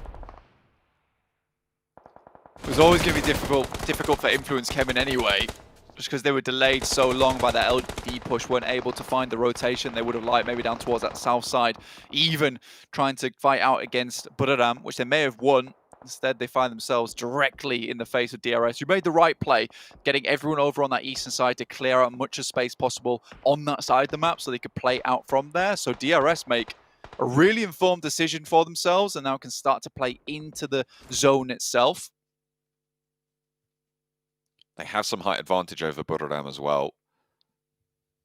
So hopefully they can try and leverage that into their favor. Bigatron currently still exerting a lot of pressure, a lot of power over their area around the graveyard buildings. IQ wants to put a nade over towards the Infinity. We've seen the nades from IQ be pretty devastating over on Sandhawk, if you remember. Tore apart the defense for S2G and allowed Influence Kevin to come through from the opposite bank, but this time around not going to be able to land them on towards Enigma Galaxy, who are looking to post a good game to break the run that they've had so far today. They did go down in 11th, and they have now guaranteed to beat that, which is their highest placement of today already for Enigma Galaxy. Which is happy days, right? I mean, 4 players still alive as well, kicking, looking to move through into the circle. A lot of these other teams taking heavy damage. You know, you've got 4 rivals, DRS, BTR, and Enigma Galaxy. Out of the 10 teams, they're the only 4 with 4 still alive for themselves. Jem Foster still circling on the outer edges, just looking to see if he can gather any more information, playing a very good scouting role for BTR. I mean, there have been a few times where he's maybe popped up a little bit too early, but at times where it's had to be done, where realistically it's either he fights or he's spotted himself. So good stuff to Jem Foster to keep BTR with a lot of that information in the back pocket, assume where teams are going to be coming from, and they can play from there. And that high ground position that BTR have, they have to really now capitalize on top of it. With elimination at this point in the game, not amazing, but as long as they can keep getting knocks over to players as they move further, closer towards them, that's going to afford them that space, that comfortability that they need going into the late game. Spray down over towards Enigma Galaxy, losing Hamodi early. Ralph as well, laid apart there, blown up out in the open. Enigma Galaxy's run drawing short.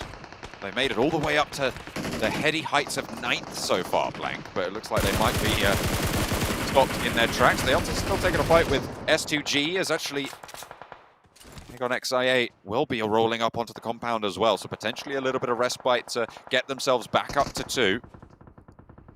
It's the full force they'll be able to exert here. Bigatron, with all 4 of them running through, dealing with the crash on one side, but they've got so many other teams moving in. I mean, this is completely off the back of Jen Foster as well. He's provided all this information, which is why you do see Luxie as well as Misery rotate so quickly back over towards this building. I mean, Jen Foster, again, being a key to BTR's victory on these games. S2G moving up, though, and Zuxi going down is pretty horrendous for them. They're going to have to quickly get him back up on his feet so they can stabilize in the position they are and get some fortifications down. 7th place again. So that they occupied at the end of the first day. See if they can improve in the last game. They got one more run today before the halfway mark. Exerts itself over the lobby. The Infinity on the south side. Logan. Last standing in a challenge with my name from Buriram. Will not be able to win that one out. No elimination. 6th place. I mean, Buriram have gotten quite far considering only 2 players. So, yeah, regardless of what happens there, Buriram still up with a good result. S2G only 2 players, still also exerting a lot of pressure alongside the lobby with that wall to play around with. Zuxi's trying to finish off Kenzo here, but can't quite hit these shots. One more will do the trick. There it is. Finally able to tap through the frame. Kenzo trying to crawl back up to cover, but it won't go his way. Only the 1 player now remains for Buriram up the top of the hill. 4 rivals taking heavy punishment from S2G, right up towards DRS as well. Look at a post good numbers here for DRS. 4 players alive, playing with some decent high ground and oversight. Appy is low, will be sprayed down there. Killer stands up and takes everything that they needed. There's 4 rules is there, should be resable. These 4 rivals are backed off as Zuxi might be able to steal away the points for Bigatron. Gets at least one of them. I mean, for DRS, the circle is just off the edge for them, so they'll have to get onto the cliff face, but it's still a good position to play. Jem Foster makes a desperate dash for it, but Killer finds Calci, leaving Hamzy G all on his lonesome with that MK14 in hand. This should be a good game for DRS. I mean, they did the right thing. Like I said earlier, a very good informed decision over towards that eastern side to hold that out and then play from the cliff face. They will have to move off the top. Similarly, BTR have to move up, but luckily that is that ridge in front of them. They might be able to create some impromptu cover with some vehicles too.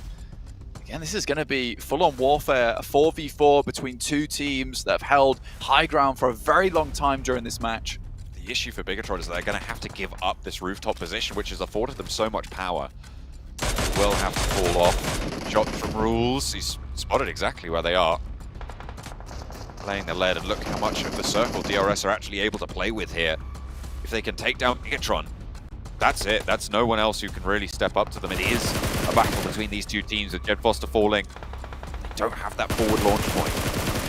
I think for BTR, their saving grace is that if they can get Jem Foster back up onto his feet and they can last till the next zone, which should be popping shortly, DRS have to come down this mountain, right?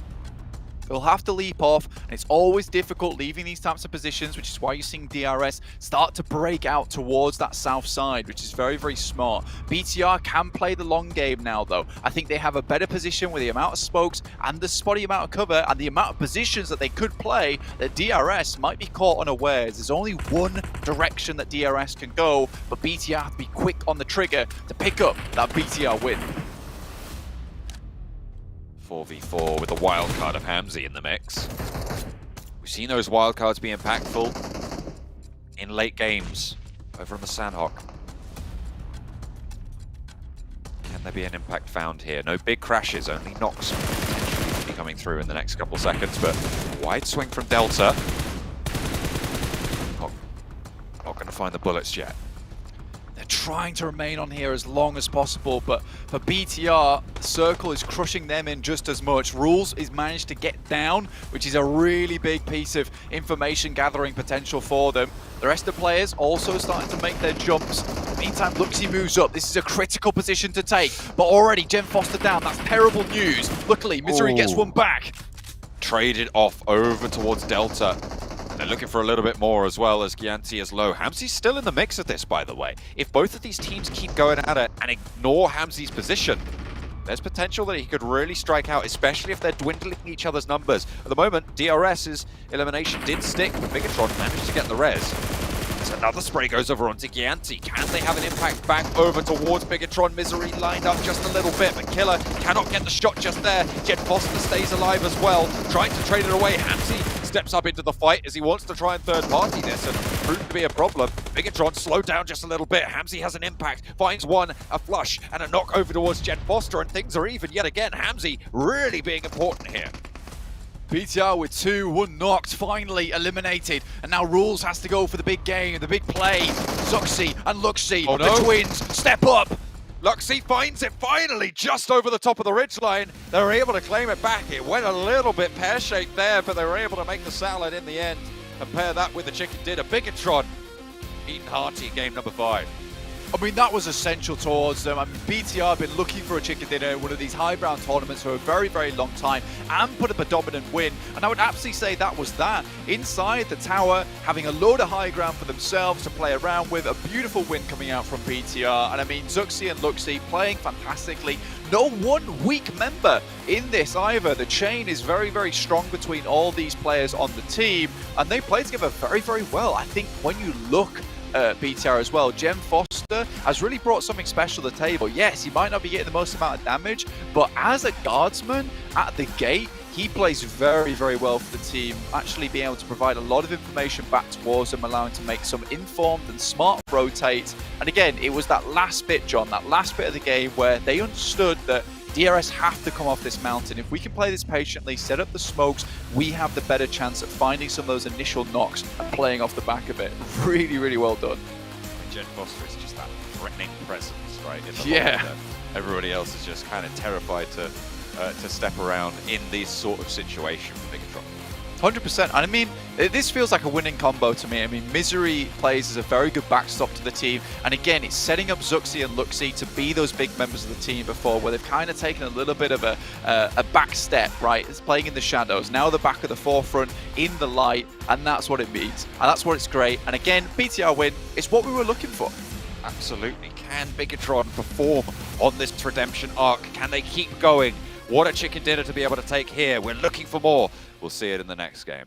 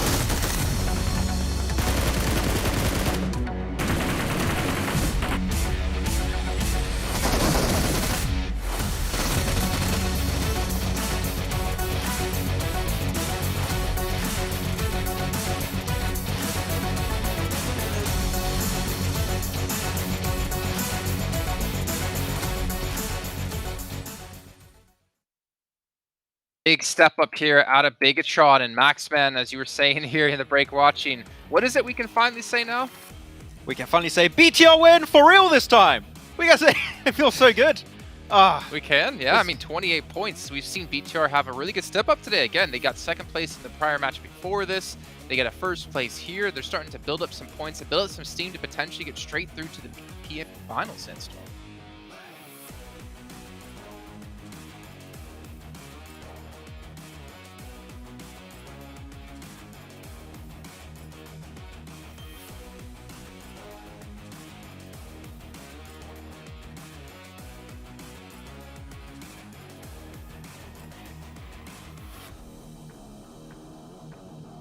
Yeah, very close. And Max, there was something you actually brought up during that match about the using smokes on high ground or using smokes on top of roofs. I know you wanted to kind of tell us straight up, but can you kind of walk us through what you meant and how we saw, I think it was BTR use it?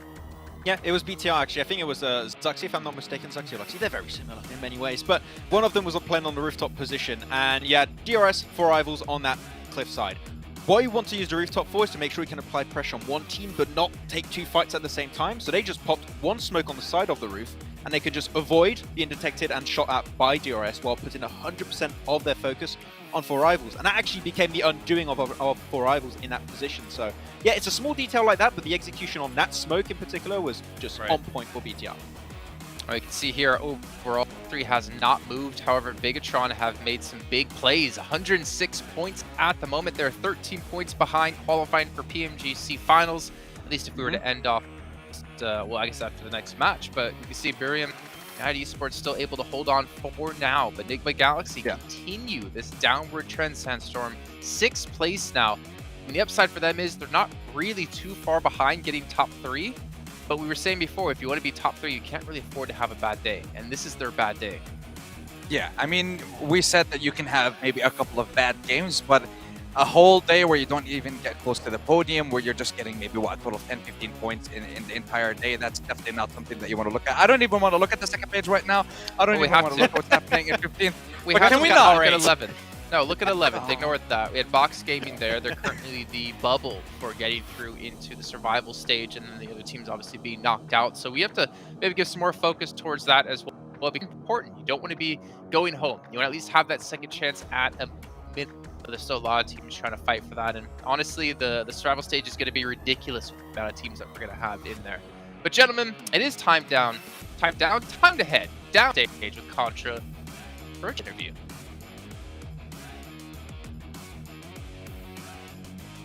Joining us here in this interview is Buram United Esports, as they've been the match winner for Match 4. And of course, could you please introduce yourself to the world out there, and how do you feel about your performance for today? น้องช่วยแนะนำตัวหน่อยนะคะแล้วก็รู้สึกยังไงบ้างกับวันนี้ performance ของวันนี้ สวัสดีครับผมบุรีรัมย์ไมน์ MP ครับก็วันนี้ก็รู้สึกดีขึ้นมานะครับจากเกมแรกแล้วก็เกม2ที่ผ่านมาก็รู้สึกโล่งใจมากขึ้นแล้วครับ Okay, for today he said he much more better for like previous 2 match. Yeah, it was so exciting for this. I see. And overall, you guys play really aggressively for the past 2 days, which helped you guys get a lot of elimination points. Was this your strategy for today, or have you always been trying to play very aggressively? สำหรับวันนี้ดูเหมือนว่าน้องจะดีใจมากกับการเล่นแมตช์นี้จะถามว่าอันนี้คือถือว่าเป็นกลยุทธ์ของน้องก่อนที่จะเริ่มเล่นเกมนี้หรือเปล่าคะก็ส่วนหนึ่งครับก็เราก็เล่นสไตล์อย่างนี้อยู่แล้วแล้วก็เน้นไปหน้าไปเลยครับ Okay, this is always what do you mean he always play like this as usual. It is the most strategy from them. Yeah, and after all that hard work, it has been able to bring you guys a victory in match number 4. So I really want to know, how important was that chicken dinner to you, and what was the first thing you told your teammates after the win? หลังจากที่เล่นอันเนี้ยสิ่งแรกที่น้องได้บอกกับทีมมันคืออะไรกับการชัยชนะในครั้งนี้ก็เล่นกันให้เหมือนที่กับซ้อมมาครับแค่นั้นเลยก็ they say we play just as they rehearse. I see. And of course, with all those practice, it has finally come into fruition. Yeah. So I'm really glad to see that working out for BRU Esports overall. Now, one last question before, of course, we continue on for our final game of the day. Which team do you consider as the strongest one in this group right now, other than BRU, of course? And why do you think that they are so strong? สำหรับในเกมของวันเนี้ยน้องคิดว่าทีมไหนที่แบบแข็งแรงที่สุดหมายถึงว่าstrong ที่สุดในบรรดานอกเหนือจากทีมของน้องเองแล้วเหตุผลทำไมน้องถึงเลือกทีมนี้ก็ทีมที่น่าจับตามองก็น่าจะเป็น INF นะครับ Influence นะครับ it can't be it would be INF for sure because the score is leading now as you can see. Yeah, and we hope to definitely see you guys be able to catch up, because we still have 2 more days of play and 1 more game for today. So I really don't want to take too much of your time. Thank you very much, my name P, and of course, Kapunta. All right, thank you guys. And of course, we're going to be going to our very final game. So make sure you guys stick around, as we still have 1 more chicken dinner to go. 1 more chicken dinner to go, but we got to see my name P, or I call him P, you know, because we're cool like that. He's actually my boy P. If anyone's been following the last couple of years, it knows what I mean. But we can see a head-to-head between him and Zuxi here in this last match. And, you know, it's weird, because with Bigatron, I feel like I just get toyed around a lot, because I want to believe that Bigatron can be as strong as they were in the past. And sometimes we see glimpses of Zuxi and Luxi. But the hard question I have to ask here is, Is Zuxi or Luxi the problem within the team? Because they've swapped around different players, and yet they've not found a team that can compete at the highest level. Well, I mean, technically they compete at the highest level, but not winning at the highest level. No, I think that we've seen Luxi and Zuxi been able to step up, at least today, because I have the impression Misery and Genfos have been able to set them up in really big ways, especially these last 2 games. But no, I feel like the team is just seeming a lot more comfortable now. And imagine, man, we can have a grand finals potentially with BTR, though, in, I believe, 4th place right now, go into a grand finals in Indonesia. They're going to be a local team there, potentially with an audience. That would be mental. So we need to see them push even harder here and make it up there. But I feel like things are coming into place slowly for the team. I'm hearing from production right now. Yeah, there's some miscalculation in points, and Bigatron are actually 1st place. That's weird. Wow, What's going on? A joke, obviously, on because you want to see them there at the finals. I mean, anyways, okay. Well, my humor, it just doesn't work today. Ergo, last match of the day, and we also obviously got to see S2G take a victory on it at the start of the day, and they were able to get a win as well in our first back-to-back. Question is, can they do it yet again? Can DRS maybe get themselves a chicken dinner? Honestly, with the way the overalls have been shaping up, there's still quite a few teams in that reach for top 3. Yeah, and not only that, but the competition is getting spicier and spicier on both sides of the leaderboard when it comes to the teams competing for the top 3 spot, and also when it comes to the teams just competing to stay alive and survive in this tournament so far. And now with 1 game left to go, we're going to be finishing the first half of the week. It's going to give us an idea of what to kind of expect over the next 2 days as well, Jason. Yeah, and there's still a lot of work to be done, but I think as we kind of led off at the end of yesterday, or finished off at the end of yesterday, was how much work are the teams going to put in, how much more an improvement are we going to see going into the next day of play, and I think we have seen that out of quite a few different teams. I mean, we have had, you know, obviously Influence Chemin be able to stick around here as a relative, as a team that's just kind of on the tip of your tongue, and a team that's always been around there in these later zones. However, we've seen, I think, besides that, a big change. And speaking of big changes, not too much of a change for Sandstorm. You can do that. Just really do that. That's not. Listen, if I'm picking them one last time, I'm picking them like everywhere. They're the only team that I'm going to be focusing on, the only team that I want to watch. So after Game 6, I'll be answering Blank's question, not before. Okay. I was going to answer the question for Blank, actually. I was going to say, there's a lack of scouting right now, the impression for R8. They're playing edge, and they're a little bit too slow, and the scouting is lacking a bit. Sometimes they get caught off guard pretty easily, so I want to see them maybe just scouting a little bit more, getting more information for their rotations. It will make things a little bit easier. And also BTR win, maybe, again. Trying to play it to the audience. That's exactly what I did last game, and I was rewarded with it with a 2nd place finish out of DRS. But see, again, I think that's going to be a major talking point for us tomorrow, of the rise and fall of some teams. They need to figure out something different, and maybe this is going to be the final game for them to show us what they can do to have some sort of a good finish to their 2nd day of play with only 2 days left to go. We only have 1 match left to go, so let's bring it on over to Perk to get straight into it with John and Blank once again. I appreciate it, Max, for clearing that up. I was wondering what that whole board was doing, but he gave some clear, concise points. I like that. We'll be looking out for R8 scouting if they can make that adaptation. Yeah, honestly, that was a classic Max roundup. That's what I like to see. That's what I like to hear.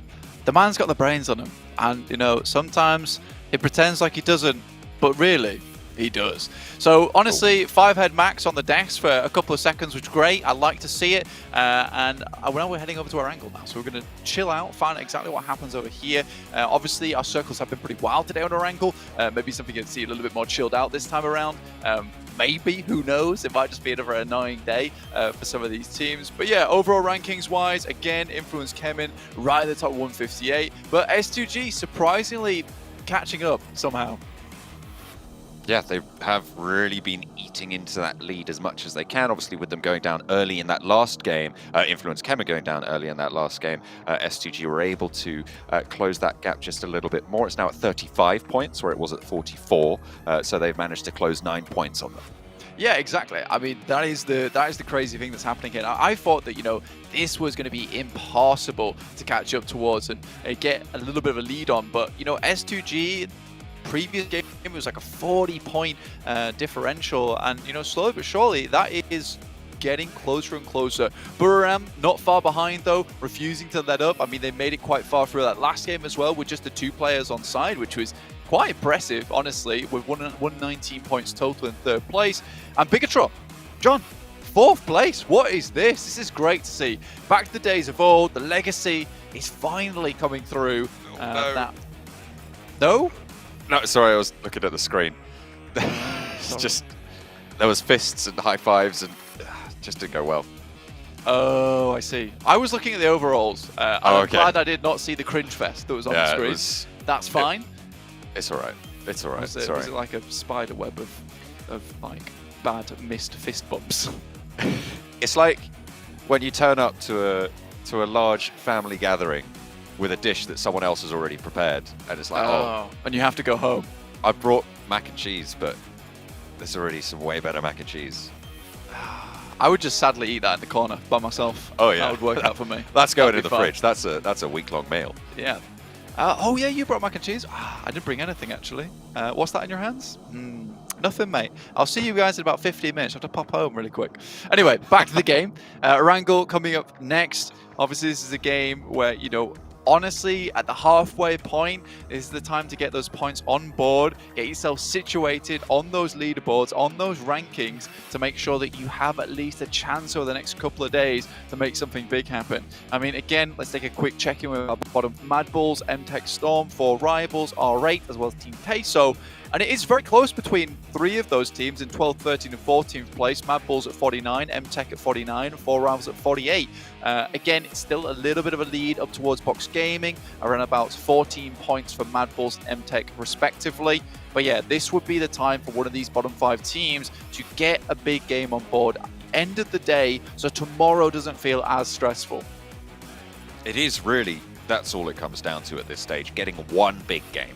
Even that might be enough to see you into the chance to qualify, right, into the survival stage, which is what everybody is, of course, looking for. Unless you're one of those top teams, top contenders, of course, going straight to those grand finals. But we'll have to wait and see who's able to claim those spots. Can that big game start to pop off for any of those teams at risk? Can they accumulate the points here as we reach our halfway mark? It is match number 12 of our set of 24. Plane path on our screens is coming from the western coast all the way across to just the south side of Lipovka there, down towards Milton Power. So very southern plane path for us at the moment. So there's no military base obviously open. We'll see which teams decide to head on down there early on, if any teams do choose to pick that one up. This is a pretty good time for Mad Bulls to actually drop out towards Primos instead of heading towards some of their alternative drops up towards school and apartments, which is absolutely fine for them. Again, not finding too much success from that position all that often. LGD up towards South George very early with R8 on the top side. Lack of scouting comes to bear, which I think absolutely it does. I think their early game seems fairly decent, but then it's just a case of they get real caught up in a lot of their rotations, unsure where to head next, how to head there, and then these rotations are just scuffed, sadly. South Plain path cuts a lot. Any teams looking to move up to the north might struggle, especially on that eastern side. But already some early spread outs. Georgia Pole should be accessible. Severny may be a little bit too far to go, but I'm sure there's plenty of choices, plenty of options here. Close by for R8 and LGD though. We see them drop close to one another quite a lot. CCC actually with an M4 up the top of the hill. Can he get the spray onto Bandar? Not going to be able to spin him out either. On for the reload, but will not be able to land. Yeah, I mean, that's a moment of pressure right on your side, that you know that you instantly have to get over this ridge side. Hope there's none of the enemy team over there either. So a lot of things going through your head in those moments to try and hit those shots. And again, the M4 probably has the worst iron sights in the entirety of the game. It is horrid to ADS down and actually find your target. You're more ideally looking for like a red dot at the start of the game, or you know, you could get perfect loot luck and just get a 3x as well. Again, tough stuff there. I mean, for LGD, they really could have got a much better result. Luckily for them, though, they are on that northern side, so they're still in crates, and R8 are in a weird spot right now where they are encroaching on other territories like MTech Storm down towards that south side, and may have to pass up through LGD. But they've already set up the blockade across South George Hospital as well as crates. will be a little bit further south and maybe longer to get that loot. With the hard east circle, they don't have a lot of time. There's a lot of water in this one. Blank again goes for our water theme today. Last game was a little bit of an exception, but it is Miramar, so you can forgive it. Law, are you? Law doing some buggy acrobatics there out in the open. That was kind of a 720 flip on the side. You know, 8 out of 10 from the judges. Kick flipping off the buggy. You like to see it. Happy days. I mean, we're not back in those days where Papa Roach is as popular as they once were, but still, you like to see some skateboarding action off the back of the buggy. I8, currently not massively under our eyes. I don't think anyone's really looking at them too much at the moment. Just a standard team, realistically. Not doing anything too special, not making too many mistakes either. Currently sat in 9th place with 82 points. Really, these guys are the first massive step up at the moment in the lobby, from the Infinity being at 64 points and I8 being in 9th place with 82. So for I8, it has been a better performance today from them, considering they were in that bottom 5 towards the beginning of the day. They've managed to creep their way out of there, which is great to see. But again, not a team that is really, you know, flashing in front of our eyes, demanding our attention. There is not that big draw, not just yet. Buriram, they have been fairly successful in their campaign. And as you can see, they have reaped the rewards of that, up in 3rd place now. Playing out on the eastern side. This is a good circle for them. The question for me is, when will they regroup and where will they regroup to? I mean, we saw Titan get punished for not regrouping early when they were down south on Miramar. And this feels like a similar situation. I mean, with Lipovka being all the way on that eastern side, I think it's easy enough for them to actually get towards that west, because unlike Titans over in Los Egos, right? It was a case of a lot of teams could slink underneath them or backfill them on that top side. I don't think Buriram are really expecting many people to come in through on the warships outside of Lipovka on the east to backfill them inside Lipovka. So they should be just okay. And this is a fairly typical drop towards the Lipovka side anyway, getting one player up towards Mansion and one player down towards Shelter inside Prison, getting as much loot as possible onto this team early on. And with them controlling most of the circle right now, being able to get every single player nice and looted early on and have tons of smokes, tons of grenades available, be level 3'd, they'll be able to pick themselves one of these high priority compounds towards the center of this circle and then play the game out from there. So I think this is a good idea from Buriram, expecting a lot of teams to be on that western side with the west to east playing path.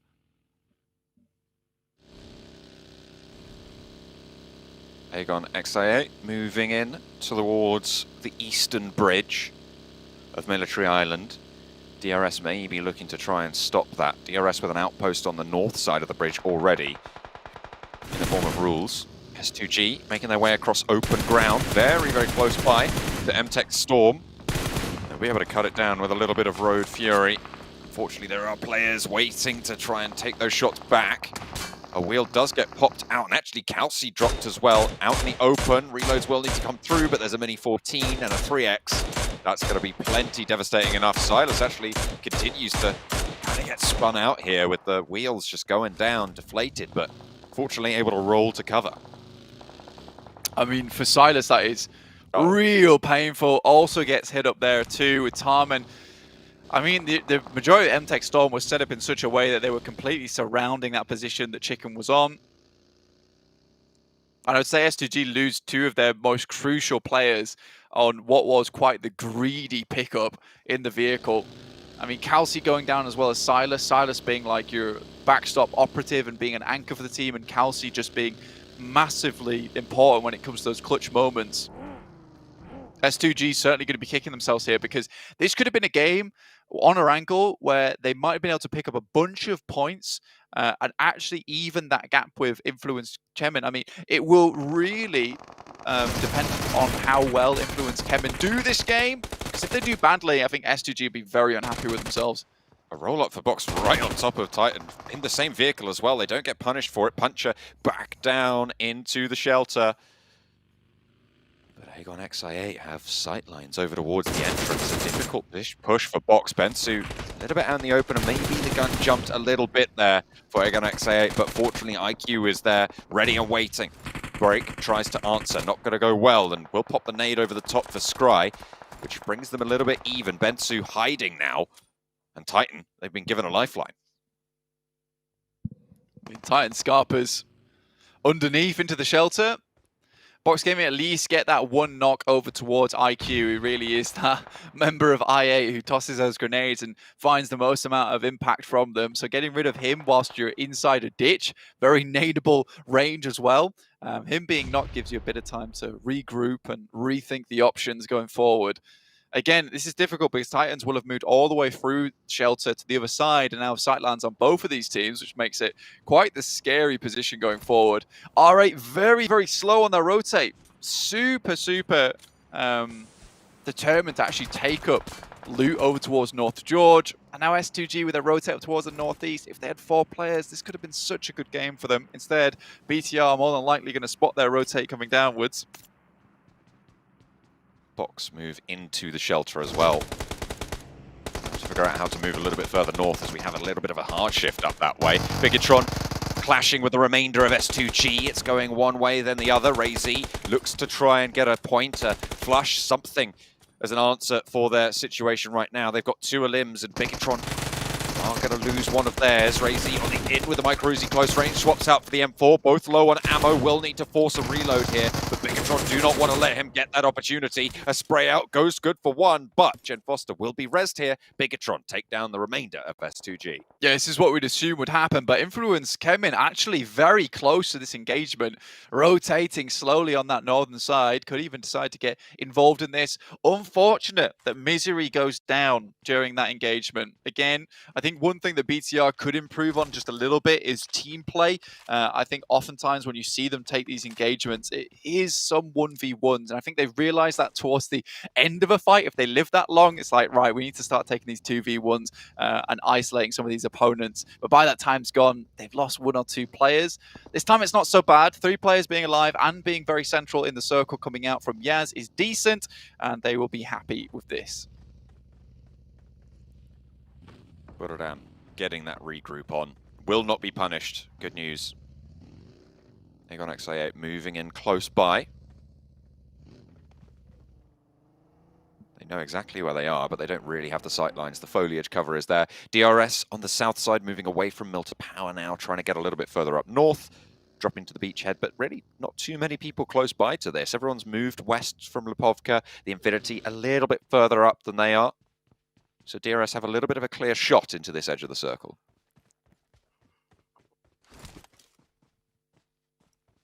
It can definitely take their time with it.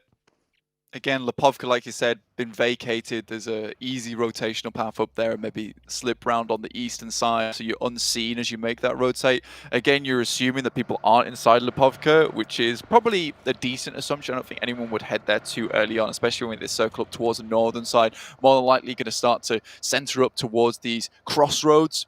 Mad Bulls loses a player on the rotate inwards. There seems to be a reoccurring trend for this team. Unable to find any kind of footholds inside the circle and crumpling as they enter. Box want to give themselves some smoke cover, seemingly want to challenge in towards the central mansion area, towards the central set of buildings there. The shift comes back mainland. It's fairly kind. It could have been a little bit more of a dastardly circle if it had shifted out further east. We've seen these coastal areas be finished on before. It is not easy. So a lot more playable terrain with this sort of a shift. 100%. Mad Bulls able to get all 4 players back up, which is great news for them.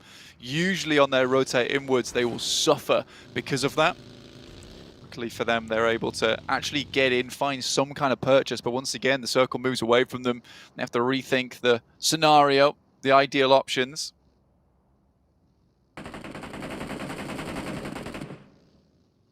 The scrap starting to coalesce between the 2 teams fighting off there. Titan looking to stay alive with 3. Aegon XA8 close by to it as well.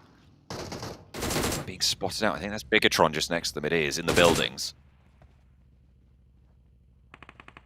Luxie really wants this shot, but does get the cross on the windows. Luxie moving in at the back as well.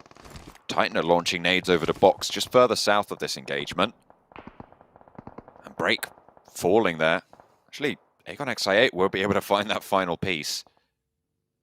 And with it, Box will fall 15th place. This is not good news for a bubble team. Not at all. Again, they still have a little bit of buffer between them and MTech, and with MTech Storm losing one player, it's okay for them. Again, not a massive match that Mad Bulls would need to overtake to get above Box or the Infinity, and with both them hemorrhaging players, maybe a potential here as they move up towards that western side and try and enter just underneath Yasnaya. R8, I think Max is dead on the money there. It was very difficult to make any kind of information gathering because they decided just to stay out the blue the entire time, in which case LGD waiting for them. They were like, right, where's R8? I guess we'll just sit up here, wait for them to make their rotate over the top of Severny, and just send shots down towards them. Already a good nade comes out the pocket. Another nade goes down, a little bit long, but that could have been amazing. A nade on the side of LGD. LGD's strategy does have a name blank. It's called the R-Wait. That's right. That's all I'm saying. Okay. I mean, that's fair play. That's me. See you guys later. R8 sent packing, but across the fields as well. I mean, this is not the best of rotational paths that you're being forced into. Suki will finish up ID7, but now R8 have to figure out what kind of options are available to them now, because they're moving through the fields. More than likely, there are going to be teams set on the outside. You can see Team Queso, Nigma Galaxy, Influence Chemin as well on this side. So everyone would be ready and waiting for this. Once again, LGD, Team Queso, Mad Bulls left out in the storm here as the circle moves down towards the southeast side. This has been probably one of the most variable shifts on the circles today. BTR happy with this though, able to hold on to that singular compound that has those rooftops which are really good to play off the top of. So I think these guys should be happy with this. We'll have to move a little bit south. That shimmy needs to come through at some point, but it's got a little bit of time to play with.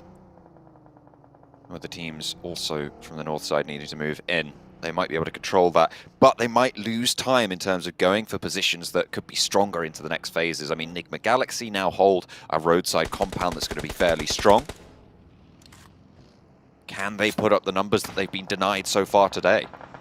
I mean, at this point in time, it's going to be difficult for a lot of these teams to find some good positions on the map. I mean, Influence came in right now just looking to see if they can spot some of these rotations, maybe pick up some eliminations on the way through. Mad Bulls look like they were going to try and crash over towards where 4 rivals are playing. They lose a player on the approach. Again, they haven't been able to do much scouting of their own coming all the way from Primorsk, so just trying to find a place that they can stay. They realize that 4 rivals currently hold that compound, so we'll have to send elsewhere. Mad Bulls moving up towards the north side, close to Team Queso. We'll have a little bit of rolling cover there. That slope just giving them enough of an opening to move in on the western side of this circle. There's trees in between them and Aegon XI8, but they have been spotted. Monkey, in effect, the main brunt bearers here. Effect will go down, get flushed out as well out in the open. Effect knocked to boot, but Aegon XI8 taking damage from across the way. It's 4 rivals actually chiming in. Plenty of teams are looking their way now as Nigma Galaxy light them up to boot. Zerich on the top floor takes a nade, and Skillsers will have to look for that res at some point from Titans. Yeah, Teek's just going to send another one in, assuming all the little rooms that these players might be playing within at the moment. I mean, 2 grenades still in the pocket. Moves out, and I mean, Puncher's looking to pick up the new position with 5 grenades of his own.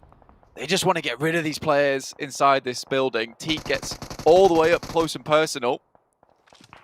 I think they know that Skillsers is there. He pushes forwards for the challenge instead. Up to the staircase, a dangerous spot to be playing. There's so many sightlines being held by Titan right now. It's very difficult to find any sanctuary into these circles, into this building. Puncher puts a nade on the outskirts. Skillsers drops the Molotov on the staircase. Zerich still bleeding away. Nades rolling down. 6 yet to really enter into the fight, but finally, Teak lands one. And that's all that was needed. Oh, it's Puncher, actually, who was able to pop that one through. And it was only a matter of time as we hop straight on over to Influence Chemin, who are engaged in a little bit of a scrap coming through with LGD on the north side. They haven't moved from this position. Influence Chemin trying to hold off now. All 4 of them are alive. Law on the outside with an off angle. Suki playing close contact. CCC skirting around the edge. LGD have that off angle as well, Blank. All these players will have to move though. Influence Kevin just drops out the top side, looks to just finish the fight off quickly.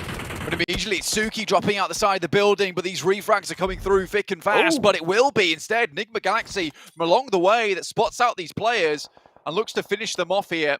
Unlikely that Law's going to be able to get any of these players back up on their feet as they're outside in the blue.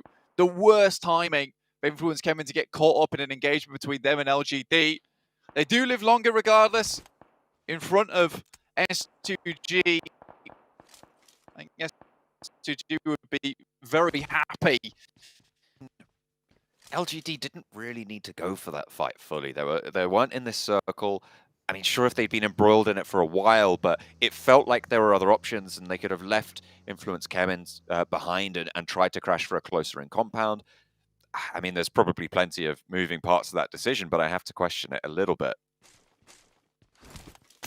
I think you wonder if you can immediately crash up, get some nades through the window, clear out that team, and then move forward. I mean, passing by them is a pretty horrible option as well because you're more than likely going to get shot at. So you'd rather put up a fight in the process. The Infinity also in a similar position, trying to put up a fight versus any other team.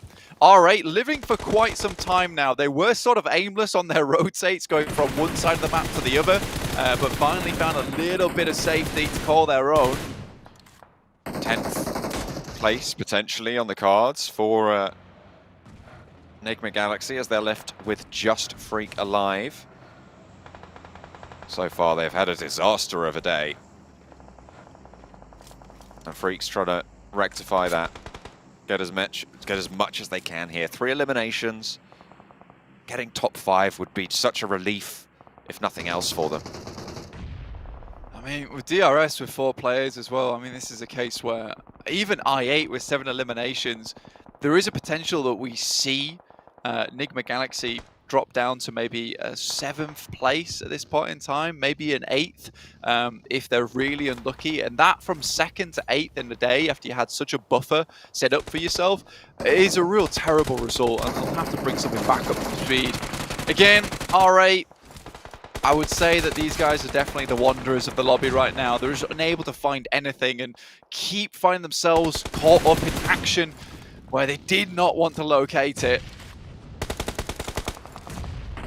But now the Infinity are going to take up the mantle of the engagement on the north side as Burram also moving in on the east. The Infinity, Bigatron and Burram all taking this fight here.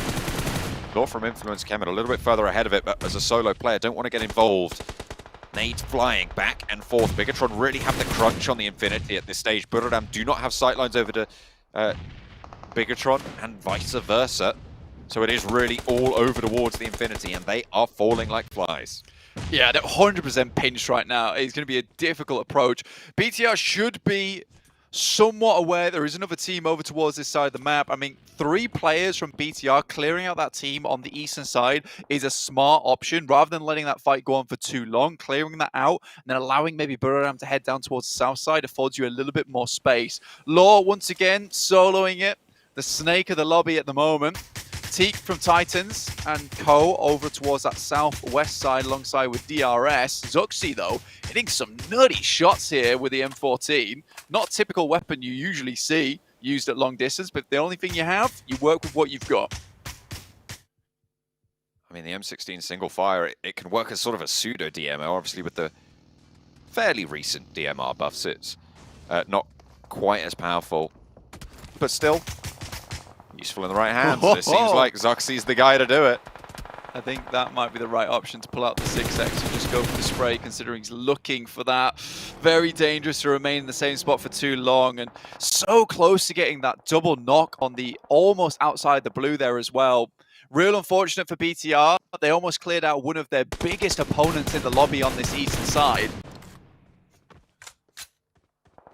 Not only for this game, but in terms of the overall standings as well. I mean, they're 4th place right now, hunting down Burram's total in 3rd.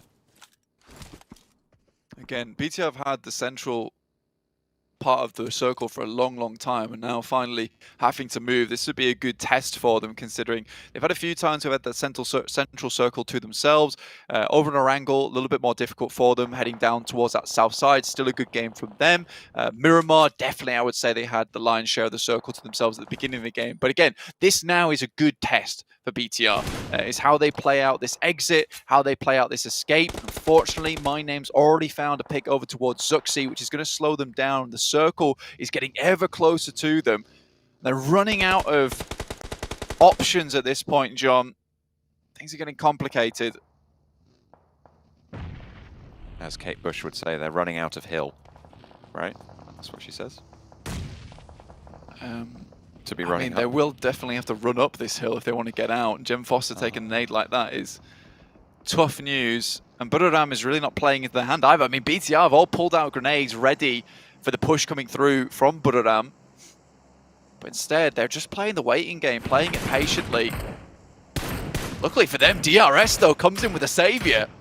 A lot of shots over towards Buriram's position on the northeast side of the circle. Puts them a little bit further back, but Bigatron still yet to capitalize on this. Fortunately, they seem to have found another route of egress over towards Aegon XI8, but DRS, with the oversight onto that position, it's much less favorable to be pushing into this spot. Ghost, the last to fall, will be clocked, and Jen Foster, a threatening presence as always. Picks up that limb, and Law from Influence came in, actually getting up towards a 6th place position. Again, all in his lonesome. Nice. Really good just to send this guy out. His strategy at the moment is just send central to the circle. If it shifts away from me, it shifts away from me. I just go right to the edge and look out into the blue, so only half my body is out in the circle itself. Seems to be working just fine, so that's fair play. But then we're able to restabilize on that northeast. DRS did cause them some serious problems. He's been spotted. Oh, he's done away with it for now, but look at that. Oh my god. I think 3 teams are now taking shots at Law. I mean, he has to just kind of do the dance around this loot crate for the time being. I don't think he's even thinking about pulling out anything else. Good play from him, though. I like that he waited to pick up the level 3s from the actual loot crate before he took some serious damage, which is very, very smart. I could potentially weather the storm out for a little bit longer, especially if he's only got little to no meds on board. BTR still making their way down. Looks like Teak was spotted for just a second. But yeah, some very big teams around here, all looking to put the pain into one another. And with this circle heading down towards the south, it really doesn't help anyone out. A really cool ending to this zone, though, John, with so much tree line available to them. This is kind of like warfare in the woods. I'm interested to see what 4 Rivals can do here. As a team towards the bottom of the tables that wants to close that gap. Right now, at the start of the game, they were looking at a 15-point difference between them and 11th place. Great shot, jeez. They can stay alive for a little bit longer. They might be able to achieve that. 5 teams remain, 3 eliminations. They can ladder up twice with 2 more eliminations. They will be able to make that total. And the further they can get, the better. DRS really harrying the Titan team over on the back. On the west side. Ooh, Jem Foster playing stealthy here. Zuxi also finding Buriram Tiger. Gives them really good time to move up into the circle and opens up that rotational path. This is really well done by BTR. They are playing a slow but steady game at the moment. Zuxi going down though, bad news, but he's already done the damage over to the rest of Buriram. And Law is just vibing in the middle of it. All bullets whizzing over his head. But you're keeping it down. You're stopping from catching any of them. And with a DP as well, there's potential that you can hold out on a crash. Bigatron getting curtailed here. DRS struggling. Everybody's holding everybody else out. DRS on 4, sure. But the western side, the blue zone will push them away. That's going to open them up to teams like 4 Rivals on the south side. Influence came in. Up to 5th place finish. DRS, though, might be looking for this loud win. We've waited for something flashy all day. Fortunately, it will be one of them going down as they try and get out of the compound. Law still waiting in the wings. 4 Rivals really going to have an impact here. Killer blooms the smoke. Sky only does spot Pui, but get the rock back to cover. Not in the next zone. I mean, 100% right. 4 Rivals, this game is so important for them at the moment. Rules is sending out, and Law definitely will have to deal with that guy.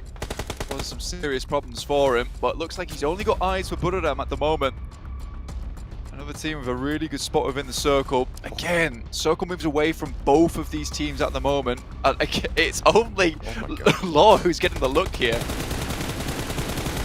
Rules. Oh, he's been spotted. Buradam ready for the team shots. Immediately hits the deck. Vehicle goes up, but he did get away from it. So Rules. close. Very, very low. Pui very close to killer. I don't think he knows. At this point. He doesn't know. He's stood up though, and this might be an opportunity for 4 rivals to find at least one. Further he crawls around that way. For DRS, 5 eliminations from the position they've held this game. Yeah, they've got a huge amount of knocks, but really not a lot of these things getting transferred across. And that's 2 eliminations going through in an instant towards DRS's side. Now Buradam are going to make their breakout. But Law's there, and they're getting cut down as well. Sky only, there's no way you make that crossing. 2 players alive for DRS. My name has been spotted as well out in the open. I think those bullets hit the shot, and Law finally unveils his presence here. He's got so much cover though. What he has so much. This is amazing, and now we're really evening things up. So it's a 1-1-2-2, and there's a massive opportunity. He might be able to get this done, but that nade might just be the death of him. That's got to be. I mean, it has to be. There's no way you're getting away from that. Oh, it's long. He's got 5 though, but he has to move out of the blue. He can't stay in this for much longer. Might have whiffed the nade on that. Oh, just about gets it. I thought that was important. I thought he was still there. I thought Law had survived that on a sliver of HP, but no. And now my name can move up to the same position. Yeah, good refresh. There's no one else in range to be picking up any of this other loot, or in range to send the nades over the top. And Buradam, you know, even with the 1 player, like you said, taking up the mantle of influence, Kemin here in one of the most unreal positions set up by a loot crate, a rock, and a vehicle is insane. A loot crate, a rock, and a buggy walk into Erangel. And we're waiting for the punchline. There's 4 rivals and DRS all know there's a player there. It's a perfect spot to play in, but Gante with an unreal barrage of bullets coming in their way. DRS weathered the storm. Now just 4 rivals who've been waiting in the wings finally make their presence known on the stage. This is a massive game for them, Blank. The 4 rivals needed this to jump up out of that elimination bracket. That red zone at the bottom of the tables that nobody wants to be stuck in. At the moment, 4 rivals on 4 eliminations in second place have guaranteed that they will be able to jump out of it for now. Can they hold that spot? 4 rivals take a lot of damage, and can they streak out further? Popping that first aid immediately. DRS for a big game as well to try and challenge for the top spots, but Pui goes down. Voki wants to spray, but he's half HP, low already through the smoke. The bullets are flying and not able to get an answer. Delta moves forwards, playing with the edge of the smoke, edge of the blue zone as well. Teammate falls on the ground, steps up, looks at the drop shot, so close. But it's DRS in the end to take home the chicken dinner, waving the flag. And finally, good news for DRS fans. I'm sure the chats are lighting up across the world. I mean, Nepali fans all over going to be super happy with this one. Like, the fact they're able to pull this one off from a really strong position on the map as well, managed to get out of that compound into pretty unplayable area for themselves as well. I mean, Pui just 100% pulls the trigger too early, stands up and tries to get the roll down, but unfortunately Voki was smoked off that entire time, so couldn't provide the support on it, in which case DRS stay calm, collected as they're 2, and are able to quickly spray into the smoke, keep Voki pinned down.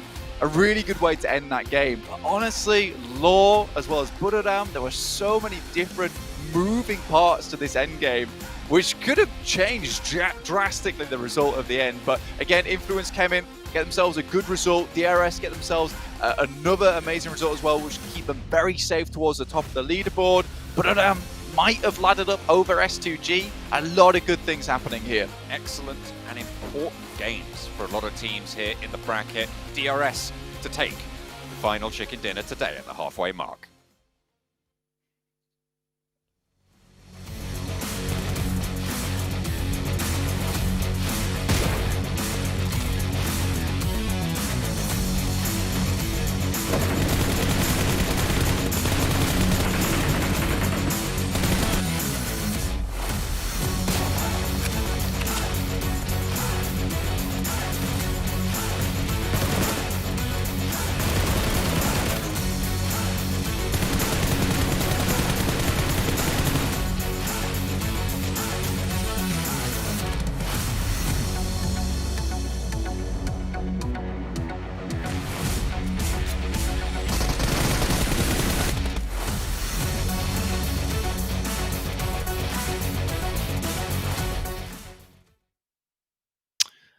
Kaplan Blessing coming through for DRS. It lasts for 2 matches, as you just saw there, as DRS close things out, get themselves 23 points, and get themselves probably up the leaderboard as well. However, 4 rivals at the bottom of the table with 16 points is going to help shoot them up as well, give them a better chance to maybe stay safe and influence Shemin again. Sandstorm, 12 points. Oh, yeah. Like, this team does not stop picking up points no matter what match it is.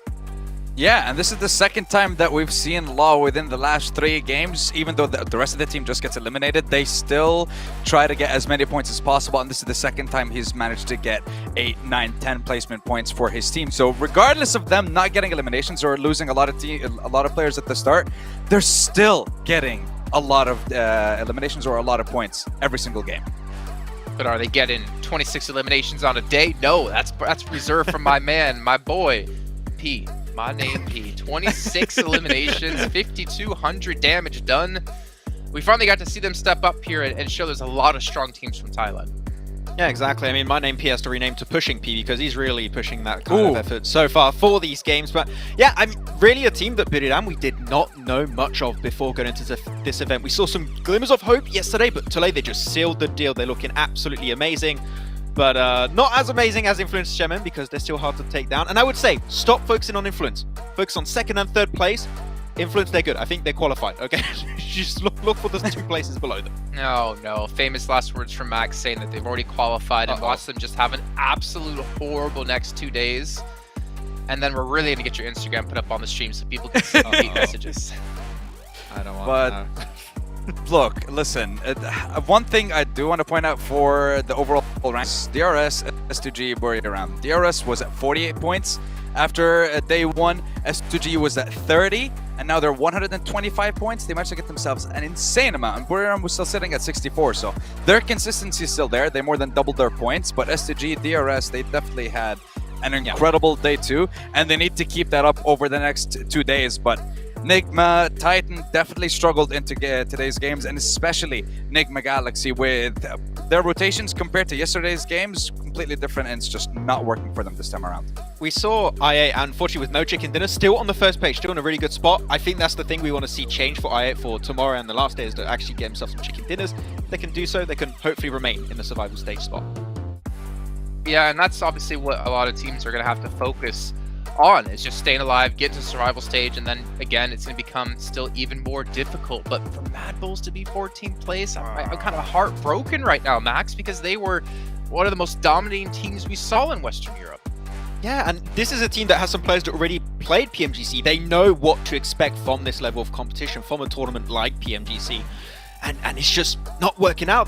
They're just throwing things at the wall and nothing is far for them. They need to make some massive changes because we said it, one day can still make it into the survival stage. 2 bad days, you're starting to see a little bit of a difference between like what are 4 rivals and MTech Storm in 13th position right now. So yeah, Mad Bulls are 18 Kesso. Things are not working out. We need to see massive changes in the next 2 days. I like the fact. Oh, what do you like, Sandstorm? Tell me. I like the fact that he brought up Team Queso because at the end of PMPL Americas, they qualified based on a last-ditch effort. You had 1 player survive, managed to get 6 or 7 eliminations, and that was the reason that they qualified. Difference of 3 points only. And we mentioned this before. They need to change things up because qualifying based on 1, 2, 3 points and getting lucky in the last game, it's not going to help you out, and we're seeing that here. All right, we're going to head to the stage with Contra for an interview once again to round out the day. And after 12 rounds, we have finally concluded day 2, and there's still 2 more days left in Group Red. But 2 days in a row, we've been able to see Influence Kemin dominate the competition and still remain as your top 1 team. And here alongside with me, please welcome Kyoski. Hello. And of course, I really want to speak to you a whole lot about this whole competition. How does it feel to finish on the first place on both days? Do you expect to have such successful run in the PMGC League? Então, como se sente ficando em primeiro lugar nos 2 dias seguidos? E se você já esperava isso? Bom, primeiramente, bom dia e boa noite a todos. Eu estou muito feliz. Eu não esperava isso. Nosso time trabalhou muito o ano inteiro para estar aqui hoje e é gratificante tudo isso e é para a torcida tudo isso e para a gente. So, firstly, good morning, good night for everyone. and they didn't believe that you could be getting like the two first players like in the 2 first days. But it's like gratificating for them to do that because they'll be working like a lot for this to happen. And I'm pretty sure even after day one, you guys went back home to study the competition and how other teams are doing. Do you manage to go back and study all of that and change anything heading into day 2? Então, depois do primeiro jogo, vocês foram tipo ao hotel estudar como foi o primeiro dia do jogo e mudar alguma coisa ou não? Como? Tipo, mudar algum plano do jogo depois do primeiro dia? Tá. Bom, não, a gente manteve o nosso jogo, nossos estudos e o nosso padrão de jogo é sempre o mesmo. A gente adapta ao dia a dia, né? Partida por partida e é isso. So they basically just kept doing like what they did yesterday because they had good results, so they could do better. But of course, they had to adapt a little bit for the players and the teams that they're playing against too. And of course, inside of Group Red, there's a lot of amazing teams out there, and there's only 3 spots. And with your team, hopefully to be able to conclude this whole league at number 1 or even in the top 3, which other 2 teams do you foresee to be going into the global finals? Então, no time vermelho só tem 3 posições, né? Os 3 primeiros vão para o final. Para além de vocês, qual os outros 2 times que você pensa que vão para a final com vocês? Bom, todos os times são capazes de buscar esse top 3, né? Mas eu vejo aí 4, 5 times que podem pegar essa vaga ainda, mas a S2G hoje jogou demais, jogou muito. Eu vejo um time, um ótimo nome para buscar esse top 3, né? Eles já estão no top 3. Anima Galaxy, outro time que vai buscar por essa vaga. E a Buriram também, que está ao nosso lado ali. São um ótimo time e eu acho que são esses 3 times hoje. É isso. So, like for him, it thinks like all the players here and all the teams are good, so they'll have the chance to go to the final. But basically for today, the X2G and Nigma and then the Birmingham, so it's the 3 that he thinks will be like more good for them to top like 4. I see. And of course, the world is currently watching as you guys are currently the number 1 team. And of course, Brazil is also watching. So any words back to the fans at home and all around the world that has been cheering you guys on from Influence Canon? Então, todo mundo está assistindo vocês, principalmente o Brasil. Então, que palavras você deseja falar para o pessoal lá de casa? Fala, galerinha do Brasil. Obrigado por estar acompanhando a gente aí na PMGC.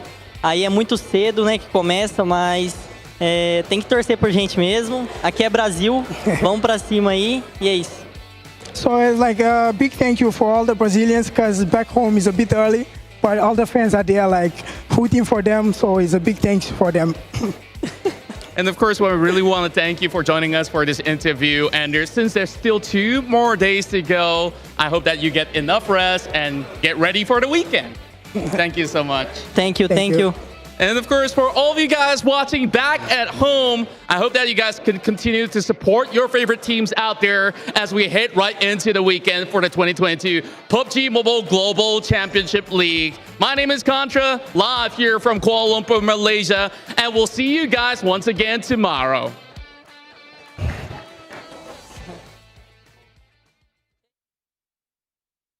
No, we're not going to see you tomorrow. We're going to see you right now, and then we'll see you tomorrow. We got to end things off on the desk here. I just hurt my finger so bad, Max.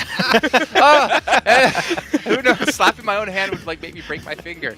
But yeah, Influence Sherman, they have been the most dominating team so far. They have been the epitome of consistency, we have to say. Whether it's 1 player alive, left alive, 2, 3, whatever, they've been able to build up a massive lead in first place, and they have to feel comfortable, though they can't let their foot off the gas just yet. I think they want to comfortably get in, so continue this pace, continue this domination, and really make those other teams work for the other 2 places. Yeah, they really do. And I just want to give you guys a little bit of an idea, a stat when it comes to their placements in day 1 and day 2. 12 games that we've had, 9 of those games have been in top 4. 75% of their games so far have been top 4. And even when they get eliminated, they still take out a whole squad. Every single time they've managed to get eliminated in the bottom 4, they still have 4 eliminations. These guys are just getting points every single game. It doesn't matter what happens. They're always benefiting. They're always pushing themselves. And this is exactly why I picked them out to be the team that's going to dominate week 1. So it's so nice to see that they've done it over the course of 2 days. But now we still have 2 more. 12 more games, guys. Keep it up. Yeah. I mean, the thing is, the only way that they could fall off of top 3 is if they have one bad day. And at the pace they're going right now, I don't see that happening. So it's not top 3 teams going up to grand finals anymore. It's 2 more teams with influence that's going to be up there. So we'll see if they can be taken down eventually, but I don't think so. Yeah. Well, as Sandstorm said, there's 12 matches left to go, 6 of them coming up tomorrow, so we can continue to see which teams will make it directly into the finals and which teams will go over to the survival stage on the last week of this event. You guys gotta stick around to find out. We'll be back tomorrow at the exact same time here for some more PUBG Mobile action.